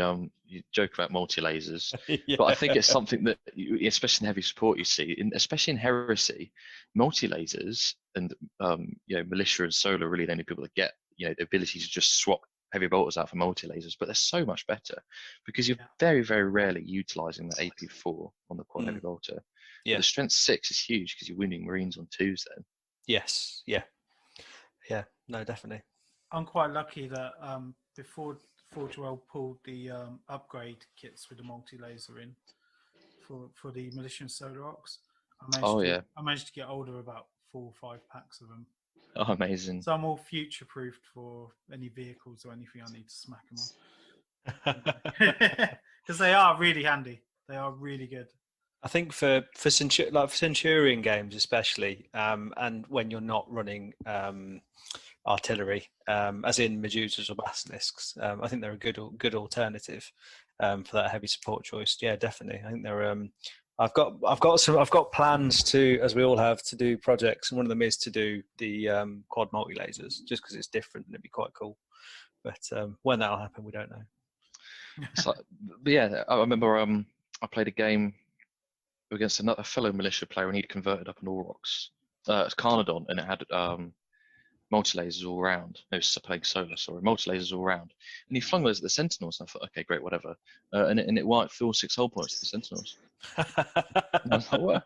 It's But no it is, isn't it? joke. That strength 6 is it's nice. Yeah. Right. On to So, the big one. Moving on. I'm going to get Ah. popcorn. Here we go. Ah. I feel so The bad. So Malcador. the next one, yeah, the Auxilia Malcador Heavy Tank. Thunder Blitz.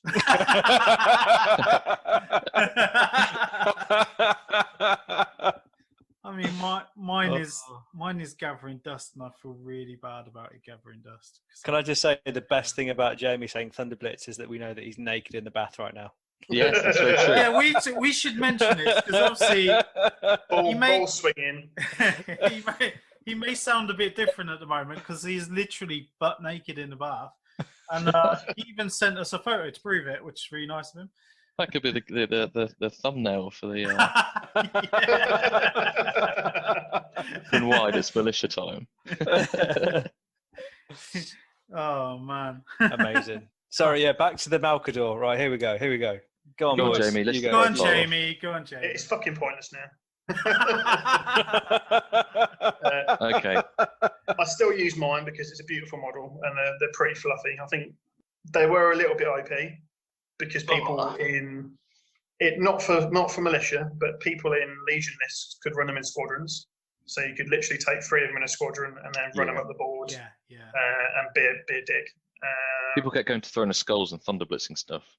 Yeah. I did that. I only had one though. It's just abusive, isn't it, in the Marine? It may have killed Horace. Crunch him under the tracks. I did do it. I fucked the Thunder Blitz up, which goes into a tank shock, and he decided to stand and fight, and he fluffed all his hits. Oh shit! So I ran him over. Amazing. I did it to the bloke because I thought it would be quite cool. I knew he'd blow my tank up because I didn't think it'd kill Horace, and he properly fluffed it. Yeah. Because That happened. it's a Deathfall Glory, isn't it? You get like one attack. You get isn't one it? auto hit, don't you, of Yeah. a single weapon, which is normally a melter bomb. And I remember trying to do it to his tactical squad that had just come in reserve, and I thought I can be an arsehole here, and I'm going to tank shock it, and I'm going to remove it from play because it's got nowhere to go. He's like, no, mate, I'll stand and lob a melter bomb at it. I'm like, it's a super heavy with 4 hull points left. You only went and did it, just got the full 6/6. So it just detonated it, and then obviously when they were super heavy, it just went supernova, and the big template just flew 12 inches off and removed an entire grenadier squad. And I was like, that serves me right for trying to jank the rules and just remove his tax squad. Oh, amazing. I'll tell you what, though, I will use mine because it's basically the same sort of chassis as a Dracosan. I was talking to this about Jamie, with Jamie, wasn't I? How cool it would be to do a solar army of just Malcador chassis. Yeah. I was going to get rid of my other one, but I'm probably going to keep it now. Should we go over the rules of this thing then, and just for the sake of it? Yeah. Go on. So it's a very, very tasty 235 points. And then whilst we're talking through all this, we'll just bear in mind that a basic Leon Russ is 140 points. So 235 points for Malcador, Ballistical 3, 13, 13, 12 at the back with 6 hull points. So you're not getting 14 front because it is an older, more rickety bucket. And it comes with a battle cannon at the top, auto cannon, and autocannon sponsors and autocannon in the hull.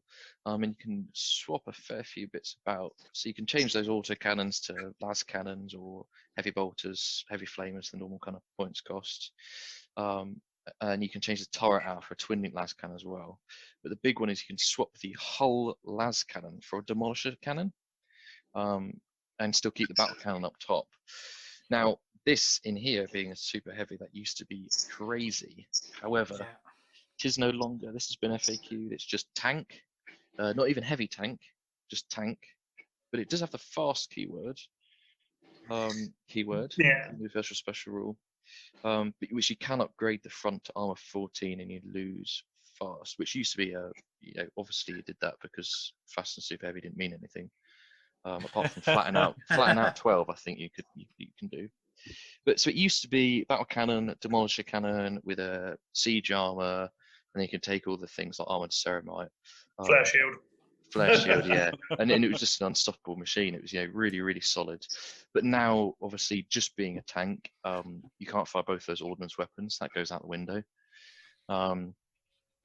and it's sponsons that point funny directions, can't shoot it. You know, it used to be great. You used to be able to just fire your demo cannon, your battle cannon at a squad of Marines, whatever. You know, where's your sergeant? Is he at the front? Right, demo cannon first, and then wipe out the mooks. Or if he's at the back, you go battle cannon first, then demo cannon. And then you used to be able to just spin the las cannons off and try and pop off some things. But now it is, I guess it's just an overcosted battle cannon. If you just sort of run it with a battle cannon and a few sponsons and things. Yeah. Not pointless. I mean, it's still 6 hull points. It's still quite decent, but it's just left overcosted now. I think the tank itself is still okay. It's a heavy battle tank. So in certain games, if you put las cannons on the top, put a demo cannon on the front, and put a flare shield on, don't bother with the siege armor, then you can just run it around like an absolute loon. And for games where vehicles are scoring as well, it's pretty cool. Keeping the fast is nice. It makes people think when you've got a demolisher cannon traveling 12 inches at each turn. It isn't it? That is pretty cool. The problem with them now I've found is the model's got such a huge side arc that you very rarely use that flare shield. I always found that with the Tricosans, they're so narrow that it's so easy to get on the side arc of them, and this was always an issue with this tank. Yeah, so it'd be nice to see them maybe if they get given a rule such as used to be an old rule in the older books, Rolling Thunder, I think it was called, where you can move 6 inches and still fire all your weapons at full ballistic skill at one target. You know, that kind of thing would be nice to see. And a lot of events have give them machine spirit and things. So lots of events do seem to be taking some kind of measure to fix them a little bit. But they were strong with super heavies. So the machine spirit one does make them playable again, and they're not OP either. Something to allow both those cannons to fire is really nice. Yeah, because as soon as you slap on flare shield, armored ceramite, demo cannon, I mean it's 300 odd points, so it's not a cheap tank, you know. So giving it machine spirit, it's not broken. It's tough, but it's not broken. And it's only 6 hull points isn't a lot. You can kill that in one turn easy. A lot of people can. Well, it can still be one shot, can't it? Whereas when it's super heavy, it couldn't. So it's made a massive difference to its survivability. Right. Anyway, I've still got a tear in my eye about that one. So. Right, moving on to next heavy sports slot. So we have this is everyone's favourite. The Auxilia Battle Tank Attack Squadron. So these are your buffers. I think, to be fair, I run Vanquishers, but they're crap. Most people run battle cannons or demolisher cannons, and that seems to be a standard. They're cheap as chips, and they just do what they say on the tin. They put down templates where they're needed. Because you get a few options. It's not quite as interesting as the solar, or should I say not quite as diverse as the solar. They're still very interesting. So you can get the normal battle tank, which is your cheapest chip strength, AP3 Marine Killer, the Annihilator, which is twin las cannon, and again it's just too much. You can get las cannons cheaper in the list. Exterminator is the same problem. You've got 2 auto cannons on its turret. Again, you rarely see it taken because you can get that stuff cheaper elsewhere. Demolisher, fantastic, and then the Vanquisher as well, which is just one shot of Ballistic Skill 3. I think that's the shortcoming of those 3, is that you're paying a lot of points for a Ballistic Skill 3 tank that's not kicking out much. Yeah, you're right. The las cannon, so the Annihilator with twin link las cannon, the Exterminator with auto cannons, and then the Vanquisher. They're just a bit lackluster. I think you tend to see quite a lot of new people who look at the militia list and go, "Oh wow, I can take 9 Lehman Russ battle tanks," but that's probably a bit. Well, it's obviously too much. It's definitely OP. It's not really quite monotonous, but it's also quite hard to deploy. 9 Lehman Russ chassis in amongst all your rest of your army. But for me personally, I run the Demolishers. Strength 10 AP2 is always very nice. Very, very good. Yeah. Armor 14 on the front, 11 on the rear. turn one, they're always out of range. So you're relying on that whole mounted multi-laser to do something. Well, normally you just shift and forwards a little bit, and you can get something in. I don't know. Yeah, I think people see it and just try and deploy as far away as possible with me. True. Or I've got too much to move to get there, if that makes sense. Just because of there's so many models in your deployment zone. But yeah, I think it's a shame really, because Howard went down the Lehman Russ Annihilator route with his twin las cannons, and they're just terrible. They're the worst. I could see it in his eyes. He was just a broken man. He was just like, "What have I done?" The only one I can see being okay is the Exterminator. You've got the twin-linked autocannon, and then if you put 3 sets heavy bolters on it, it's quite a good AP4 model. But again, you've got the Carnodons. They do it far better for the same points cost, and you've got autocannons on the side. So it's just the battle tank and the Demolisher as well, because they're not just anti-infantry as well. They're amazing vehicle killers as well. I've only got one Lehman Russ, just the one Lehman Russ, a Demolisher, and it's pretty much in every list. It's like a big staple. I just pop that in. So for 165 points with Demolisher with a Dozer Blade, no sponsors, nothing, and you just cruise that around, and you've got strength 10, ordnance. You lob that at a Contemptor, you're going to do something to it. You chip it so it clips two tanks. It's going to do something to one of them. It's amazing. All that T5 stuff you can get. So other Ogrins, Thalax, Galvorback, stuff that can really, really quite tricky to grind your way through multi-wound T5. It just absolutely minces. Yeah, no, that's it. But yeah, I think it's just going back to the Vanquishers again, in terms of you look at it and on paper, you think, oh wow, it's 72-inch range, strength 8, AP2, heavy 1, armor bane. I think that's the only way that we can get armor bane. There might be in terms of the aircraft, you might be able to get something there, but with it's a flying melter bomb, isn't it? And it's just pretty cool. It's amazing. I know we said before this we wouldn't talk too much about Solar Ox, but just the difference. The battle tanks and Solar are, and then the you rules can they get. You could take the tank commander, which will turn a Vanquisher squad into an absolute beast. Yeah. And they're fast attack in the Solar Ox. So it's just and then you could take Executioners, which everyone loves. But yeah, it's just so different. It's fitting though, isn't it? Because this represents not as well trained or basically guys put in tanks. So the tech is there, the tank's there, but the crew are maybe not quite up to the task. Whereas Solar kind of represents a well-trained tank regiment that fights in particular strategies and things. So it's almost I quite like it. So it's almost like the blunter end of the Imperial Army, as opposed to the Solar Auxilia, which are the sharper end, obviously. I do love them though. I mean, everyone loves Lehman Russes. And there's just something about a militia army or any army of this type. Armour 14 is just boss. Yeah. People go 13 on the front. Nah, it's 14, mate. Yeah, it's so like what? Like las cannons struggle to get through it. But it just would be nice to see the Eradicator. That's the plasma one, isn't it? Yes. It would be nice to see that, just from the fluff. Because what we were saying, like lowly trained people. Executioner, sorry, isn't it? Executioner. I love the the fluff and theme in Talon, where they literally just take civilians and chauffeurs and drivers and whatever, and just put them in battle tanks and just line them up with the holes touching each other. It's just just hold here, and they're all in the plasma tanks. And you think, well, where are they? Yeah. Well, that's it. That's why I built Solar Auxilia instead of Militia, because I based my army on Talon. And then I saw they can get Executioners and things like that. And they basically got most of the models that you kind of see in the book. Yeah. Apart from there's a really cool little scout tank with a las cannon on it.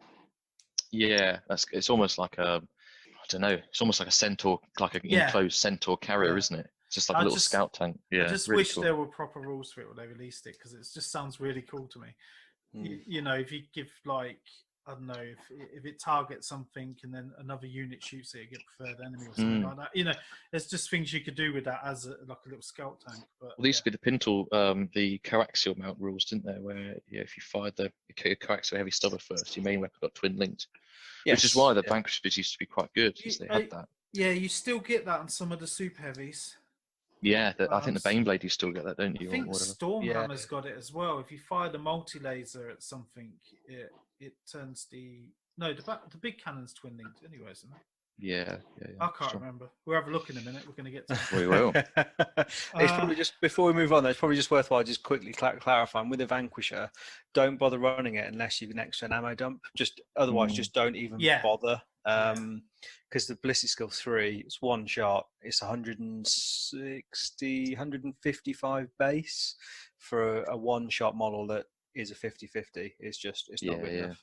And then if you're making that investment as well, I think it's all you see them in maybe larger games taking 2 or 3 in a squadron is definitely worth it. Yeah.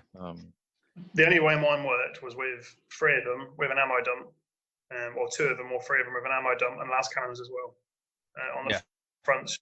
Because the las cannons, 9 times out of 10, you miss with either the las cannon and the battle cannon will hit, or vice versa. It is worth the points for it. If you're going to run them. That would be an extra, just looking at so it'd be 155 points for the Vanquisher, and then an extra 10 points for the las cannon, so 165 points. But so would you rather that or a Luminous Demolisher? Yeah. That's the problem. That's the problem, isn't it? Yeah. But really cool, and they look fantastic. I mean, they're on this page here. We're looking at, aren't they? The Vanquishers. They're just awesome. So it's like, look at the size of that barrel. Talking to you, Jamie. Big hands in it, Barry. Right. Okay. Moving on to the next one. So we've got the Auxilia Heavy Ordnance Batteries. So, very nice. I mean, I love the 4-year-old models for these. Yeah, fantastic. The Earthshaker ones. I would love to own them.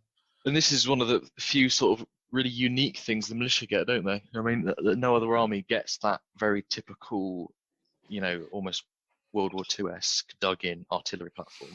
Yeah, And it's the cheapest way you get these Earthshakers and Medusas.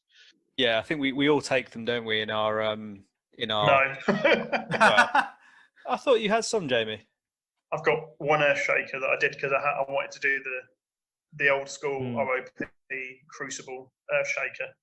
That's literally all I've got some vehicle mounted ones for my solar, but that's different. Right, fair enough. No, that's fair enough. No, I think for me personally, we'll just go through the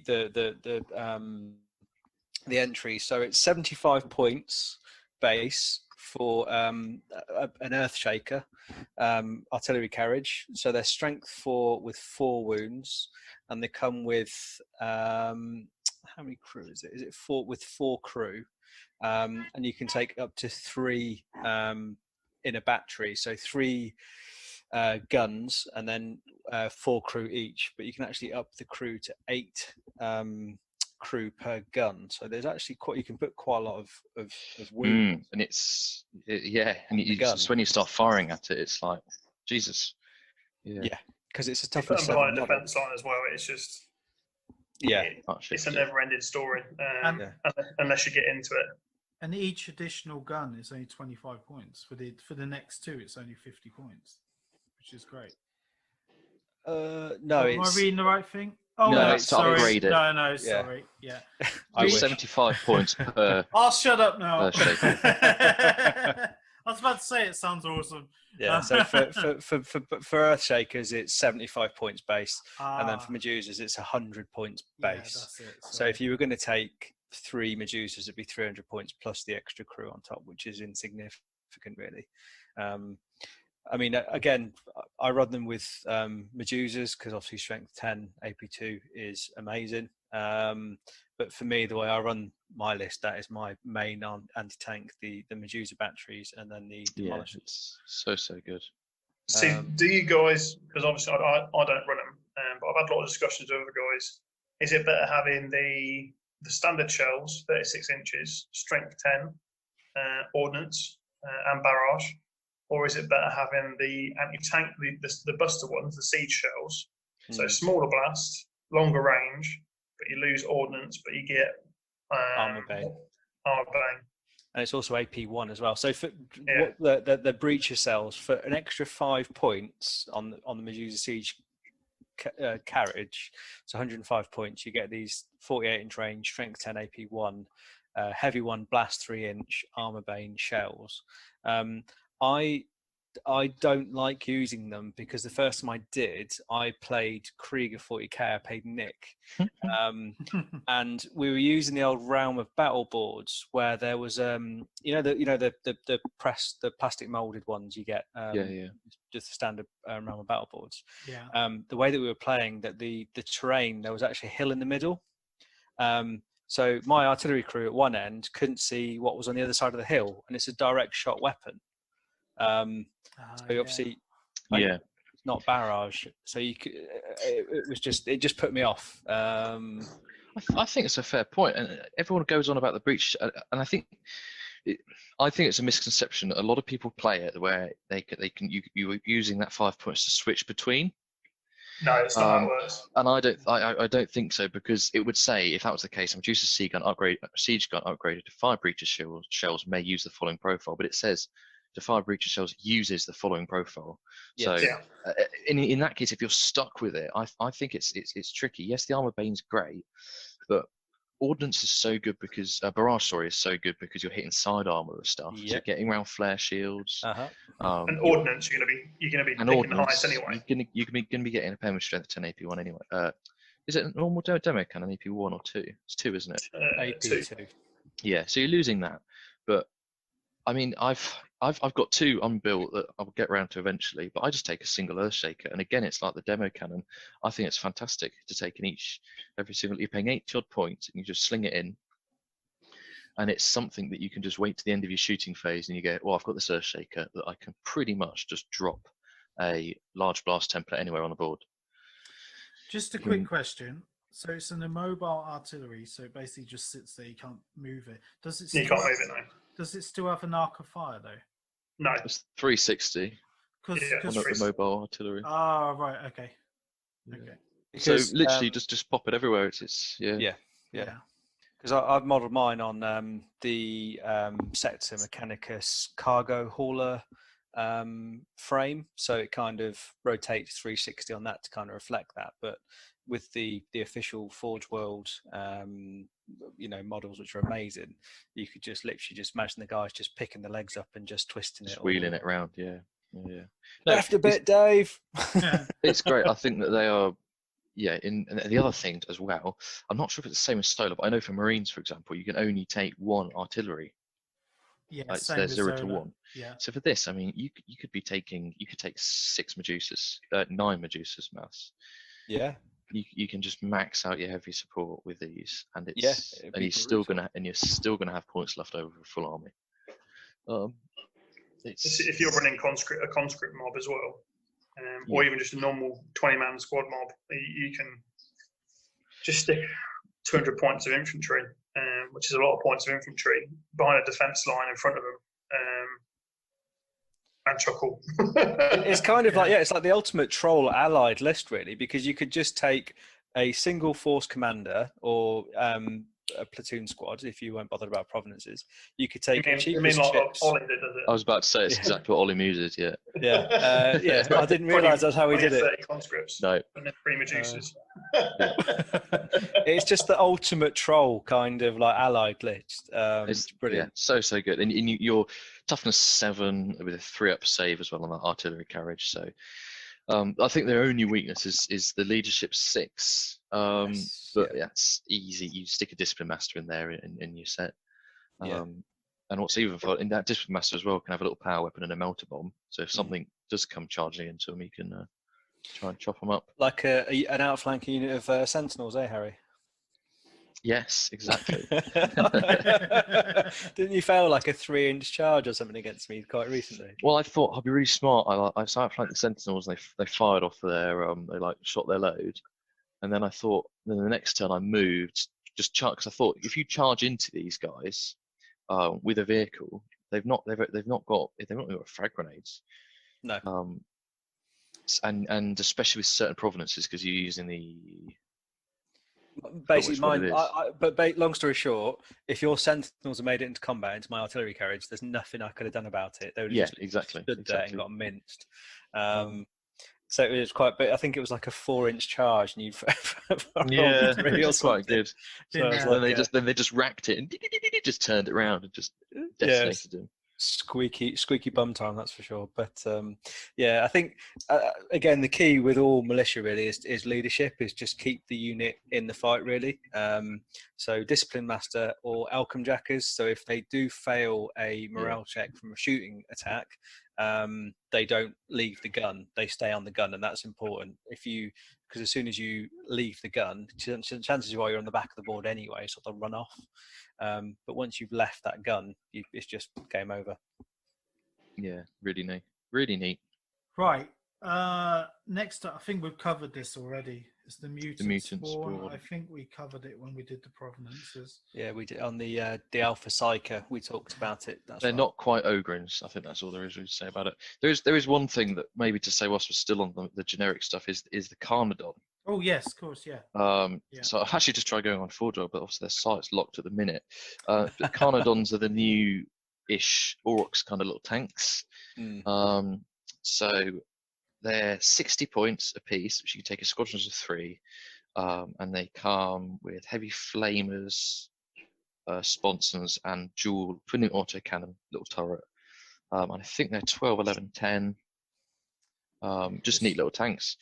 And you can swap the sponsons for autocannons. Now, they can't get all the las cannons and multi-lasers and Volkart like the Solar does. You've either got autocannons all round, heavy bolters all round, or heavy flamers, sponsons. And that's about it. But I don't know. What do you guys think? They're expensive. Yeah. Model-wise. Oh, sorry. Yeah. Oh, money-wise, yeah. Money-wise. Well, that's the thing, isn't it? Yeah. They cost more than a Lehman Ross. You do question, don't you? But I'd put multi-laser on them any day. Points-wise, they're so cheap. Yes. That's for solar, but for militia. Yeah.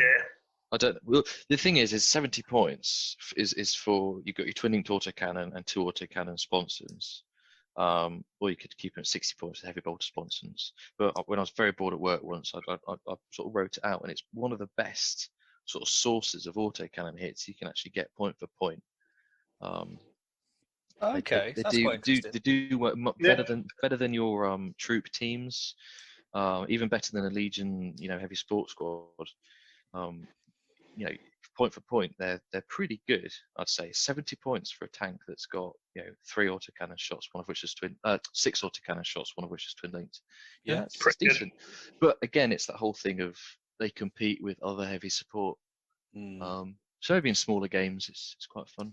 Yeah, because they're quite versatile. Because are they fast, or are they just am I making that? No, they're not. No. It would be great if they were. Yeah. Yeah, just zoom around the side and just pepper. But yeah, you're right. There's so many. I mean, it might even been. I don't know. Would they suit a fast attack choice? I don't know. I think they would have been fun in elites or something. So if you want to take that armored list, you've got other options. Yeah. Yeah. Or Jamie would say troops, but fuck yeah. I think when they initially launched them and put the rules out, I was disappointed they weren't a fast choice in the Solar Rocks. But once you actually sit down and, like you said, you work out point to damage ratio is just crazy, especially in the Ox Army, but obviously even in the militia, really good. It's crazy good. It would have been cool to see him in elites, I think, because then for solar, because you had elite tanks in elites, fast attack and heavy. Then that'd have been beautiful. Yeah. But yeah, pretty cool. I think if the models weren't so elusive, we'd see more of them. Yeah, one point per pound. yeah. It's not as bad as the Aurochs. Yeah, that is the big issue though. If you got deep pockets, then you're fine. But your average collector, when you're balancing this, when you're balancing these next to potential other stuff, you just want to spread it out the cost a bit. So, and it's just they're a bit pricey. It's worth noting it's got that annoying thing, the same thing we said about the Aurochs, where they can't take a dozer blade. Yeah. That's not such a problem in a Solar Ox Army, though, is it? No, well, that's the thing. So they're obviously written with that rule, which is the I forgot what it's called now, but Exploratory adaptation. Yeah. That's the one. So it gives them that, and then for Militia, they thought, right, we'll take that out, drop the points, but then didn't put that, those bird option back in, which is a shame. Because if you've got a squadron of 3 of them, that does become a problem if you try and move them about. Yeah, it's quite a lot of DACA, really, isn't it? So it's like, is it 60 points base, and then or you 10 for the sponsons? Yeah, 10 for the sponsons. So it's 210 points. Wow, for And 12 to be fair, autocannons. We're saying about them not being fast, but if you forego your first turn of shooting, blast it 12 inches, and take some snapshots, that's still pretty good. They're not heavy at all. They're not heavy, so you can go the full 18, couldn't you? You can just blast away, and then you've got up the board. And they're already on someone's flank already. Then and a lot of people that play armor have got to sit there and think about either dealing with them or turning their flank or something like that. It's an annoying little force that's got to make people go, oh, bugger, and think about it. I'd love to get some, run 2 squadrons of 2 Carnodons and then have a lot more troops in Aurochses. I mean, I think that'd be a fantastic, really cool list for smaller games as well. Because you bring an armored list to these smaller games. That'd be amazing. Yeah, because I remember I went to this was the event. It was an event at Borden Brom, and it was Centurion, but kind of like scout rules. So it was an armor value of was it 30? So your front armor plus your side armor plus your rear couldn't be more than 33. Okay, yes. Oh, of course. So rhino. So Rhinos, you could take rhinos and bits and pieces. And I thought, if I didn't get my act together, but I thought I could take Carnodons here. Yeah. And that was when you could just run this full like armored assault list. Like, whoa. That would be epic. That does actually sound really cool. Actually, I quite like the sound of that. It means that in a 1500 point game, you can come up with I've got my little squadrons of tanks, maybe like 1 or 2 Lehman Russes, troops and Aurochses, and it's not OP because they're 12, 11, 10 tanks, aren't they? So yeah, I think at some point, I think at some point I'm definitely going to buy 3. It's just getting other stuff out of the way, like a Thunderhawk. Anyway. I think that's it. That's all the heavy supports, isn't it? That's all the heavies. Yeah, so moving into Lord of Wars. There's only 2 listed here, but obviously you got the Panoply thing, so it unlocks everything else. Should we go through these 2 and then do you want to talk about your favourite from the Panoply or what's available in the Panoply? Well, we can go over the big one, which is the Baneblade, and we'll just sort of cover all the variants, really. Because you can get actually, start chatting about the Baneblade, and I'll get the Panoply open. Because it's a select number, isn't it? Select types we can get. There's some you can't get in the Panoply of War, and there's some you can. But to be fair, the Baneblade's pretty strong choice for any militia player. Needs a guard then. Same thing. Yeah. So you can take a Baneblade, which is listed here. So obviously, if you bought this book as well, you've got the solar, aspects in it, and the way the Panoply of War works is that you pick from when you're taking these variants out, you're effectively using these listings because they're the most up to date. So you've got all these rules in the book anyway, which is your Baneblade, your Banehammer, your Stormlord, your Shadow Sword, and your Storm Sword. So yeah, just say that after a few drinks. and you can pop a knight in there if you want as well. So I guess the 3 which are kind of the content. You got the Baneblade, which is the typical one. I've seen the Storm Sword taken a few times, which is it's basically the Typhon, isn't it? Didn't you run it? That'd be Jamie? nasty. I've got a Storm Sword sitting in front of me right now. I've run it a couple of times. I've magnetized the Shadow Sword, and then the Shadow Sword's the other one you see. It's got a big D template on it. It's the only source of D you've got in here. Yeah. I run Shadow Swords, and they do in big games. It does what it says on the tin. It's got one job, and it does it. It's simple as that. If you're running a big game, big points, you're going to go against something else that's something big. So a Typhon or something that's fucking horrible and crude. It's something to give. It can threaten a glaive and all sorts. I mean, you just get that 6, and it's great. Popping knights as well. It's quite fun. The interesting one that's a bit more dynamic rather than just, you're paying for this 500 point it plus and it sits there and it does stuff. That's basically what they do. Is the Stormlord. I think that's the only one that's slightly different. Yeah. I think it's not seen enough. No, I think they're excellent, and I think that's a tank I want to talk Which one's about a bit that? later. Is that the transport one? That's the transport, so 40 models, and you've got the Vulcan Mega Bolter as well. It's a transport you can fucking charge out of as well. Yeah.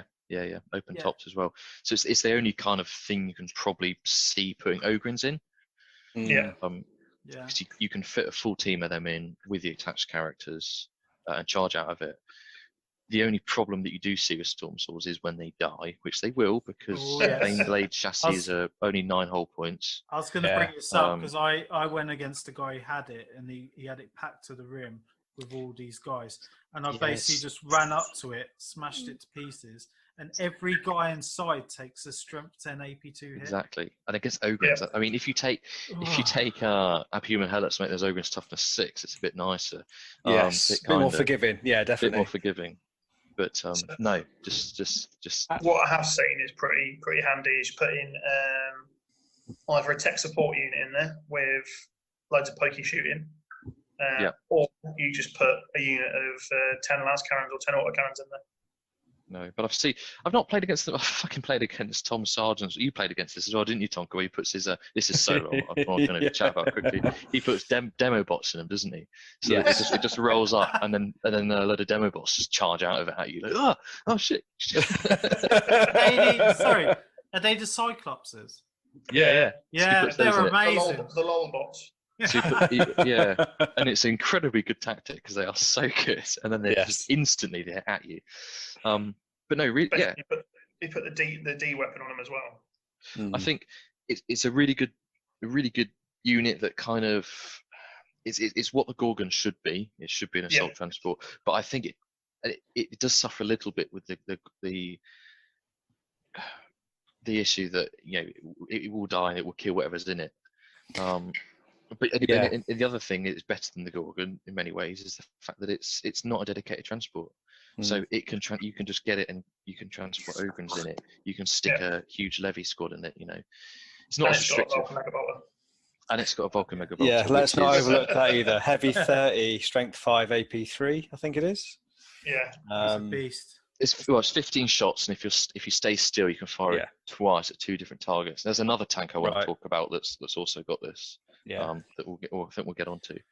Another note I think which is worth chatting about is that these Baneblade variants add a lot of synergy to your army, and that's for 25 points. They can upgrade to the super heavy command tank, which is every model and anyone in 25 inches can reroll failed leadership. Which is amazing. Wow, which is just when we talked about before, with these stubborns and thing, you got with stubborn galore in this book, and now you've got a reroll, and that's the dream, isn't it? You combine that with your command squad banners and things like that. It's exactly. Crazy good. Yeah, it's definitely worth it. Boys, you're giving me ideas. What are you doing? I'm not even kidding. I was building a platoon command squad earlier just for the banner, and now I'm thinking, I need a super heavy now. Can we just stop for a moment and talk about my favourite of the Baneblade variants? And no. It's the best one. The best one, and I've got one, and I love it. And every time I use it, it's just great fun. Is the Stormhammer. Stormhammer. I'm a little bit peeved that Militia get it, but Militia don't get it. Oh no, the Stormhammer. Yeah, they sorry. do. Yeah, we do. I thought you were talking about the what's the plasma one? Stormblade. Stormblade. That's the one the Militia can't get, and everyone's angry about that. That's pretty evil, though. the Stormhammer is. I love it. I love it. Go on then, take it away. It's my Lord of War choice for my Solar Ox. Well, if you want 7 las cannons on a tank, this is your baby. Now, obviously, I didn't even know that. Right, so, It's so basically, crazy. it comes. What it comes with. So it's 555 points standard. It's BS3. But that's just the beginning. It's BS3 in the beginning. Right.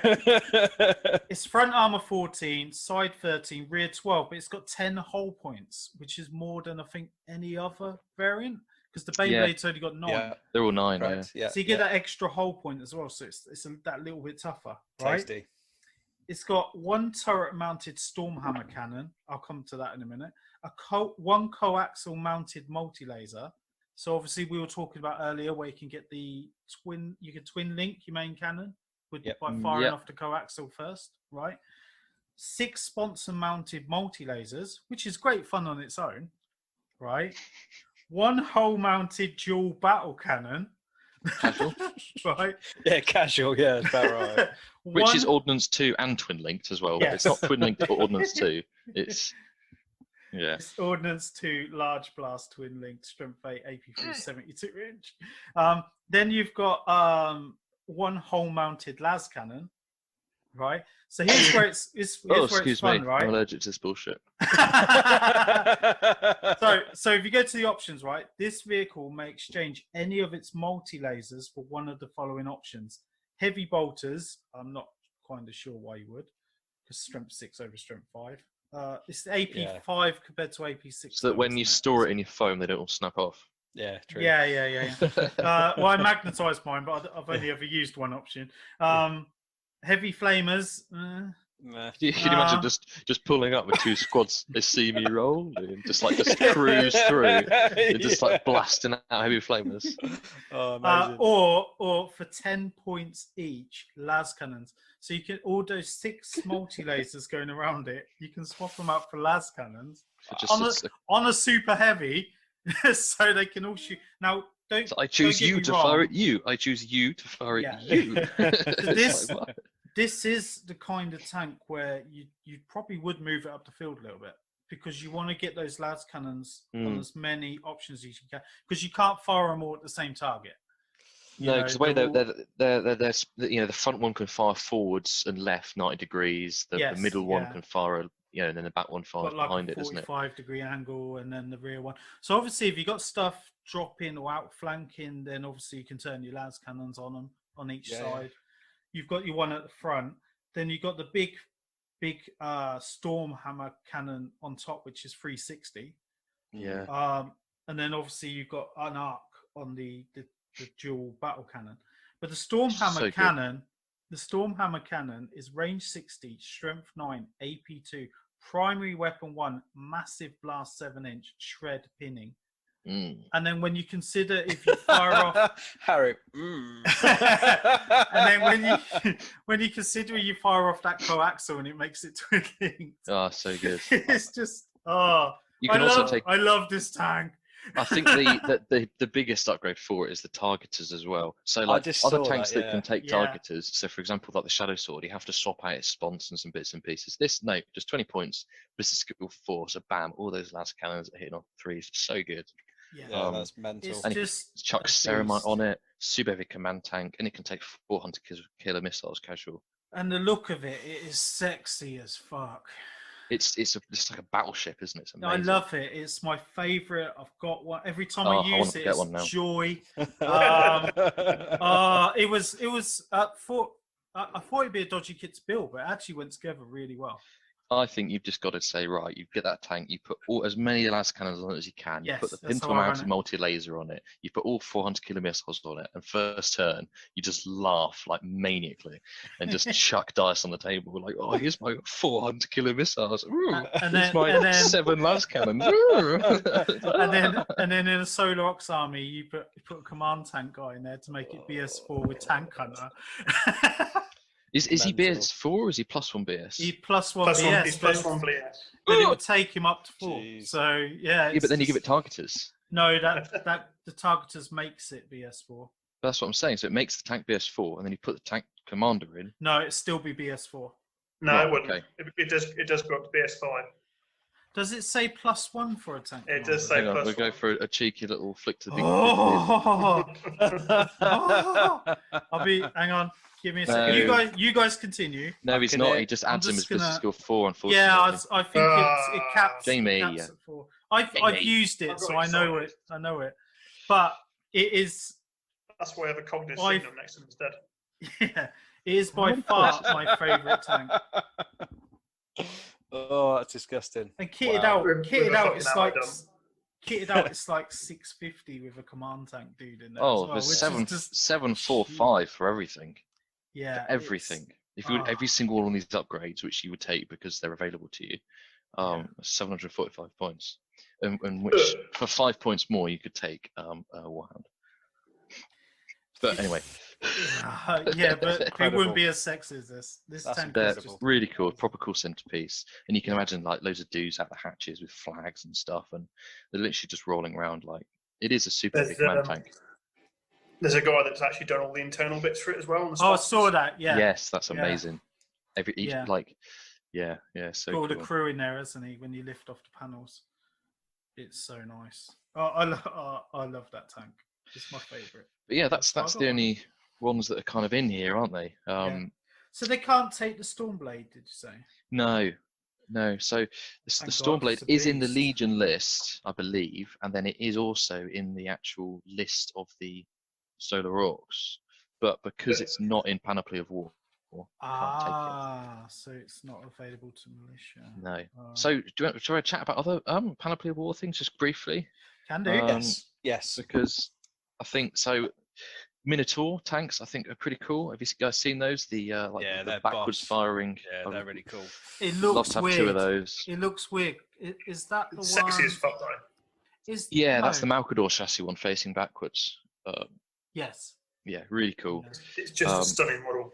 Yeah, so cool. And you could put 2 in a in a detachment, couldn't you? Whatever it's called. And you could just have that with your 9 Earth Shakers as well.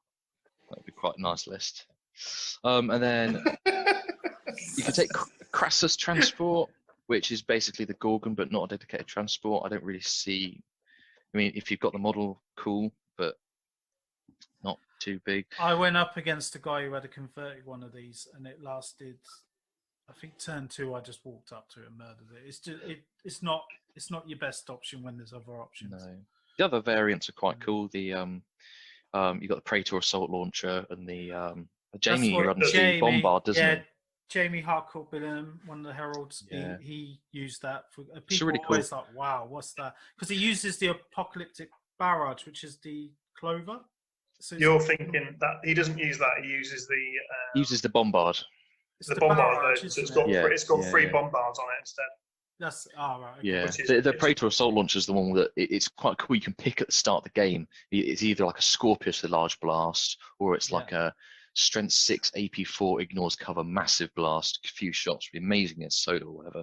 But pretty cool. Punch aircraft. I think the big one in this that sneaks in is Macarius tanks that you can have now, which I think is more of an option now that the Malkadors have been nerfed. And these have got a few options. There's the basics. So they're almost like a Malkador, 14, 13, 12, 6-hull points, mini super heavies. You're looking at 300 to 400 points. You can take like a dual battle cannon one, or dual vanquisher cannon one, which can kind of fire as a battle cannon or a twin-linked vanquisher. The best one in there for me is the Omega, that can fire a plasma blast gun, which is the thing, which is amazing for 355 points. Absolutely filth, but good luck getting one. They're very pretty. Oh, they're amazing. Nice. It's probably one of my favourite tanks actually. They just look cool. They just look so jewelry rigged, and do you know what I mean? You just tell that's like a servitor in a tank, isn't there? Like fluid in the back and things. It's amazing kit and amazing rules as well. It's a shame you just can't get hold of them, unfortunately. And then the one that I like and I've started running quite a bit is the Macarius Vulcan. Yeah. So this is you're paying 400 points, and you've got basically the same gun, the Vulcan Mega Bolter you've got in your Stormlord, and it's amazing bit of kit. And I think the special was saying earlier, the Vulcan Mega Bolters are really, really good. Daka, man. I think it's just again, it's one of those. It is a militia tank, or obviously a Death Corps of Krieg tank.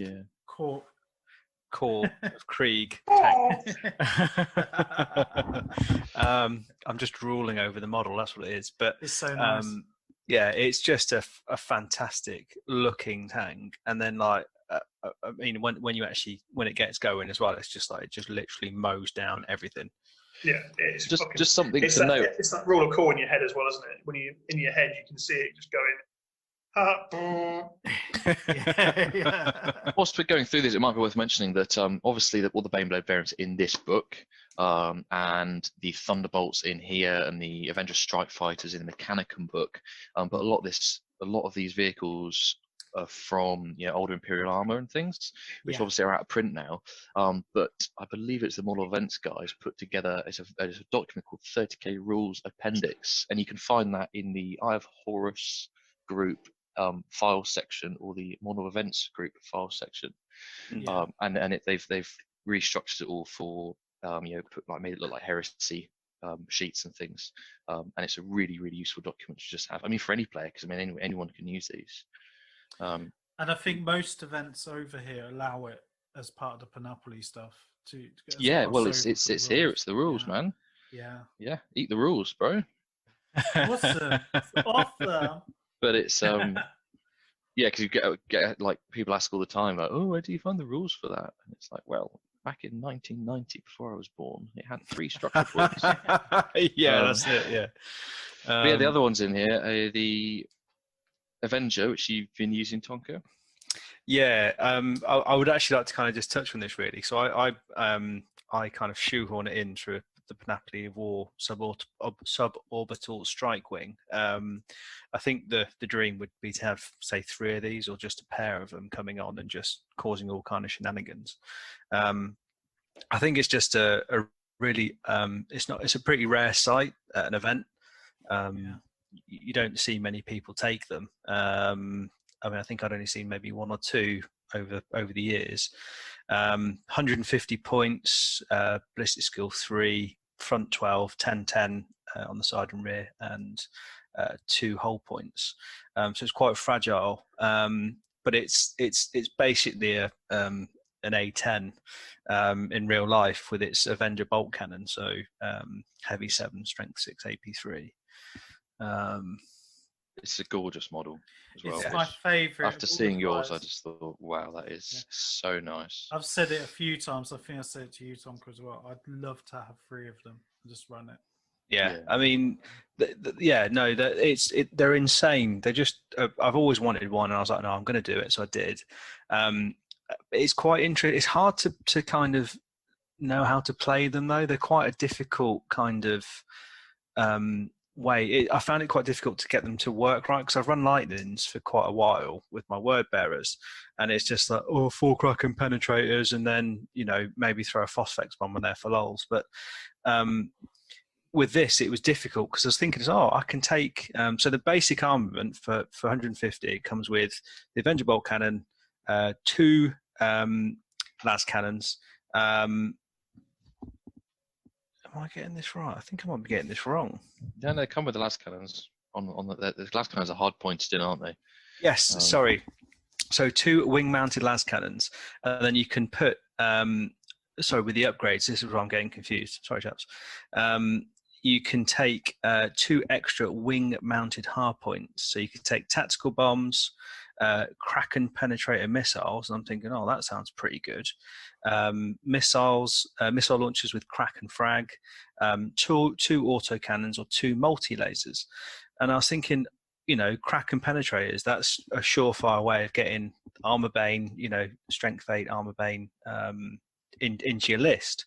But when you actually look at the rules, it's ballistic skill 3 with strafing runs. It's still only hitting ground targets on 3s.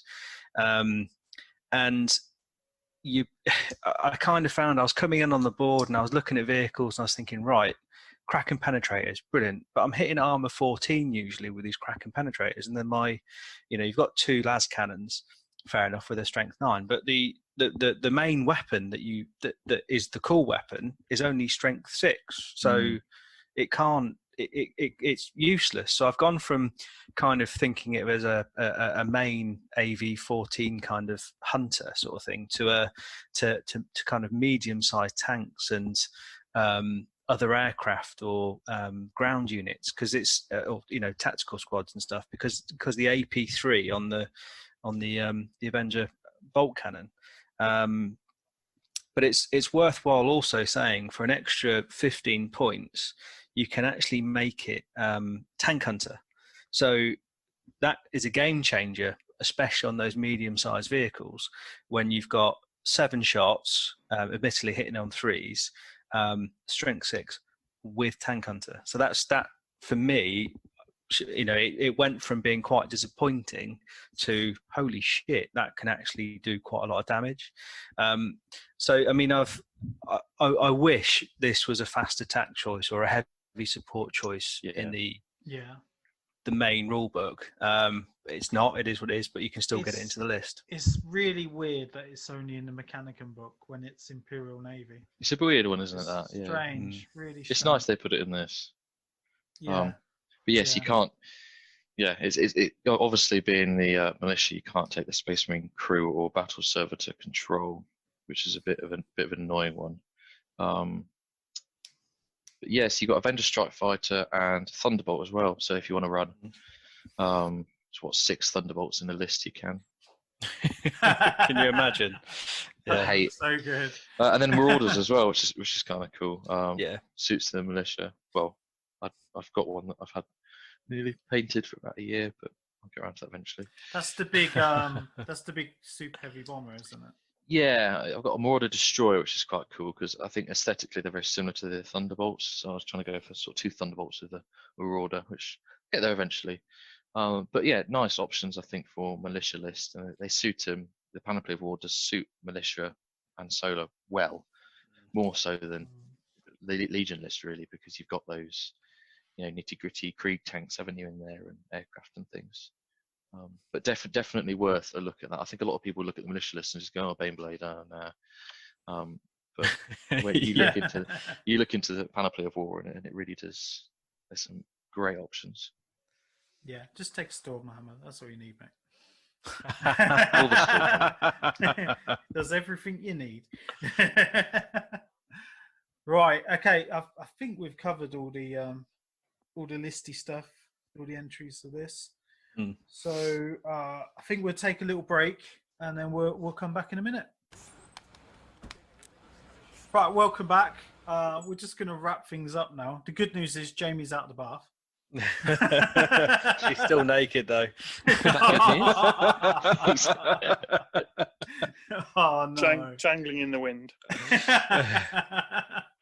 But yeah, we're just going to close this up. Guys, do you want to do any shout outs, Instagram, events, anything you've got hopefully coming up at some point? if we can do it. So Harry? Yeah, I guess the one to start with is, I don't know, it looks like it might happen, should happen in November, is myself and Callum are running a Horus Heresy event in Derby, Boards and Swords Hobbies, and it's a militia and solar orcs only event. I'm just trying to remember the details now. I don't know exactly. Can we just pause a sec? I've realised I should probably get the details of it up on my laptop. Sorry. So sorry. 1,500 points. I can't remember what it's about. I literally can't remember. I'm looking forward Jamie to it. knows. Come on, Jamie. I'm looking forward to it. I'm right. down to go. I can't remember the details. It's such good radio. We're still recording. There might be enough pizza this time. Do you want me to just go? Oh, Jesus. Yeah, I hope I get a slice as well. Oh, I only had 6 pieces. What are you on about? So, we're running an event up in Derby, the Fall of Damokan, and it is a 1,500 point Horus Heresy narrative event just for Solar Auxilia and Militia, which is quite interesting, I think. I'm hoping so. There's a few little special rules and bits and pieces on it. You basically get 1,500 points. I think there's a couple of restrictions in there, mainly for a certain tank in the solar list. Don't know why. And you have your force led by 1 legionary. So the idea is it's based around the Calf muster, so we're going back in time. And it's on the Damokan muster, which is this sort of secondary muster in the same system, which was mostly just irregulars and human troops and things. And you kind of have the the Ultramarines, the Word Bearers, obviously, and then also thought fun to throw Alpha Legion in there. So also mixing up that we're going to have 3 factions, so you can choose which of those 3 you wish to make your leader, your emissary. He's your Legion model, and he goes with your 1500 point force. He's got a few special rules as well, and he's bumped up. He's T5, Strength 5, all that kind of thing. So he's a bit more superhuman compared to the dudes. Yeah. So Hero, yes, Hero Space Marine. indeed. So yeah, fairly it's really, simple. It's really cool. Yeah. We did have it 26 players. I thought that would be tough to fill, but we have sold up just 26 players, and we've got 9 in reserves now. But I'm hoping, what with all this, health COVID issues, when that What, some of them might dissipates. die and some free spaces. Yeah, I think it should thin out the field a bit. But no, I'm hoping we can get access to more tables and things, because it's a much bigger venue. Kills the smelly ones. It's a much bigger venue. That we have had more people last event, so hopefully that should be able to go up and we'll make some spaces available. So head over to the Tabletop Banter Facebook page and check that out. And that's the Fall of Damacam, 21st of November on a Saturday. Jody gave me some parts for that to build an Ultramarine guy. Fantastic. And, the kit is amazing. It'll be interesting to see. I'm excited because everything we've talked about has been, most of it is about you're the militia player in an event with Legion Astartes, and certain weapons are good because they affect Legion Astartes well. AP4 is not such a big deal, but in this it's going to be really interesting to see. We're going to see different weapons and different combos and things come up. That's it's just a different meta completely. A lot of the more powerful stuff guys run isn't going to be It's going to be pointless. No. And where I run our human helots and my guys are dropped to initiative 2, it's not an issue against Legion Astartes, but in this it's going to be. I'm fully intending to play as well. So is Callum. So it should be quite a casual one. You're going to have those spare pieces as well. It's going to be, I'm hoping there should be enough pizza to go around at lunchtime. I don't think we'll do a paint comp at lunch again. It's going to be a bit more casual and just But yes, I think everyone in here's coming, aren't they? Yeah, I'm down. Yeah. I'm really looking forward to it. I really like the idea how you've kind of said that it's how you've the theme of it, and how it's basically whilst Calth is kicking off, all of a sudden all of these mustering Imperial Militia armies just go fuck, like what the fuck? Who's firing at me? Why are they firing at me? Yeah. Shit, yeah, fucking return fire. You, buddy. Fuck. There's going to be some interesting missions, and lots of if you fit your force around the characters. So I think those 3 legions is quite good. Your typical rank and file, goody 2-shoes, Imperial Army would suit the Ultramarines quite well. Your typical cult horde, obviously got your word bearers there, and then anything weird in between can fit the Alpha Legion. Works well. I'm looking forward to that. I mean, we don't know what's going to happen with everything with COVID and all that lot, but I'm thinking November. I'm glass half full kind of person. Yeah, so I'm not saying anything about it for now. I mean, I'd make 2 months before or so, I'll assess the situation. But the reason I'm announcing it now, but I mean, it's been on sale for a while, is, we want to give people, and there's a lot of people in there that, they're making armies for it as well, which is quite interesting. Yeah. And even from now, you've 1,500 points of militia isn't too much, really. No. Yeah. Unless you're doing what some people are doing and doing like 120 infantry. No, well, it is going to be on 4x4 tables. So really condensing that, the idea of chaos and things. But no, I'm looking forward to it. I'll shut up about it now. That's fine. Any shout outs for your Instagram or websites? You can follow myself and my adventures with the New Auroran Expeditionary Force at Tales from New Aurora. It's mostly just Star Wars, Legion, and Warhammer Fantasy at the minute, but I'll get back to the fight soon. That's it, I think. I don't think I can shout about anything else. Right, Tonka, what about you, buddy? In terms of Instagram, and if you'd like to follow me, it's Tonka_567. A really original themed name, obviously.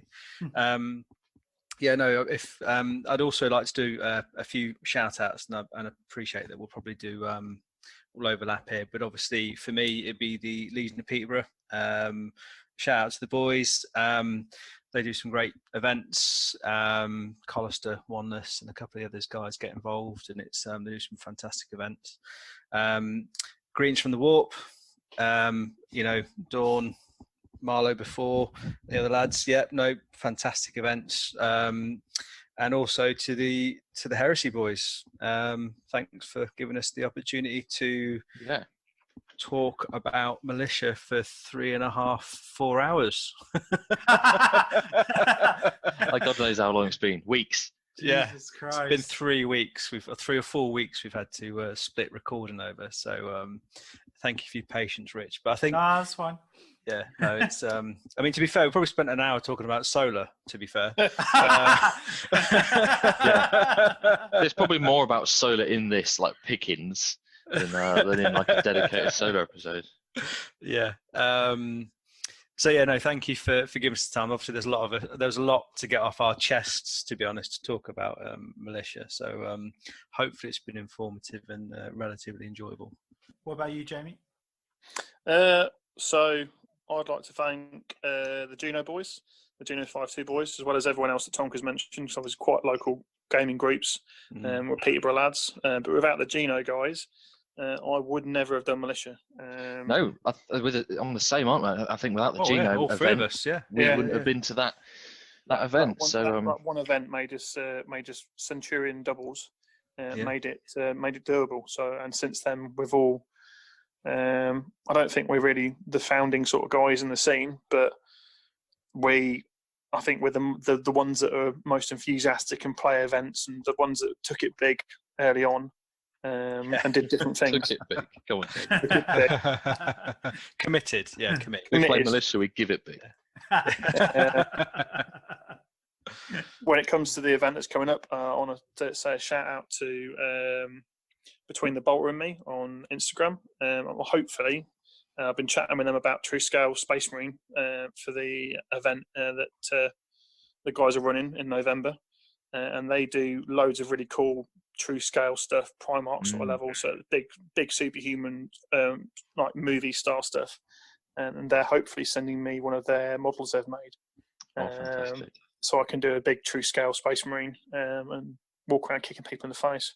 But it all depends on how the virus goes, because they've got to send it over from Sweden and a few other places. Big shout out to Peterborough again, like Tonka said. Again, without all that, being a local boy, nothing would happen. And the events they do have made me shed loads of stuff. But apart from that, yeah. I guess that's it, isn't it? It's the event scene in general. I can't really give enough thanks to, because without it, I know it's the same for you guys. Wouldn't really have done this force, or and there's so many good events out there. Yeah, it's a shame. I mean, obviously for everyone with everything that's happening with Corona, but it was so strong, the event scene.